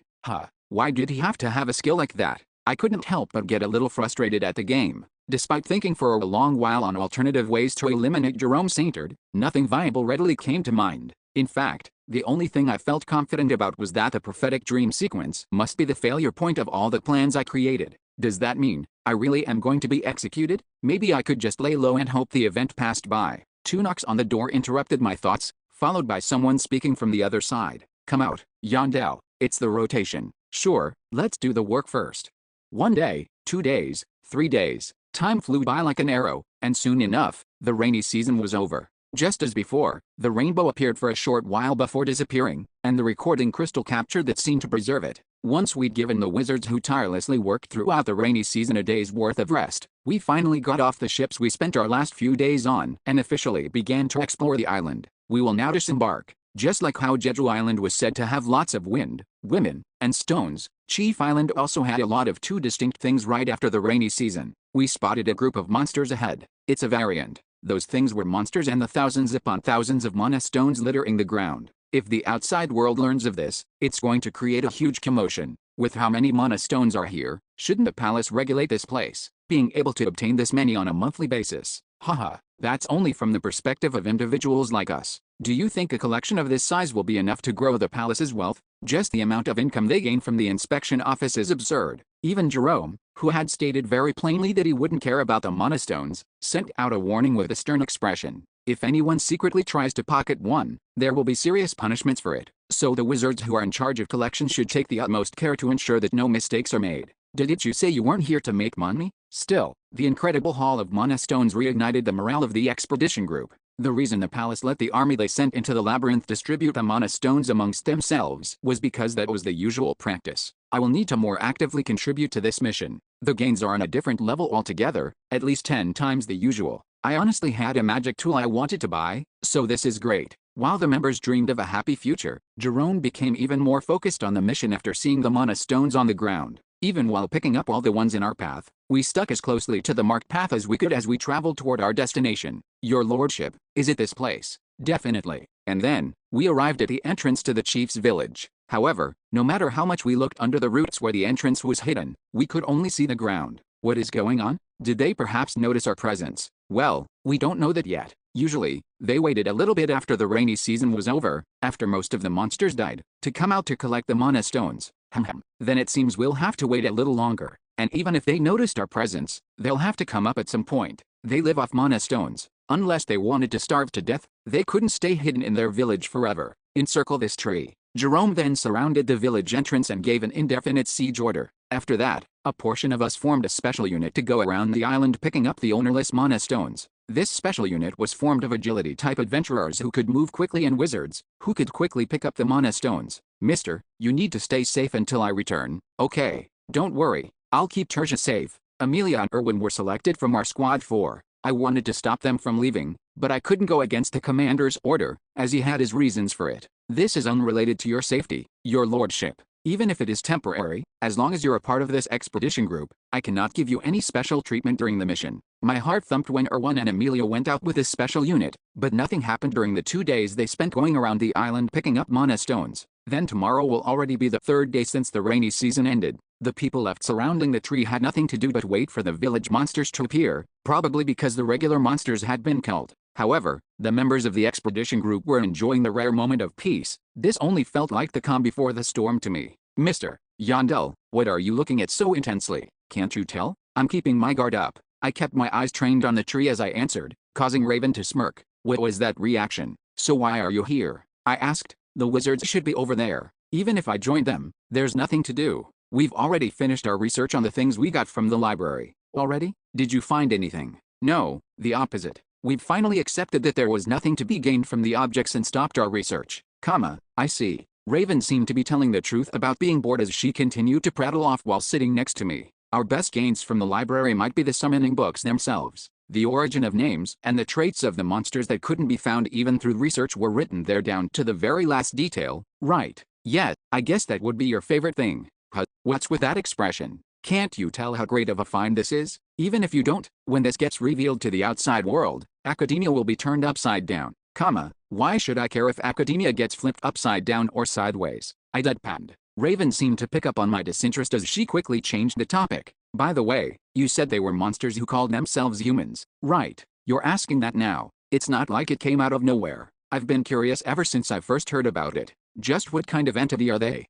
I'm also curious about the village chief who calls himself the Dragon Knight. Will he really be who he says he is? If that's the case, I have a lot of things I want to ask him. The records from that time are hard to find these days. She tried to pull out a topic that was relevant to both of us, but for some reason, I couldn't bring myself to enjoy the conversation with her. Thinking about it now, it was always like that with her. Things just sort of dragged out longer than they should whenever I talked to her. Raven, be behind you. She whipped around at my shout, startled. Oh, nothing's there, I said pleasantly. It took a moment for her to realize what had happened, and then she clenched her fist in anger at me. Hell, what could you even do with that small fist anyway?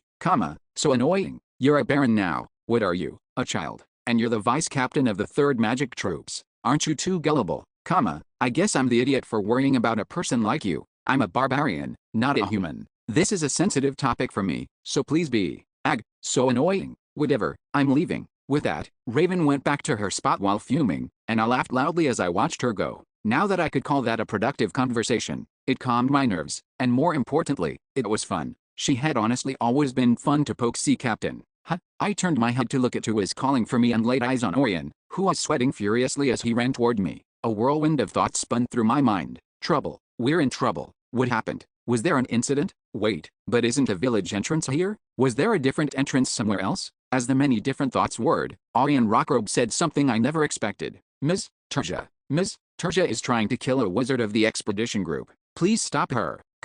What? I quickly ran toward the location of the incident, and I saw it. Don't stop me. I'm going to kill you. I'm going to kill you. I'm going to kill you. I'll kill you. Erwin was shouting as if she had lost her mind. Amelia was holding her back with all her might. A wizard was cowering behind a knight, gasping in fear. The knight had even drawn his sword to protect the wizard from her, and upon seeing that scene, I froze as my mind went blank. I didn't know the details of the situation, but somehow, your hair. Erwin had short hair.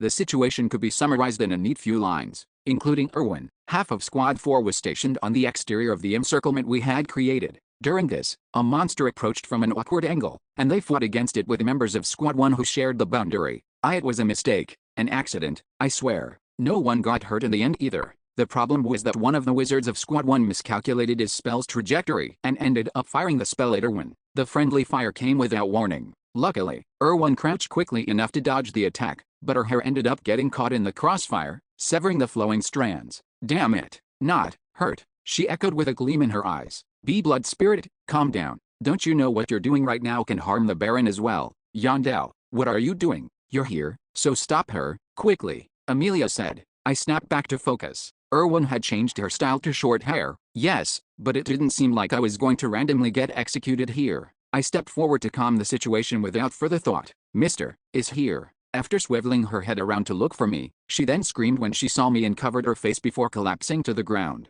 No, don't look at me. I guess I succeeded in stopping her. I obliged her request and turned around. Russell. When I did, I noticed something blue move through the dense trees. Did I just see that? Wasn't the village entrance back there? My head went momentarily blank, but my mouth opened and said what I needed to say in that moment. It's an ambush. The monsters had left their village. Chapter 563, Destination 3. Monsters with blue skin, huge eyes, and an average height of 10 feet, the mysterious species who called themselves humans, were standing on guard with the greenery as a barrier against the real humans. So they are the ones Lord Baron talked about. But why are they just standing there like that and not approaching us? Their group was so much smaller than our expedition group that even while brandishing their weapons, the monsters held their positions with nervous looks on their faces. It's been a while, Bjorn, son of Yandel, During this standoff, the village chief revealed himself from among the monsters. The other people here were surprised at seeing the chief speak our language for the first time, and I moved past them to face the chief. Yet, it's been a while. Your allies have increased in number. Yet, it just happened that way. He seemed to want to talk for now, so I answered back while scanning our surroundings. The expedition group that had encircled the original entrance was now pushing in,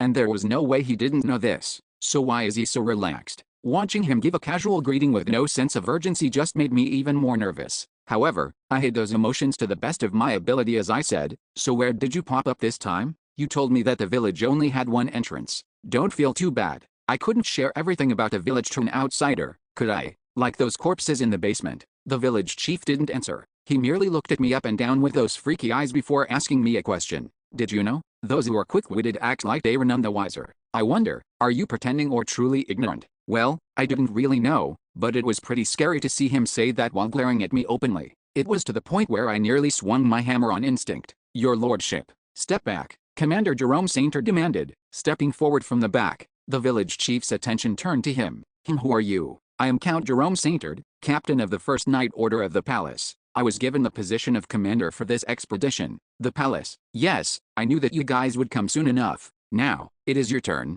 Jerome cut the chief off. In an inquisitorial tone, he asked, "From what I heard, Baron Yondell said that you introduced yourself as the Dragon Knight Cornelius Brungrid to him. Is this true?" The chief stared back at him before replying, "Is that so important?" "It is important. Depending on its veracity, I will decide whether you are an unidentified entity we can communicate with or the ancient traitor who must be killed immediately." Ancient traitor? What was this guy talking about now? While I tilted my head in confusion, the eyes of the chief, who didn't usually show his emotions, flared with killing intent. It was as if his reverse scale had been poked. "Execution? You're quite the jokester. Is that so? That's odd. My friends always say that I'm not a funny person, even though so much time has passed. Those friends haven't changed at all. Quite the arrogant bunch. It's as if they are at the top of the world." And then, the village chief continued with a colder voice, "Then try it. That execution of yours. Well, even if you want it, that execution won't be carried out in this place." "Why? Are you scared?" "And after coming all, I have a lot of things I need to hear from you first. After we obtain all the information we need through the interrogation, I will personally deliver that execution you deserve." The conversation ended in an instant. It was an electrifying exchange with blasts of information, so much so that I was the baffled one even though I was only spectating. But it's good that at least they don't have a favorable relationship with each other. When I ran the simulation in my head, there were some instances where these two teamed up against me, so this situation wasn't that bad for me. Annihilate them. You can kill all of them other than their leader, Nia Raftonia. But what was this now? Split up and get back down to the village. As soon as the all-out attack order was given, the monsters fled in all directions. "Commander, the monsters are running away. Chase them down and kill them. Capture their leader at all costs. You can kill it if you have to." Wait, was it right to chase them right now? Although the question flashed through my mind, it wasn't as if I could stop the operation here. I had no reason to either. No one goes off on their own. "Stick close to me," I ordered Squad 4, then hurriedly joined the others in the chase. Of course, I only acted like I was chasing the monsters down, and didn't try my best. I mean, this was suspicious no matter how I looked at it, you know? Yandel, there's a possibility that this is a trap. I know, they're trying to lure us somewhere, I'm sure of it. There was no way Jerome didn't know this. However, he probably concluded that he couldn't let the chief go. He was also probably confident that even if there was a trap, he would be able to overpower the monsters. "What are you going to do?" Amelia asked. I answered without hesitation. "We'll separate from the main force as naturally as we can." It was the clear path forward to ensure our future. However, it seemed that she didn't understand why, as an answer returned after a few seconds of silence. What do you mean, separate? It's as it sounds. While chasing the monsters, we'll separate from the group as naturally as possible, and after that, we will escape from this island. While chasing after the monsters, we'll make it look as accidental as possible. Do you really think that'll be possible? I could tell immediately that she wasn't asking if the plan would be successful or not. She was asking me if I could handle the aftermath of that plan. Well, so what? It's too risky to keep chasing after them. Erwin ended up having short hair before I could deal with Jerome, and now that the village chief had appeared, the possibility of something big happening also presented itself. What, was I supposed to just calmly sit here and wait for something to happen? No, this is right. With that, I gave myself confidence and hardened my resolve. This was something that I originally would never have done. By acting out of character, my causality would be severely shaken and the scene that Parav saw could be avoided. "The chief. It's the chief," I shouted. The chief went that way. "Squad 4, follow me," I used the perfect time to lead Squad 4 away from the main group. Pardon? But I definitely saw him go that. Are you saying I'm wrong? Follow me. The members of Squad 4 who didn't know my plan looked to be wary of my command, but they thankfully still followed me. We quickly separated from the main group. Lord Baron is going that way. But is there anything there? But he said he saw something. The members of Squad 3, the group next to us, shot us all looks that clearly said they were confused about what we were doing and how they should react, but they didn't try to actively stop us. I mean, who would in their right mind imagine that we would try to use this moment to escape with our full squad? He's heading that way. All forces, change direction. All forces, follow Baron.To. What the hell? Why were they following me? The moment I thought I had successfully deviated from the main group, they changed direction to head in mine, causing our squad to become the tip of a spear formation. Yandel, what do we do? Act as naturally as possible for now. Got it. Even if we changed directions again here, the main force would continue to follow us. As I ran while contemplating how things ended up like this, Jerome, who had been moving with Squad 1, instantly caught up next to me. Your lordship, I have ordered them to follow your decision for now, but did you really see the monster? This was checkmate. Oh, what could I say here? While worrying over that question, I continued to ignore his question and simply ran with it. The village chief, he was definitely heading in that direction. Your lordship, it's him. The one we are chasing after is over there. I had absolutely no idea how, but the village chief appeared directly in our path, somehow running in the direction I was heading in. Wait, Jerome mused. Were we perhaps chasing after a bait? I focused on running without disturbing the naturally quiet ambience. If not for you, we would have lost him. Baron.To, I will not forget this contribution of yours. Yeah, thanks. I didn't know if I got lucky because I didn't need to make an excuse or if I was truly screwed here. Whatever the case, we saw the chief stop in front of a tree not long after and then move through a gap beneath it. There's a path heading down. It seemed that this was another entrance into the village. Count Saintard, what do you plan on doing? There is a good possibility that this is a trap. I know, but we cannot let him go here. I sighed. Yeah, he was always going to go down. Well, fine. I could just send him down there and look for another chance to escape. So, Baron.To, could you perhaps lead from the front? Even though we don't know what might be down there, that is why we need your strength more than ever. You were able to withstand the attacks of a rank 1 monster by yourself. If you can hold on for a little, our soldiers can follow after you to aid you. Jerome's words were logical. Among all the members of the expedition group, I was the most durable. Sending me into danger first was the most logical decision the commander could make. However, for some reason, my heart started to thump harder when I heard his suggestion. Simultaneously, the many scenes I saw throughout the day overlaid on each other. Each one of them was a minuscule thing that could easily be ignored, but I still need to check. With that, I looked directly at Jerome and said, sure, I will stay at the front. Oh ho, that's great. If you refused, I was concerned about who I would need to send instead, but only if you can allow me to check something beforehand. When I cut him off to add a condition, Jerome closed his mouth and stared back at me. He looked like he was telling me to state my terms. From what I heard, I began straightforwardly. One of the items you brought down with you was misplaced trust. Is that true?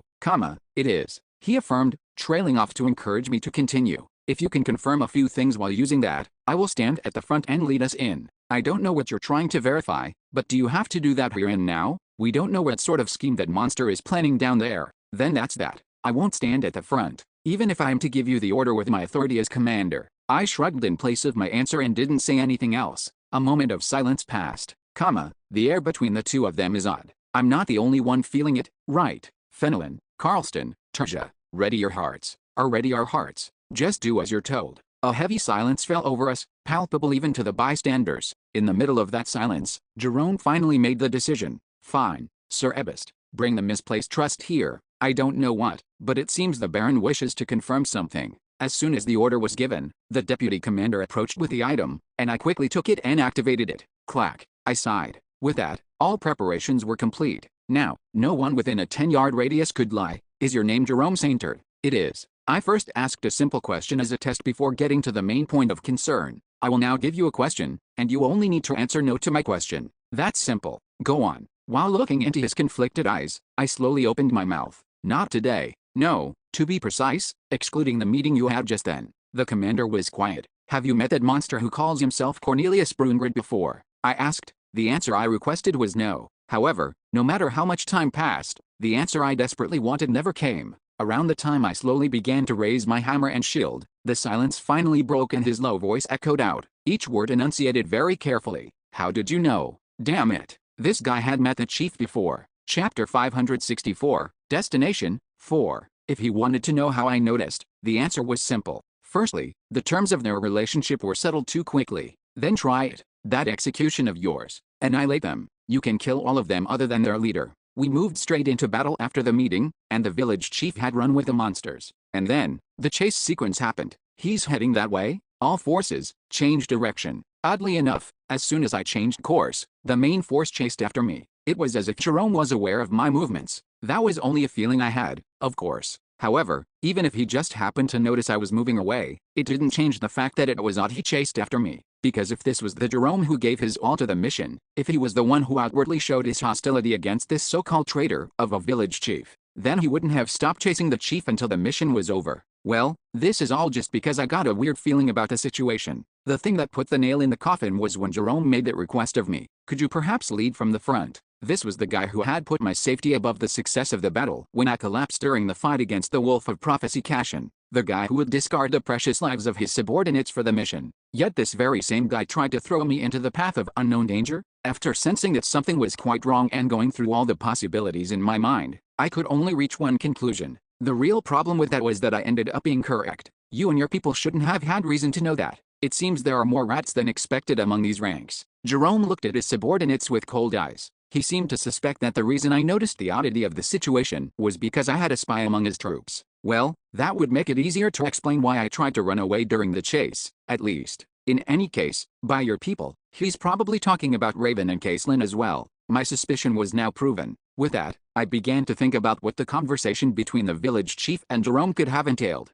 It must have taken place on this island, timed when everyone except the night patrol was asleep. If my hypothesis was correct, those two had met to converse in secret, and the chief had used the opportunity to make Jerome an offer. Something that Jerome Sainter then decided was worth more than his mission. Just what was it? What did the village chief promise you that you changed sides in just a day? I demanded outright. Jerome, however, wasn't so inclined to be so forthcoming. This is where our conversation ends, your lordship. Now that I have given you your answer, take the lead and walk underground. It wasn't a request or a suggestion. With nothing more to hide, he dictated, I order you as your commander. And what if I say I don't want to? I countered. I will take that as willful defiance of the royal decree. To be honest, I was a little surprised. There were close to 200 witnesses here, and he was still acting this brazenly. He's confident he can control the flow of this information. He probably did have many methods available to him. Money, fame, honor, and authority. The number of tricks that Palace could use was close to infinite, and if he so happened to stumble across someone on whom none of those tricks worked, it didn't matter that much anyway. In the end, his will would be done, even if he had to resort to extremes. I bit my lip, shooting a glance at my allies. They seemed to immediately sense where my attention had turned. Yandel, don't waste your time thinking about us. We're all already prepared. Cold determination laced Amelia's words from where she stood just beside me as she spat out. Even if you don't want to, you still need to fight when the situation calls for it. You were the one who said that, didn't you, Bjorn? Even Einar with her tanked aggression drew her weapon and stepped up behind me. I hadn't expected this to take place so soon, Versil admitted. Still, her resolve to take necessary action, no matter the consequences, made itself clear. But it was inevitable that we would need to face it at some point. The one that I was most surprised about, however, was Armin. We will also fight beside you, Lord Baron. That will allow us to repay our debt to you, he declared boldly, seemingly unafraid to be branded as treasonous to the crown. I don't know, so let's try and solve this through words first. On the other hand, Wyatt Hux didn't seem all that loyal to me. Although to be fair, that should have been the normal reaction. Even those on the palace's side seemed to waver once they realized they were now in opposition to me. If what the Baron said is true, did the Count scheme together with that monster? He probably has his reasons, but to send the Baron into danger like that, is this what we should do? Wasn't it our mission to retrieve the Baron and return with him alive? This goes against that. The achievements I had accrued, my fame as a hero and my position as a noble, and even the favorable impression I nurtured among the soldiers. Although those three factors combined wouldn't be enough for them to go against their commander, they drove a wedge between the party, creating a schism between the members. I could see it from here. If Jerome gave the order to kill me right now, their hesitation would stay their weapons. That would be my opening. It was an opening as small as the head of a needle for now, but from here on out, its size would be dependent on how I chose to proceed. I, Baron Bjorn Yandel, will say this. I let down the shield I had raised in defense and shouted, as a proud noble who supports the Raftonia royal house, and as a warrior, I swear this, if it is for the good of the palace, I am not afraid of anything.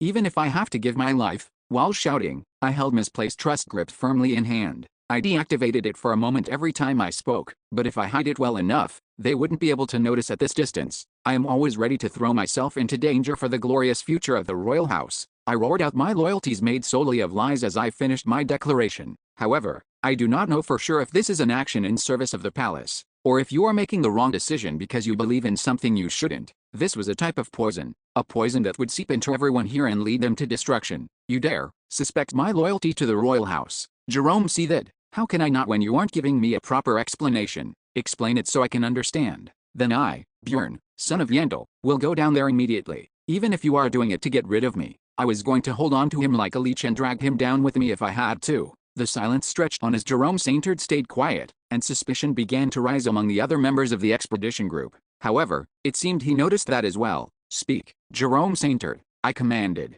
What is down there, and what deal did you make with the village chief? His answer came slowly, but indignation heated his voice into a shout as he said, I cannot reveal military secrets to you. However, know this, all this is for the good of the royal house. I can't trust that. He reared back. Why can't you? Isn't misplaced trust active? You should know that everything I have said is the truth. You might think this is for the good of the royal house and be wrong. That got him quiet again. All right. Judging by his expression, he would probably start spilling some information if I kept pushing. If I could get in one more strong rebuttal, swaying public opinion to my side might not be impossible here. Then talk. Explain how me going down there is for the royal house. With my assessment of the situation concluded, I put my loyalty on full display as I shouted. However, without warning, I heard a voice in my head, you're wrong. Opposing him here will only lead to a worse outcome. It was a gentle voice that seemed to sigh a little while talking. You could have run away immediately. Why did you have to make everything so difficult? Flash. Just as I began to wonder whose voice this was, a flash of silver blinded me as my consciousness began to fade. Bystander of Destiny has intervened. With Sven Perav's stigma as a medium, Star's authority was cast on the character. Mark of the Star is inscribed deeply in your body. Divine resistance stat has permanently increased by +100. All healing and positive effects from the authority of the Reactless Church are reduced by half. Be warned, if you receive the authority of a god one more time, your fragile mortal body will disintegrate.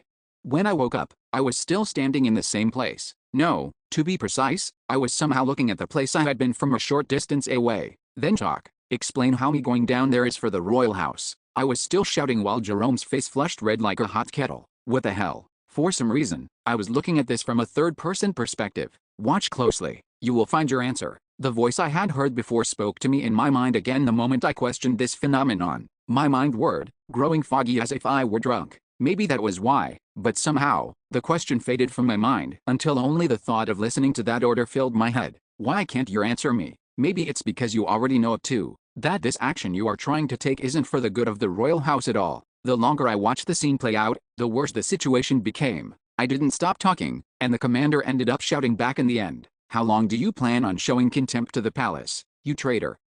Traitor. I am not going against the command of the king. I am only questioning your decision. Do you really think I wouldn't know? You're nothing but a traitor acting like Bjorn, son of Yandel, what? When Jerome said that, my eyes that I could see from here went wide with surprise. Since I was looking at myself, it wasn't difficult for me to guess what I was thinking. I was probably scared that I got caught for being an evil spirit. I was suspicious of you the moment we met, but I became certain after coming here. You are the one who acted under the name of Iron Mask decades ago in Nork. You must have received orders from Nork to become a spy to continue your activity as a barbarian who just became an adult. I bet you returned to them during the 2 years and 6 months you disappeared for the special mission as well. Yet still, you stand there and dare to speak lies toward the palace? I don't know how you're suppressing the effects of misplaced trust. Suppressing? I didn't. Then hold it so we can see it. There. Look, you stop every time you talk. It was game over from there. If it means handing over a traitor like you and bringing prosperity to the palace, then I would do it 100 times, no, 1,000 times over. What are you all doing? Arrest this wicked traitor. If anyone tries to help him, treat them as traitors as well and kill them.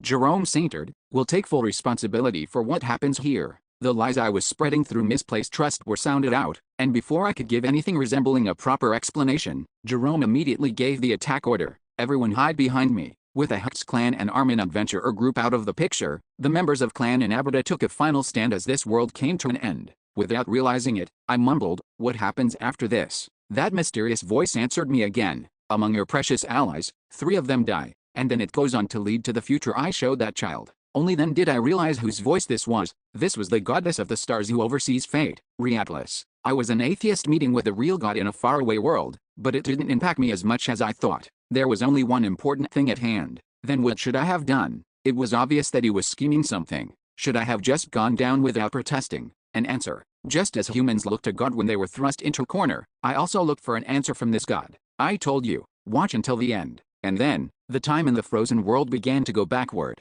Chapter 565, Destination, 5. Suddenly, the time flowing in reverse came to a stop. Could you perhaps lead from the front? It was the point when Jerome asked me to go ahead of the troops. Alright, but whatever drops we discover from here on out, give me priority for 4 of them. 4. Understood. That much can certainly be spared for you, your lordship. After a short negotiation, I slid under the tree that the village chief had disappeared off into. I didn't understand. How could I just go down in a situation like that without giving it a second thought? This was the fate I showed that child. In this timeline, I hadn't given an oracle. This is why you went down without suspecting a thing.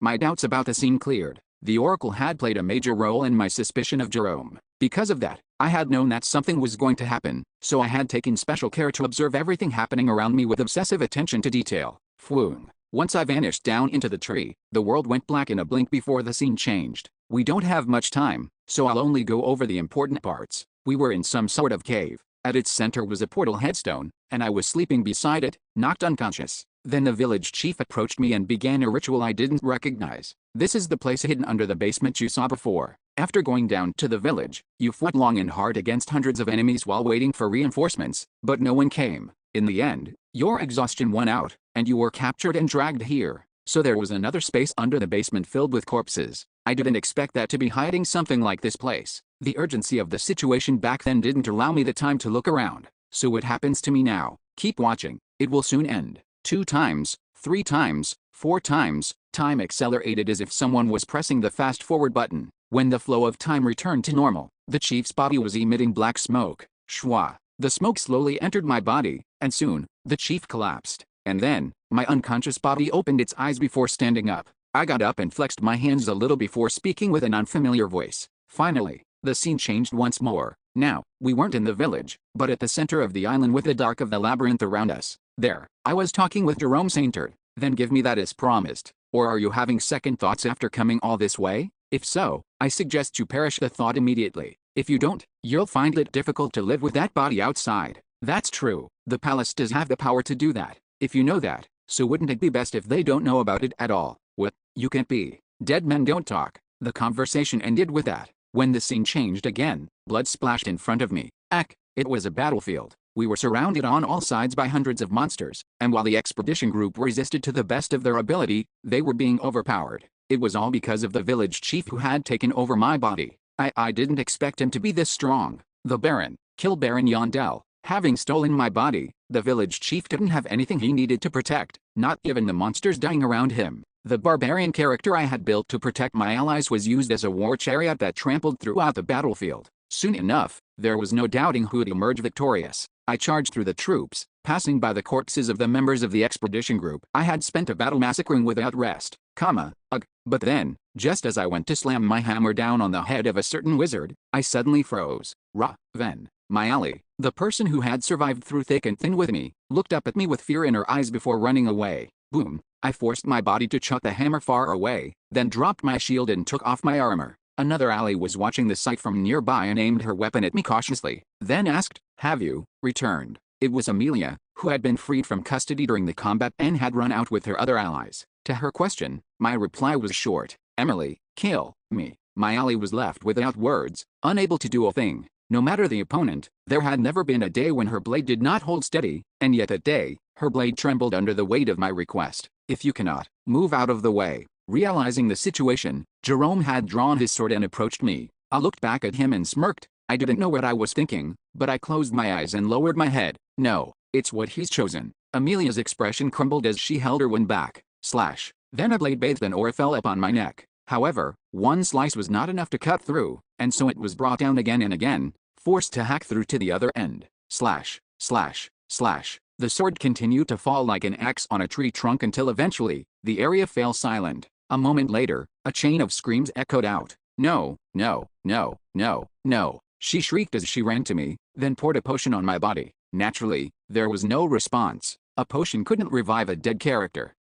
If not for you. Calm down, Terja. You retelling me to calm down? After you saw. Do you think we'll be able to kill our enemies if you're that emotional? Stay calm, stay cold. Think only of avenging Yandel. The Anabata clan grouped together and raised their weapons against the remaining members of the expedition group, all of whom had also suffered losses. Think about this logically. Jerome tried to reason. If we weren't here, do you think you would have been able to face a monster like that? Despite his attempt at persuasion, he had no chance of getting through to them. Even then, as he spoke, many of the people within the expedition group started to desert their formations. The Baron was a hero. Even until his final moment, he tried to save us. To abandon someone like that like he was nothing. After everything that's happened here, you still say that this is for the palace. I, Melon Caslin, will raise my sword to the justice in which I believe. If you feel the same, stand with me. Traitors. Kill all the traitors. The situation was reaching its climax. Not there. Look there instead. But then, my attention was drawn in another different direction by the words of the goddess.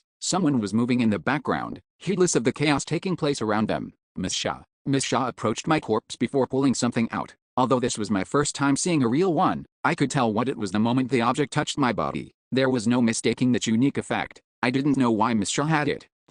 It was a stone of revival, the item with the cheat ability of bringing someone back from the dead. Due to the insane conditions required to obtain one, even I had only eaten one once during my 9 years with Dungeon and Stone. But why? Why does she even have one? That was the immediate question that came to mind as I stared dumbfounded at the scene, but then, the answer hit me. Because it was no secret that he had a stone of revival. I didn't know how that guy was able to obtain one, but when time froze the moment I was revived, I put the matter aside and spoke. So I don't die in the end. Yes, you don't die. Why had Bikoli given Miss Shah the stone of revival? There were a few possibilities that came to mind. The question I still couldn't answer, however, was why this goddess was here. Riatless, why are you trying to help me? The goddess gave a short reply.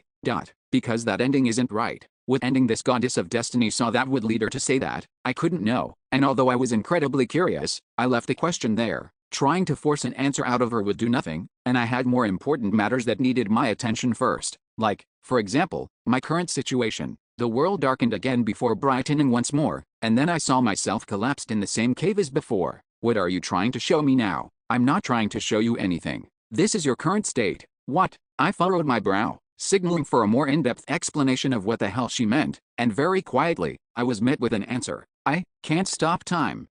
So that was what happened. While I was watching this like a video, time in the real world was flowing as normal. Still, your allies are safe, although they are currently in custody. Riatla seemed to want to help me at least, as she gave me the basic rundown of my current situation. It was quite simple. A flash of light had enveloped me before I collapsed, and while my allies were scrambling to figure out what happened, they were apprehended shortly after. With that, I was led to the village chief by Jerome's hands. Then return me already, I shouted. I need to escape before that ritual finishes. Sending you back will pose no challenge. However, even if you were to open your eyes right now, all of your abilities are sealed.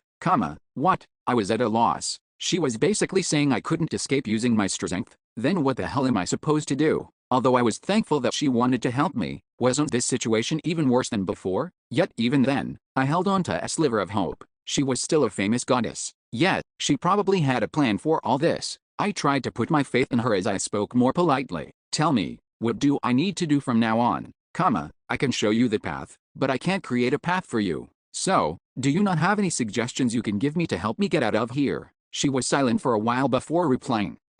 I've seen your progress from the very beginning. That is why, I know, your greatest strength isn't your cold calculations, your expansive breadth of knowledge, or your courage that helps you stand against any foe. Your greatest strength is your words. It wasn't a sentiment I could readily agree with, not after I'd woken up in the body of a barbarian and then went on to solve most problems using my body rather than my words. However, it seemed that the goddess thought otherwise. That veteran adventurer was fated to die in the labyrinth on that day with a noble wizard. However, they ended up coming back alive thanks to you buying time with your words. She must have been referring to the labyrinth of Larkaz, where I tried to negotiate with a dragon slayer after swallowing the restrained wish. Your words hold power. Although their effect was weak, they have already once changed the fate of another person. So, with her speech concluded, the goddess gave me a parting tip. How about this time as well, you try using your words.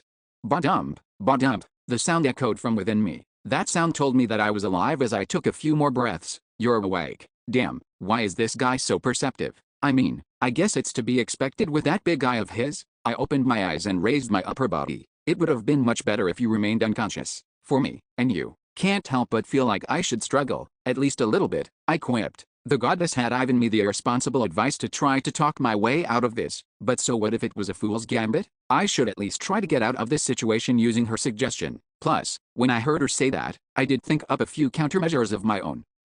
You're quite calm, the village chief observed, even though you shouldn't know what's happening to you. I mean, I'd say you're the one who doesn't understand the situation. The village chief seemed to think that my reactions didn't match my circumstances, as he kept silent, just staring at me. Since he also had a brain, I assumed he suspected that something weird was going on. With that, I moved one of my pieces. Village chief, it's not too late. Even if you take my body, you won't be able to return to the city. I was wondering what it was, but you just wanted to curse me. It's not a curse, it's the truth. I've already seen what will happen. This was where my second piece came in. Atlas has shown me the future. The village chief paused in thought, and then to my surprise, he seemed to trust that I wasn't lying. I heard that you collapsed after flashing with light, so she intervened. For one reason or another, he had accepted my words as truth. Alright, then I didn't need to waste more time on this. Tell me, he commanded at last. If you want to stop me, what did she show you? For a more effective negotiation, I altered the scenario a little. You steal my body and then get attacked by Jerome, and you lose.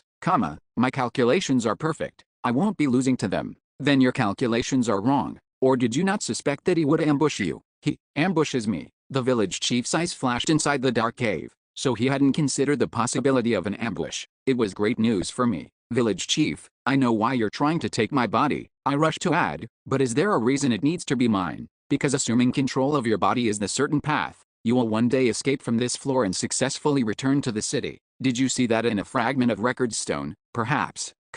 I didn't expect you to know of the record stone, he admitted, confirming my suspicions. The tree of potential dialogue choices in my mind expanded at the sudden jackpot, but I decided to overcome my current situation first. Then you're saying it doesn't need to be me. There is no need for me to risk that, since I know that I will lose. If I adjust my plan now, adjust what? I cut him off and got straight to the point. Jerome Saintard, the commander of the expedition group, was nicknamed the Knight of Light. What about his body? I offered. He's a little old, but he's a count and can use aura well. Aren't you a knight? That wasn't even the best part. His greatest benefit was something else. On top of that, if you steal his body, you can get out of this place immediately. I decided to throw in some bait that could be enough to tempt him. He has the essence of Iblis. This was my battle to win. Chapter 566, Destination 6. If it's Iblis, don't worry. I've already confirmed that he's activated a heretic altar inside the palace. That was truthfully only a guess on my part, but I said it regardless. And honestly, I was practically sure of it anyway. That's a surprise. I thought it might be. The essence of Iblis isn't a common. No, I didn't expect you of all people to suggest something like this, the chief said before going quiet again. A heavy silence fell over us, but it was ultimately to my advantage. I had been thrust into this situation before I even opened my eyes. I needed some time to collect my thoughts. Jerome Saintard, what would happen if I gave his body to the village chief? Although I had been the one to suggest it, I hadn't had an opportunity to truly consider the consequences before jumping at the chance. It should be fine, right? The village chief becoming the commander of the 1st Royal Guard would be a positive for me. It would take one of the palace's main fighters off the board, for one, and since the two of us had a secret connection, the village chief and I could share information and make deals with each other. The problem here was more a moral one, but he's the one who backstabbed me first. If he hadn't handed me over to the chief, this wouldn't even be happening in the first place. No, there was even a world where we could have teamed up to defeat the village chief together. If the village chief had really been as confident in his strength as he made himself out to be, he would have just killed all of us and taken my body by force, but he hadn't. But I've become certain since arriving on this island.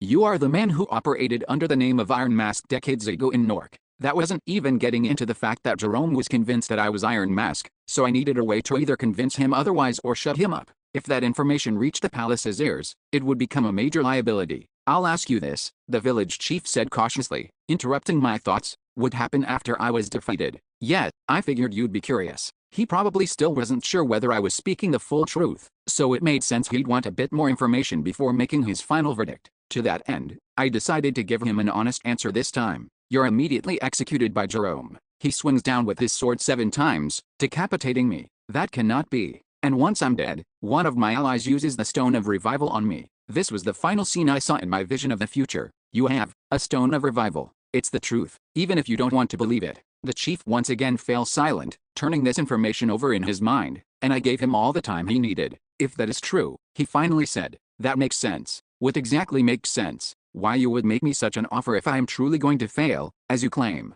Sure enough, he was sounding me out. Although I was inwardly grumbling about what a cunning bastard he was, I kept it cool on the outside as I said, in any case, as long as we have the Stone of Revival, you'll never be able to achieve your goal. The Stone of Revival had two main characteristics. One was that it could revive a dead person so long as their corpse was intact, and the other, when the Stone of Revival is used, you lose your memories. The other was that it wiped your memories. Even in the game, if you use the Stone of Revival on someone, the character in question would forget everything, and all relationship and intimacy stats would reset to their base state. This was reminding me just how shitty an item it was. I'd once gone out of my way to use its 2 precious charges to revive 2 of my party members, yet the people I revived both ended up leaving the party soon after. That is definitely a problem. Thankfully, it seemed the village chief was already aware how the Stone of Revival worked. If he wasn't, I would have had to take the time to explain it to him. According to the record stone, Bjorn Yandel will one day leave this place, but so long as that item exists, we cannot be certain if that person will be you, me, or even someone completely different. The turn his thoughts had taken told me that this conversation was nearing its end. The biggest reason the village chief wanted to steal my body was because it was the surest way out. My body was fated to one day escape this floor, so if he stole it, he was guaranteed to be able to leave too. However, the presence of the Stone of Revival had thrown his certainty into question. So, I prompted, what are you going to do? All that was left was for him to make a decision. Would he steal my body, even with the Stone of Revival in play, or would he use Jerome Saintard's body to escape to the city? Sitting around waiting for his answer was way too nerve-wracking, so I threw in one more thing to sweeten the deal. If you decide to steal his body, I will help you. You are completely different from the things I've heard about you. Really? I don't know what kind of background check you ran, but this is only fair. He's the one who stabbed me in the back first. That is true. So, I said, swallowing, what's your answer? I refuse, replied the chief. Damn it. You refuse. I didn't get it. I had thoroughly, logically explained why he needed to choose Jerome instead of me, but he'd still turned me down.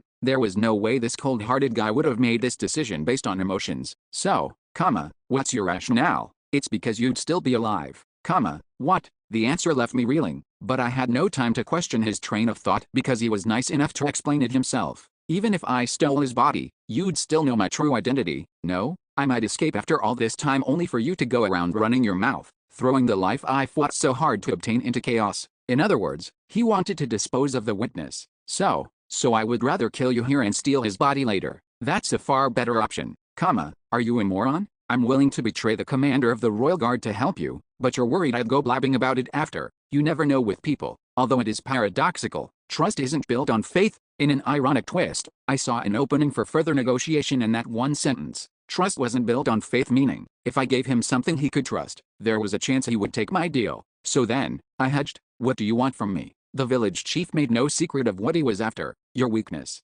Just as you can destroy me with a single word, if I could hold that same power over you, then I'd be willing to shake your hand and work with you. What a guy. And if I don't have anything like that, someone with nothing to hide wouldn't be asking that question. I didn't have enough data to know if that was true or not, but in this case, he happened to be right. The moment I heard the word weakness, several things immediately popped into my mind. The fact that I was an evil spirit, the time we killed the Order of the Rose in Ice Rock, even the way I stole the fragment of record stone right out from under Jerome's nose decades ago in Nork. There were a few things I could give him here, and if doing so meant avoiding the future the goddess showed me, I wouldn't even regret it. But I'm no pushover. My reply was stern. I refuse. I didn't lie and say I had no such weakness, but instead rejected his condition outright. You refuse? He asked just as I did a moment ago, but my answer didn't change. The fact that he was making this demand in the first place told me that he'd found my offer very enticing. Like I said, you have two options. Either you take my offer, or you refuse and try to do it by yourself. That is all, I declared, putting this negotiation to rest. There's no room for ultimatums, you are quite bold for someone whose life is on the line, as any barbarian warrior should be. At my nonchalant response, the village chief seemed to smirk a bit before answering without missing a beat. All right then, let's put our heads together and come up with a plan to steal Jerome Saintard's body. Phew, I nearly died. After a successful negotiation with the village chief, we had a lengthy conversation in the cave. The topic of discussion, how we would get Jerome Saintard into this cave to steal his body. Honestly, it didn't take long to iron out the plan, and it wouldn't be that hard to pull off so long as the village chief and I worked together. However, our conversation ran long elsewhere. So, what is the item you promised Jerome? Tell me. We're practically on the same side now. This was something I had been wondering for a while. Just what did he offer Jerome that the latter had decided to hand me over? Surprisingly, the village chief replied without a moment's hesitation. It was the heart of Karu. Karu. It had been a while since I'd heard the name of the ancient, evil god. When I tilted my head, the chief kindly gave me the explanation I was seeking, pointing to a black stone sitting in the middle of the cave. That, in exchange for a human sacrifice, you become able to use one of Karu's legendary abilities. That is how I can steal people's bodies. This was an item that had never appeared in the game. Well, not that that was a huge shock. Then why does Jerome want it? I asked. It is one of the royal family's treasures, something that originally belonged to the immortal king. The reason I am in this state is because I stole it. Rather than focusing on the village chief's past sins, I was more concerned with something else. A royal family treasure? Wait, is this thing the reason the immortal king was immortal? Did you not know? Whenever the immortal king had a child, he would steal the child's body in order to continue his rule. That is also why the immortal king was known for always wearing a mask. This was a huge secret buried in the heart of the great kingdom of Raftonia. I didn't expect the immortal king to have hidden lore like this. Maybe the reason King New World defeated and usurped the immortal king wasn't to free the realm or whatever, but to save his own hide from getting body jacked. And if not that, maybe the immortal simply died because the heart disappeared. In any case, from the perspective of King New World, there was no putting a price tag on the worth of this item. It was understandable that Jerome would lose it a bit after hearing it was here. His loyalty to the palace was absolute. Wait, but that doesn't make sense. If you ran off with this item, how did the immortal live for thousands of more years afterward? Just as his name suggested, the immortal king had lived for what could be considered an eternity before finally dying about 150 years ago. Who knows? I was surprised myself when I heard. However, are they not the royal family? He probably found a different way to stay alive. Okay, so you don't know. The immortal king, the heart of Karu, King New World. Just what the hell happened back then? I was dying of curiosity, but I wasn't going to get any more answers here. Does that answer all of your questions? The village chief asked. No, one more thing. What happened to the captain of the Silver Lion clan you sent to the library? Oh, them? I sent one of the warriors from the village to confirm your whereabouts. The offering required to take over a body for just a month is only. No, I don't know why I'm even explaining this to you. So he noticed. To be honest, I'd been wondering why he was answering all my questions so readily. Enough talk. Let's go back up, he said, forcibly ending the conversation before stepping forward to lead me out of here. He will be waiting for us. Jerome sauntered. It was time to get some payback. Chapter 567, Closed Doors, 1. Barbarian.To. As I emerged back onto the surface, a few knights stiffened when they noticed me. To be fair, it probably looked like a ghost had returned from the dead from their perspective, considering how Jerome had thrown me into danger after I lost consciousness. Are you alright? One of the knights seemed to have sensed something was off, as he didn't approach any closer, keeping his distance. However, for some reason, he wasn't able to look me in the eyes. Was he feeling guilty or something? Call Count Saintard here, I ordered. I have something to say to him. Pardon? Oh, yes, I will go relay your message. The knight, one of the group who had been standing guard around the tree, quickly ran off. Not long after, Jerome Saintard appeared with a huge band of knights. He stared at me for a while as if to check my identity before saying to the others, leave this place to me.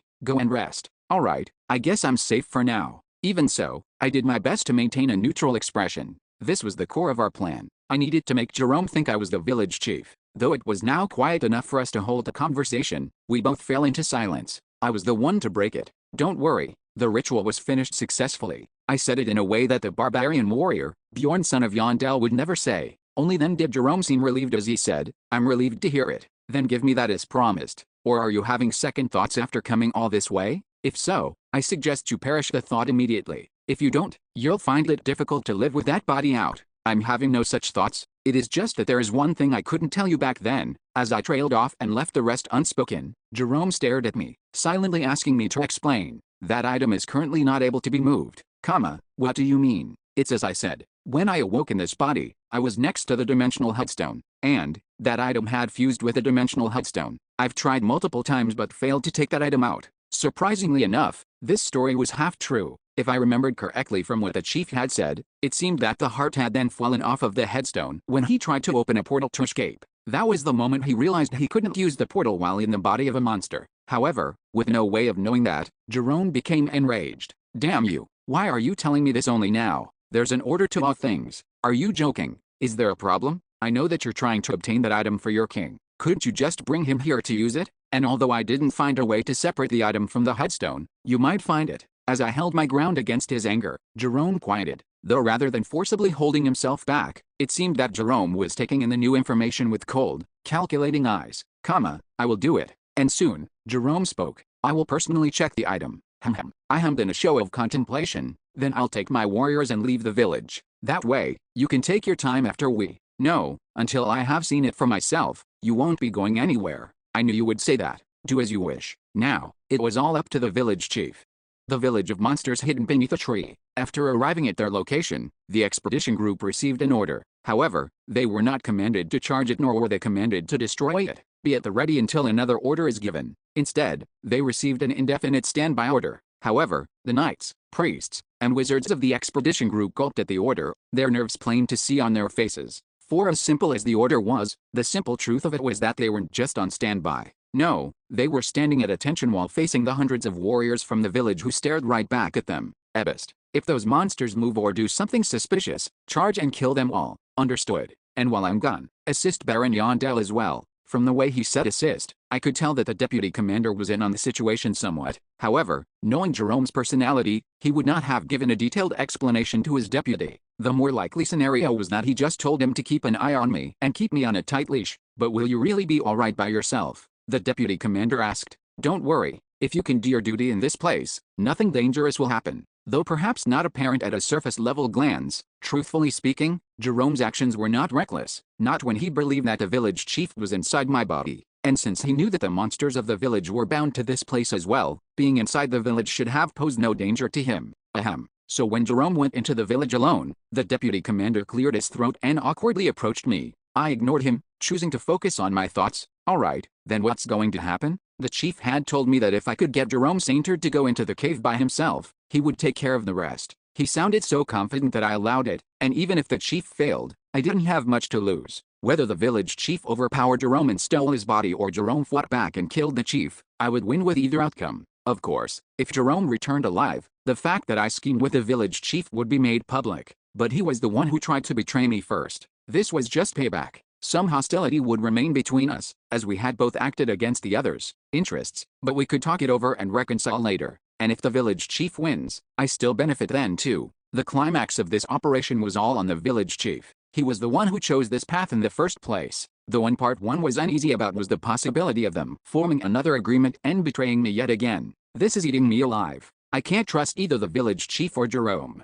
But the more I thought about it, the less likely a deal between them seemed. So I shook the thought away. It wasn't as if I didn't have a plan for that situation either. For now, I just needed to see how the situation played out. Ebist, could I talk to my allies for a moment? I requested, trying to test the limits. Nevertheless, I was refused without being given a chance. I apologize. When the commander returns, I will ask him to allow you to speak with your allies, so please wait until then. Sure, I was worried for my captured allies, but I quickly put that aside for now. Judging by his stubborn response, I doubted I could find any way to convince him. I need to ask Miss Shai about the Stone of Revival too. Of course, I wasn't going to ask her directly. I was just going to have a little check-in, maybe see if my suspicions were true. The Stone of Revival had almost certainly come from Bikoli. I was nearly 100% positive. I also had a guess as to why he gave the stone to Miss Shai at all.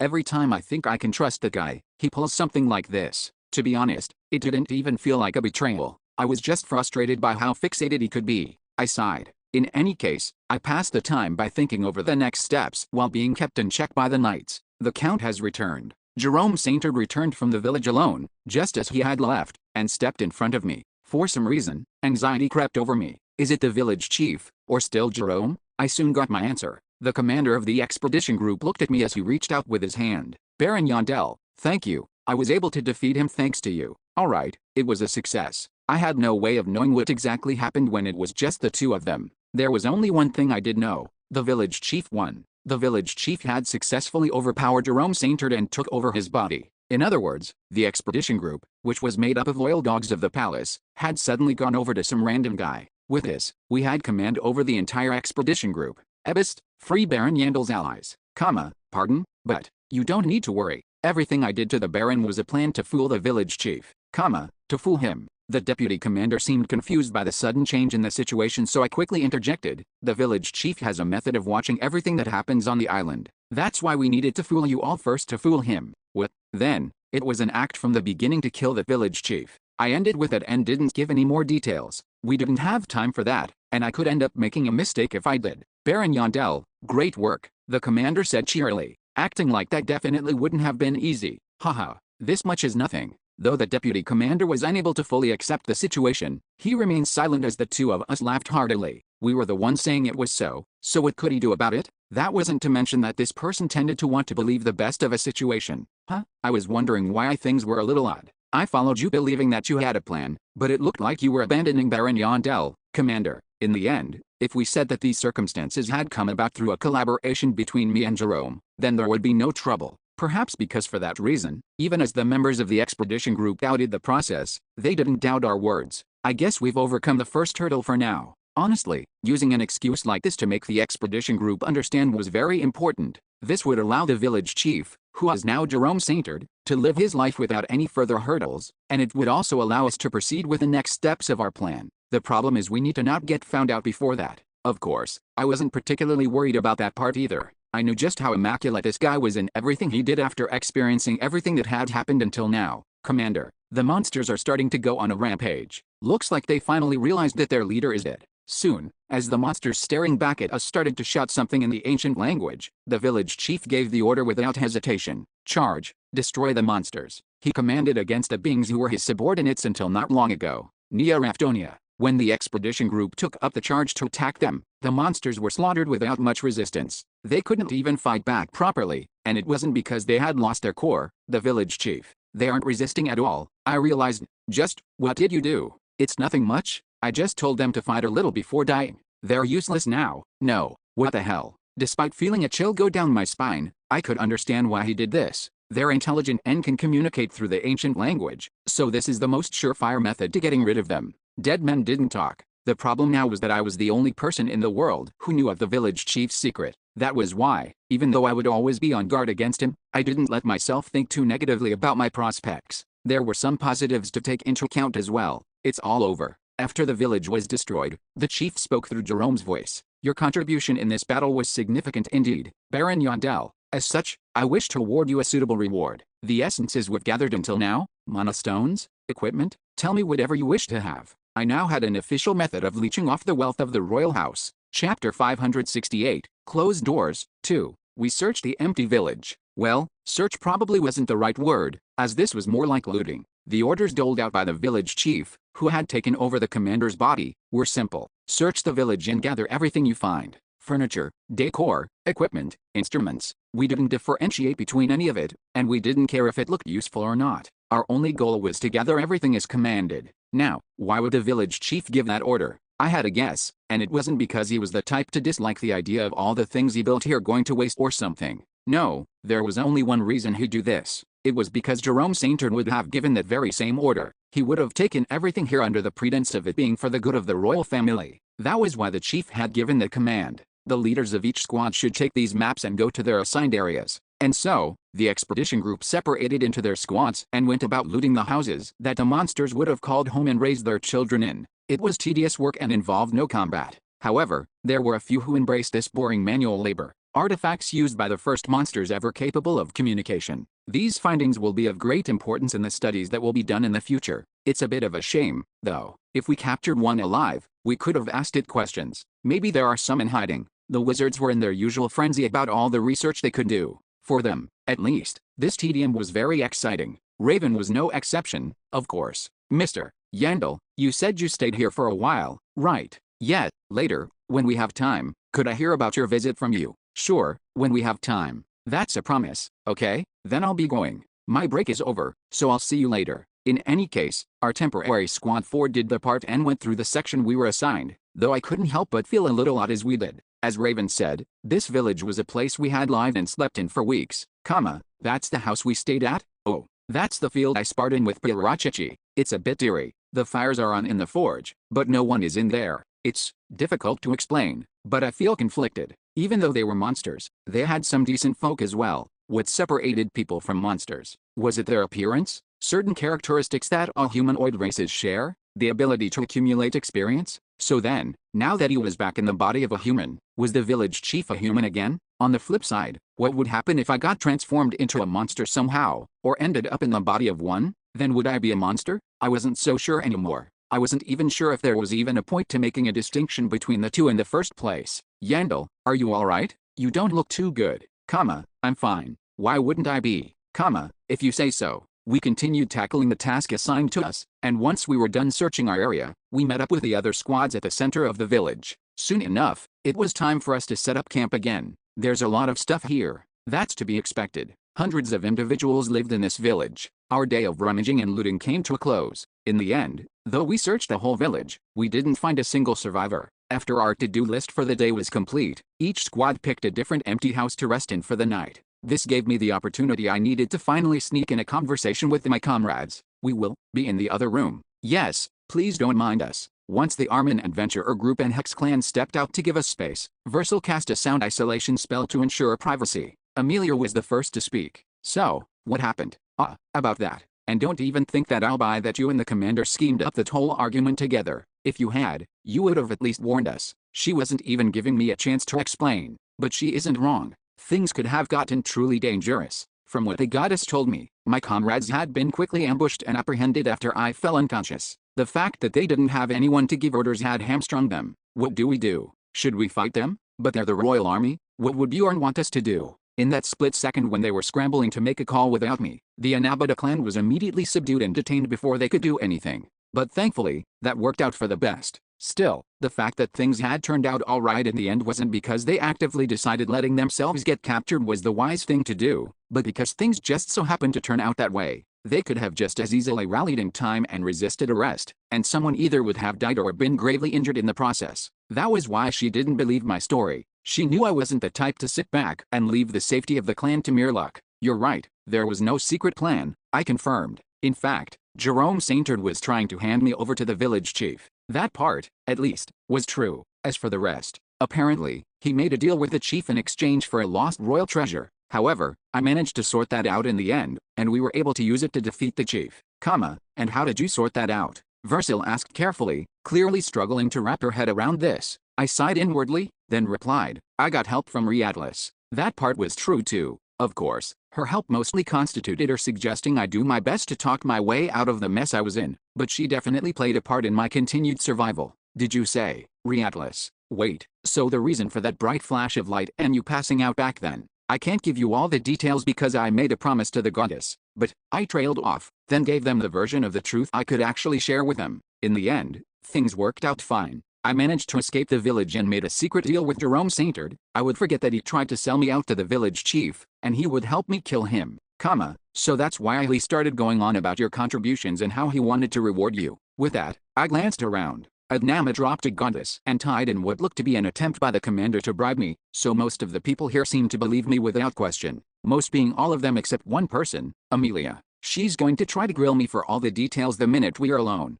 I got a headache just thinking about it, but it couldn't be helped. The fewer people who knew about the chief's secret, the better. No matter how good I was at acting, he would more than likely notice if I told someone. And if he did, the person I shared his secret with would also become a target of his unpredictable nature, which was liable to rear its ugly head at any moment. More importantly, when things actually go wrong in the future, they'll be able to help prove that I had nothing to do with any of it. In any case, I answered a few more questions from my comrades and then ended the conversation there. It was time to move on to the next item on the agenda. Could everyone step out for a moment?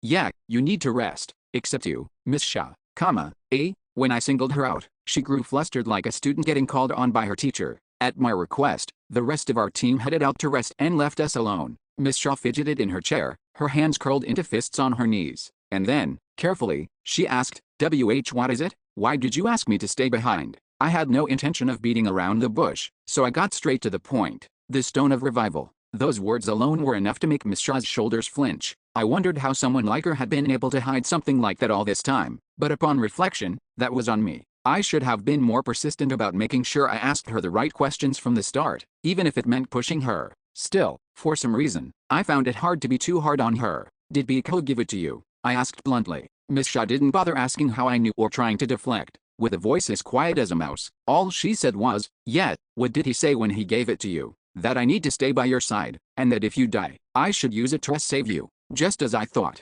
Since I had expected as much, I wasn't all that surprised. I was, however, curious about a few things. Did you know that when you use the Stone of Revival, the target loses all their memories?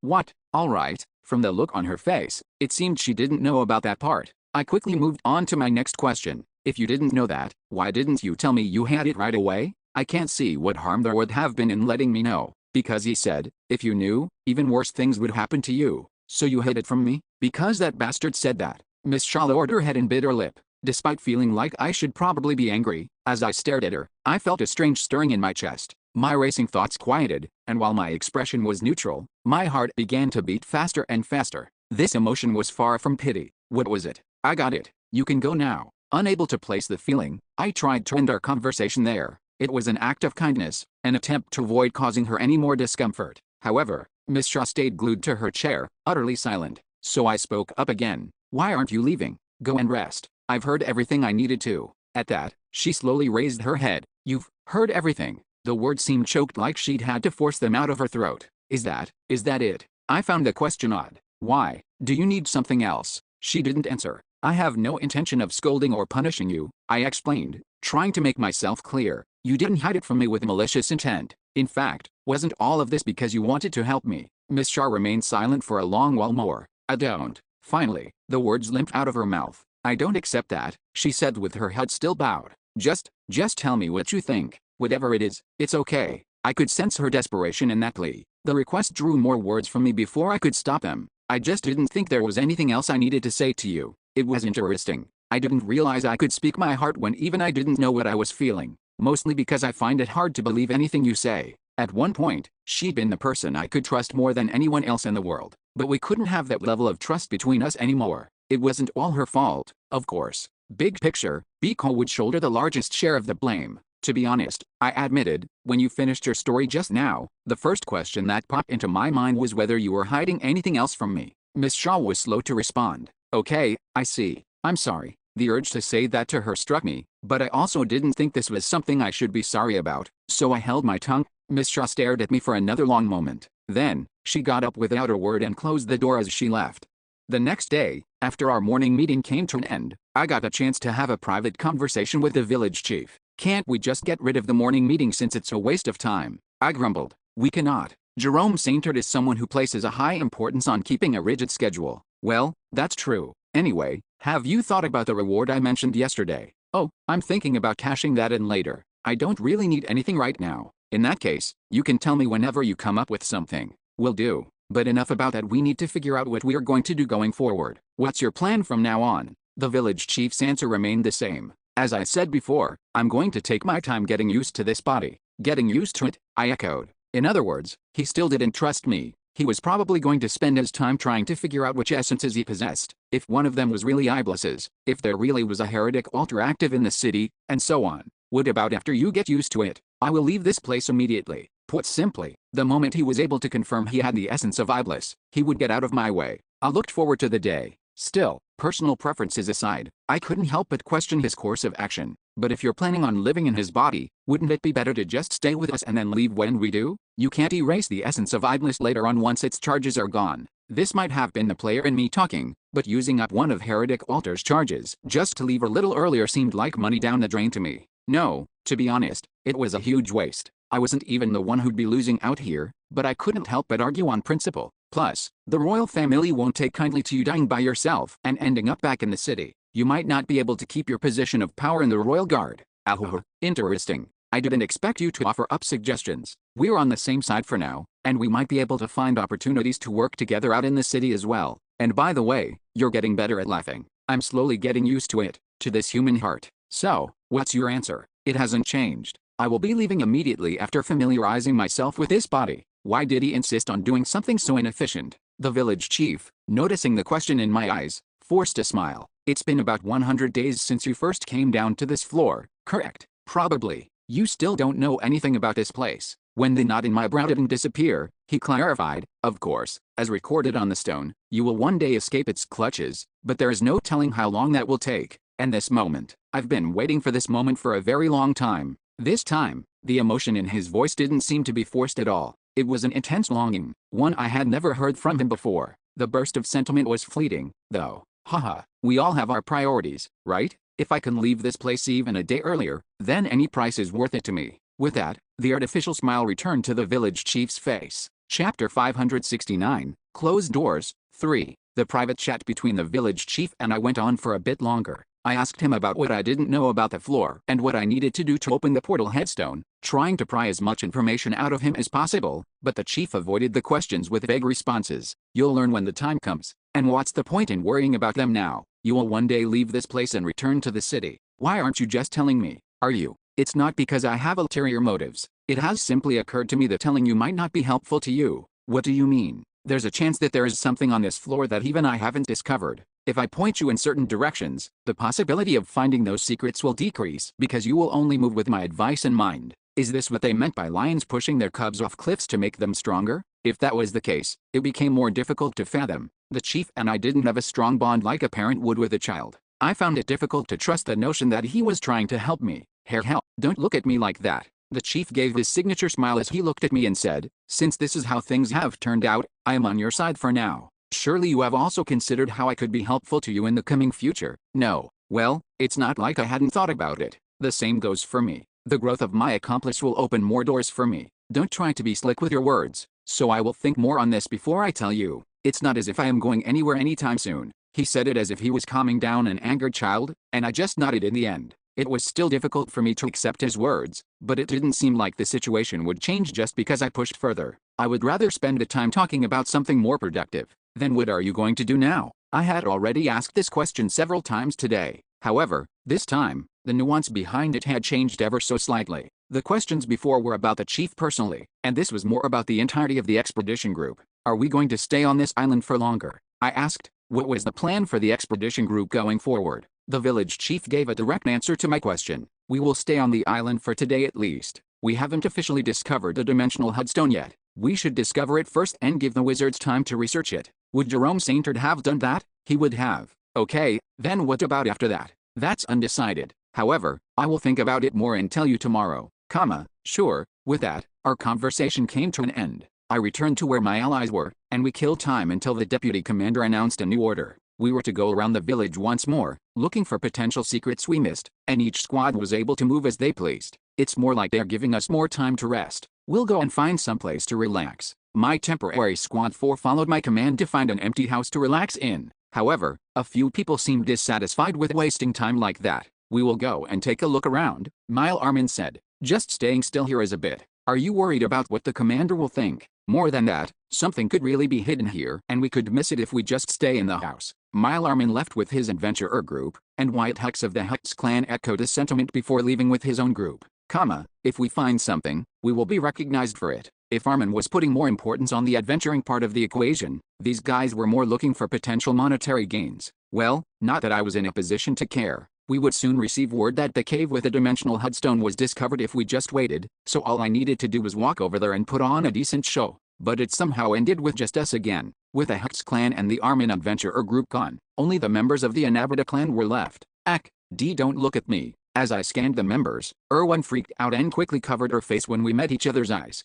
So she was still doing that. My heart sank as I watched Erwan run off into a corner to hide. Versil used the moment to approach me. Don't worry, I have a potion to help her grow her hair again. I'll make it and deliver it to her when we return to the city. Oh, that's good to hear. Wow, so you are pretty set in your preferences, Why was she talking about my preferences now? As I looked at her in confusion, Versil avoided my eyes. I just think Ms. Tertia looks pretty good with short hair as well. I thought so too, but every time I looked at her, she went and did that. If I said anything about it, she would only take it as me trying to console her, so I didn't even try. But we'll need to stay here for a while longer. I was worried about the future, but since I didn't have a solution at hand, I chose to file that thought away. Here you are. I've been looking for you everywhere. A man entered the house we were using to waste time. Caitlin, what are you doing here? I saw the Armin adventurer group going around by themselves. I talked to them a bit, and when I heard that you were resting here, I came to visit. Welcome. You should rest a little as well. Don't get too caught up on your work.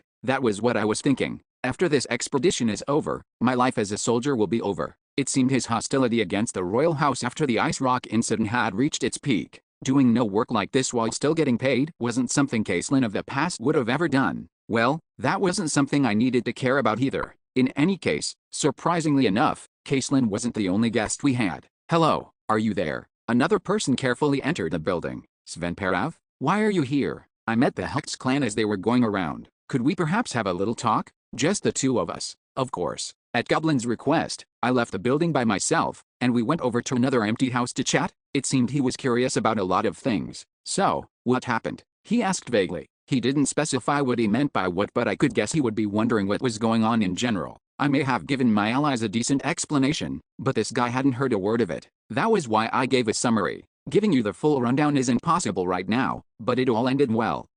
We've avoided the scene you saw in your oracle. Then that's quite the relief. I could tell that he was curious about the parts I had omitted, but he swallowed his questions. This was proof that he was at least decent in social interactions. Seeing that, I tapped his shoulder in encouragement. Sven Parav. Thinking about it now, I wasn't able to tell you this before. Thank you. Pardon. There's a reason I can't tell you the details, but whatever the case, I don't know what would have happened if not for you.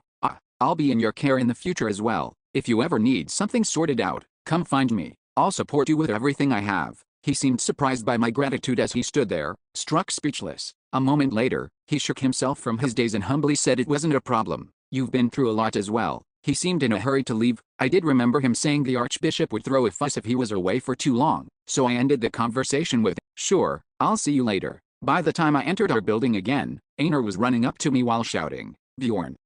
That was the tone she used when she had something she wanted to show off to me. I glanced around, then immediately noticed a change in our little rest area. Raven was here, and, ignore Eru, there, look over there. Erwin was wearing a dark, steel helmet, what's with that? I asked it while looking at Raven, not Einar, and the former let out an explosive sigh before explaining. Ms. Tertia looked down, so Ms. Fenelon seemed to have thought up a strategy. Oh, so that was why she looked so proud. Ha ha, am I not a genius? Wearing that, she can hide her embarrassing short hair. No, that isn't all. If you wear this, you can protect your head as well. Einar spoke proudly after pulling out a barbarian solution. Whatever. If you've seen it, how about you stop her? Raven whispered with a sense of urgency. However, I ignored her answer and met Erwan's eyes.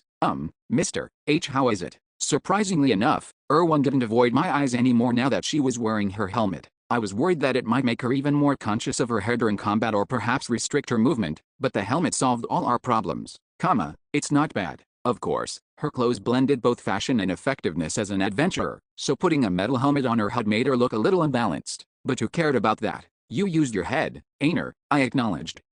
It wasn't easy, but Erwan is my friend. The problem was resolved. Raven, however, seemed to disagree. Are you really going to let Ms. Tertia go around like that? She'll definitely become a laughingstock. Hey, Ms. Rains, shouldn't you say something? Leave her be. I cut her off. She says she's fine. Ms. Tertia, are you really okay with this? Pardon? Yes, I definitely feel less embarrassed when I'm wearing this. Raven's jaw dropped in disbelief, and that topic was left there. Erwan would now go around wearing that helmet. By the gods, how did we get here? What was she talking about? Let's stop there, I suggested. And Raven, why are you here? Me? I was just wondering what you were up to. It was a free search order, right? I thought that you would have found something. So to put it simply, she was here to mooch off me. If she was next to me when I found something, she could be the first to research it. That's unfortunate. As you can see, we decided to just rest. Yeah, I didn't expect this. After talking with Raven, Amelia came to me. By the way, Yandel, is your conversation over? Yep, and Sven Parav is gone too. I see. Then could you give me some of your time as well? For some reason, many people wanted to talk to me today. Excuse me, Raven, this might take a while, I said. You can hang around here before going back. Do I really look that free to you? I was about to leave right now. Really? Then see you around. After sort of sending off Raven, I walked outside with Amelia. To be honest, I was a little curious. Why did she call me for a talk? I soon learned the answer. I was going to ignore it, but I can't just stay quiet after seeing her stay in the corner like that. Sure enough, that's what it was. Did something happen between you and Mr. Karlstein yesterday? Amelia asked. There was no reason not to tell her the truth. Bicoli, the stone of revival, meeting again after 2 years, the mistrust which bloomed from that, and more. But for some reason, I couldn't say those things. That was why I responded with this. Nothing happened. A lie that even a 3-year-old would not believe. However, Amelia just quietly nodded in response. I see. Tell me when you're ready. I'll be waiting. She spoke as if talking to a child. I smirked. Sure. Still, for some reason, I felt a little better. The time we spent on Chief Island dragged on longer than all expectations. The reason was simple. We were planning on leaving for our next destination the day after we discovered the dimensional headstone, but the flow of mana from the dimensional headstone is showing a similar pattern to the flow of the 2-directional transmission device we've seen in a recent paper. With this, we might be able to forcibly activate the headstone. The wizards investigating the dimensional headstone seemed to have found something new, and they requested that we stay on the island for longer while spouting some unintelligible jargon. I'll give you 10 days. Figure it out before then. The village chief accepted their request. It couldn't be helped, not with the role he had to play. Jerome Saintard would have absolutely made the same decision in his position. He was probably holding onto a little bit of hope as well. If these wizards succeeded in activating the headstone, he would be able to return to the city immediately. That, and the chief has no interest in exploration in the first place. The village chief was only waiting to get used to his body and was planning on leaving immediately after that, so it didn't matter to him if he was in the village or out there adventuring. 1 day, 2 days, 3 days. Time passed. The wizard spent the entirety of the day next to the headstone, running through trial after trial. The others either rested in the village or went around the island defeating monsters to pass the time. A few more days passed. Your soul has resonated and is drawn to a specific world. Once again, it was the day when the community forums opened up, a space where I could communicate with the outside world, and the only place I could meet with this Beako bastard. I can finally interrogate him. Since I had been looking forward to this, the moment I woke in my room, I turned on my computer and moved my mouse. Click, click, but for some reason, the moment I opened the community, half the screen was filled with a pop-up. A notice for all players using Ghostbusters, an announcement. I had no recollection of there ever being something like this. Did something happen outside? After I quickly read through the whole thing, I froze, turning to stone. Hello, I am the GM. The announcement began with that, then went on to detail when the community started, why it was created, how hard the administrators worked to maintain it, and so on. It was filled with content that a gamer who enjoyed gaming even a little bit would be afraid to see,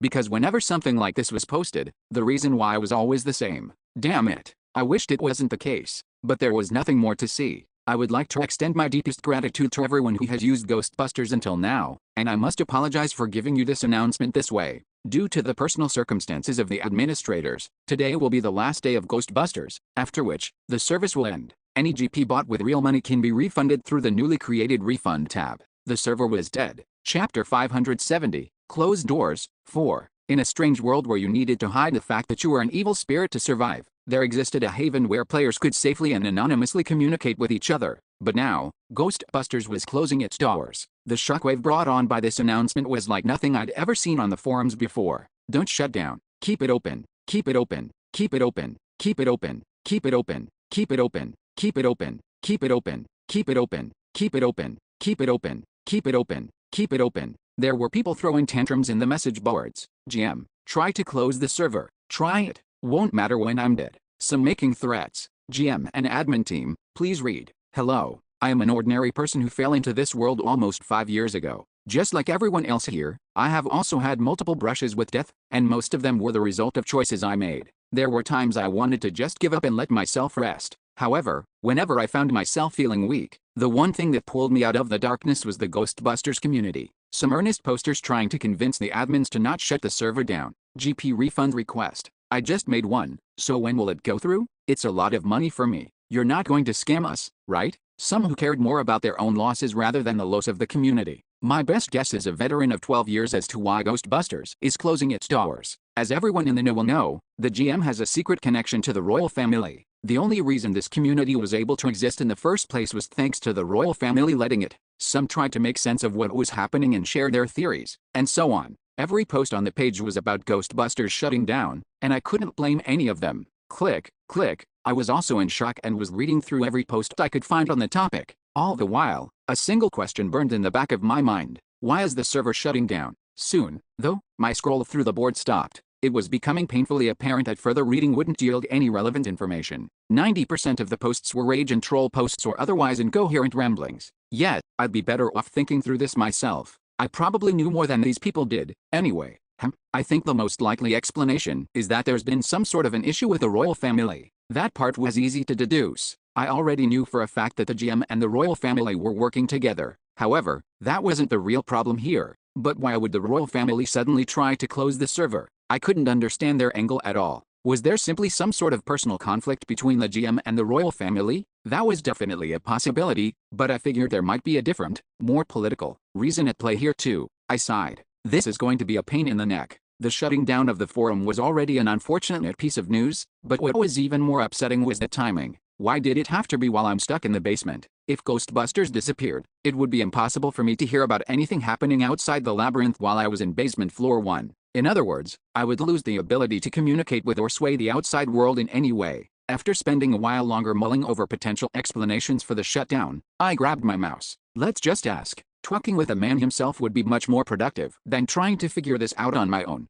I was different from the ordinary users who were stuck throwing tantrums in the comment section. After all, I knew the GM's nickname. You have sent a private message request to love. It was a nickname that made me uncomfortable every time I saw it, but even so, I bit the bullet and sent a message request. Is he busy or something? Despite waiting a while, a response never came. My request wasn't refused, but I didn't get a message asking me to hold on for a bit either. Tisk. Then I'll just keep waiting while I do other things. I clicked over to the chat rooms. Long live Korea's independence. 2 people are online. Alright, it seemed those 2 were already inside. After sliding my cursor over the join button, I took a breath to gather myself. Then oh, bro, you're here. Your younger brother is here to greet you. Hansu, you saw the announcement, right? We were just talking about. Though I felt a little bad doing this to Hyunbil right in the middle of her welcome. As soon as I entered the chat room, I glared at Biko Lee and said, Hyunbil, could you step out for a second? What? I need to talk to this bastard. I wasn't here for a friendly tight a grave tight. Hyunbil stared at me for a moment, then left the chat room without another word. The ensuing silence was hesitantly broached by Biko Lee. Bro, are you mad at me? His innocent act was despicable. It wasn't like he was even scared of pissing me off. If he were the type of guy who could be intimidated, he wouldn't have gone around scheming behind my back in the first place. Hey, just what the hell do you think you're doing? I asked, blunt as a rock to the head. He didn't seem to understand what I was talking about, though. Hey, wait, bro, calm down for a second. You need to tell me what this is about first. Okay, so you wanted to see how much I knew? Well, I didn't have a reason to hide it. If the community was going to close after today, I likely wouldn't get a better opportunity to talk to this guy on neutral ground ever again. The Stone of Revival. Just as with Miss Shaw, all I said was that, and it seemed that was all he needed to understand the situation he was in. Biko Lee's expression changed in an instant. The look in his eyes shifted from worry at my anger to disappointment. Looks like she failed. He let out a short sigh. Did she tell you? I was reminded once again that this guy was really messed up in some fundamental way. Or did she just get caught? He continued. I mean, I didn't really trust her to pull it off in the first place. Biko Lee. I cut him off. If I had to sit here listening to him ramble on, I wouldn't be able to control myself. So, I clenched my jaw and spoke as calmly as I could. Why did you do it? Why did you give Miss Shaw the Stone of Revival? Biko Lee tilted his head. That's not like you, big bro. A slow smirk spread across his lips. Don't you already know the answer? To be honest, he was right. Just answer the question. I pressed anyway. Why did you do it? Finally, Biko spoke. Because you were frustrating me, so you wanted to use the Stone of Revival on me. Yes, you can't cut those people out of your life, so I was just trying to help you out. These relationships won't mean anything when we go home, you know that, right? A self-serving asshole who would use any method at his disposal to achieve his goals. That was Biko Lee's true nature. I didn't even need to ask about the rest of his plan. If I'd lost my memories, he would have approached me with a kind smile and called me big bro. However, letting my anger show here would mean losing. Really? Well, anyway, thanks, I said dismissively. For the Stone of Revival. It's a ridiculously rare item, and I ended up getting one for free. It must have taken you a lot of work to get your hands on. I mean, it sucks that you didn't get to achieve your goal, but oh well, I mocked, making it clear that he wasn't going to get the stone back even if he begged me for it. However, the response I got from him was completely different from the one I expected. Oh, really? Actually, I'd be grateful if you held on to it. He wasn't just pretending not to be concerned. He was being genuine. You're not going to die, anyway, he explained. You still need to clear the final floor and complete the wish like you're destined to. Do you know why I gave the Stone of Revival to you even while knowing that? That was apparently a rhetorical question, as he didn't even give me a chance to respond before continuing. Getting brought back using the Stone of Revival would mean you still aren't dead, which would mean you can still carry out what's written on the record stone, right? Put simply, a situation in which the Stone of Revival might end up getting used on me was a situation where I was genuinely in danger of dying. The events written about in the record stone are like a river. The water is flowing in a set direction and will reach its destination eventually, but anything could happen in between. That was the reason Biko Lee gave Miss Shaw the Stone of Revival and sent her back to me. The mere fact that the Stone of Revival was now in my proximity meant that the possibility of me actually needing it someday had become real. In other words, he'd changed the flow of the river to nudge me toward the path he wanted. I was honestly amazed by how crafty he was, but I kept my expression carefully neutral and forced out a casual laugh. Biko, aren't you being a little impulsive right now? I know you're upset your plan failed, but you didn't have to shoot yourself in the foot. Now that you told me all that, I'll just, nah, I know you, big bro. Even if you know my plan, you probably won't be able to get yourself to throw the stone away, not when your allies could die at any time. I think I remember people mentioning you got really sad when some loser wizard died a few years back. My vision went red as he crossed the line with that last bit, but I otherwise couldn't deny the truth in what he was saying. He had hit the nail on the head. Even with the penalty that they would lose their memories, I would use the Stone of Revival on my allies without hesitation if the situation ever presented itself. In fact, at that moment, I would be grateful that I was lucky enough to have one. Well, if you're still going to get rid of it, you can.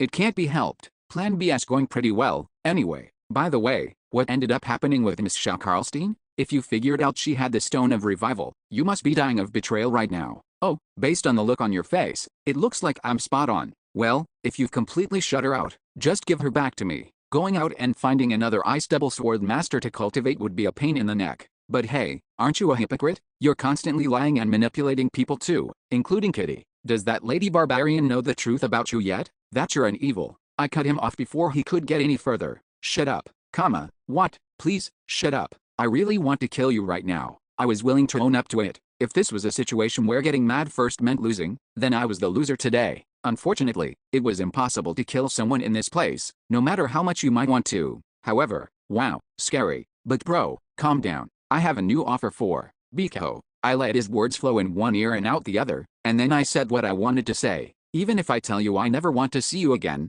we're going to meet again at some point, right? Oh, I guess. When we do, I'll fulfill your wish. Eh, what do you mean? What do you think? Aren't you always going on about it? How much you want to leave this damned world? I'll see you then. With that, I left the chat room. The next time I blinked, I was back in Hansenli's room. It took me a while to calm down, and my first thought once the anger had passed was of Hyunbil, who would have been waiting outside. She must be really confused. However, I didn't want to go back into the chat room and explain everything right now. I needed to recover some of the energy that the encounter had drained from me. In a quiet place, by myself. 1 minute, 2 minutes, 3 minutes. I spent some time spaced out on my bed, feeling my mental battery recharge a bit. I thought back to the conversation I had with Bikoli and regretted a few things I'd left unsaid. Then I sighed, got up from my bed like a zombie, and checked the chat room. Long live Korea's independence, 0 people are online. Hyunbil wasn't in the room. She had probably waited around for a bit before getting bored and leaving. I felt a little bad about that,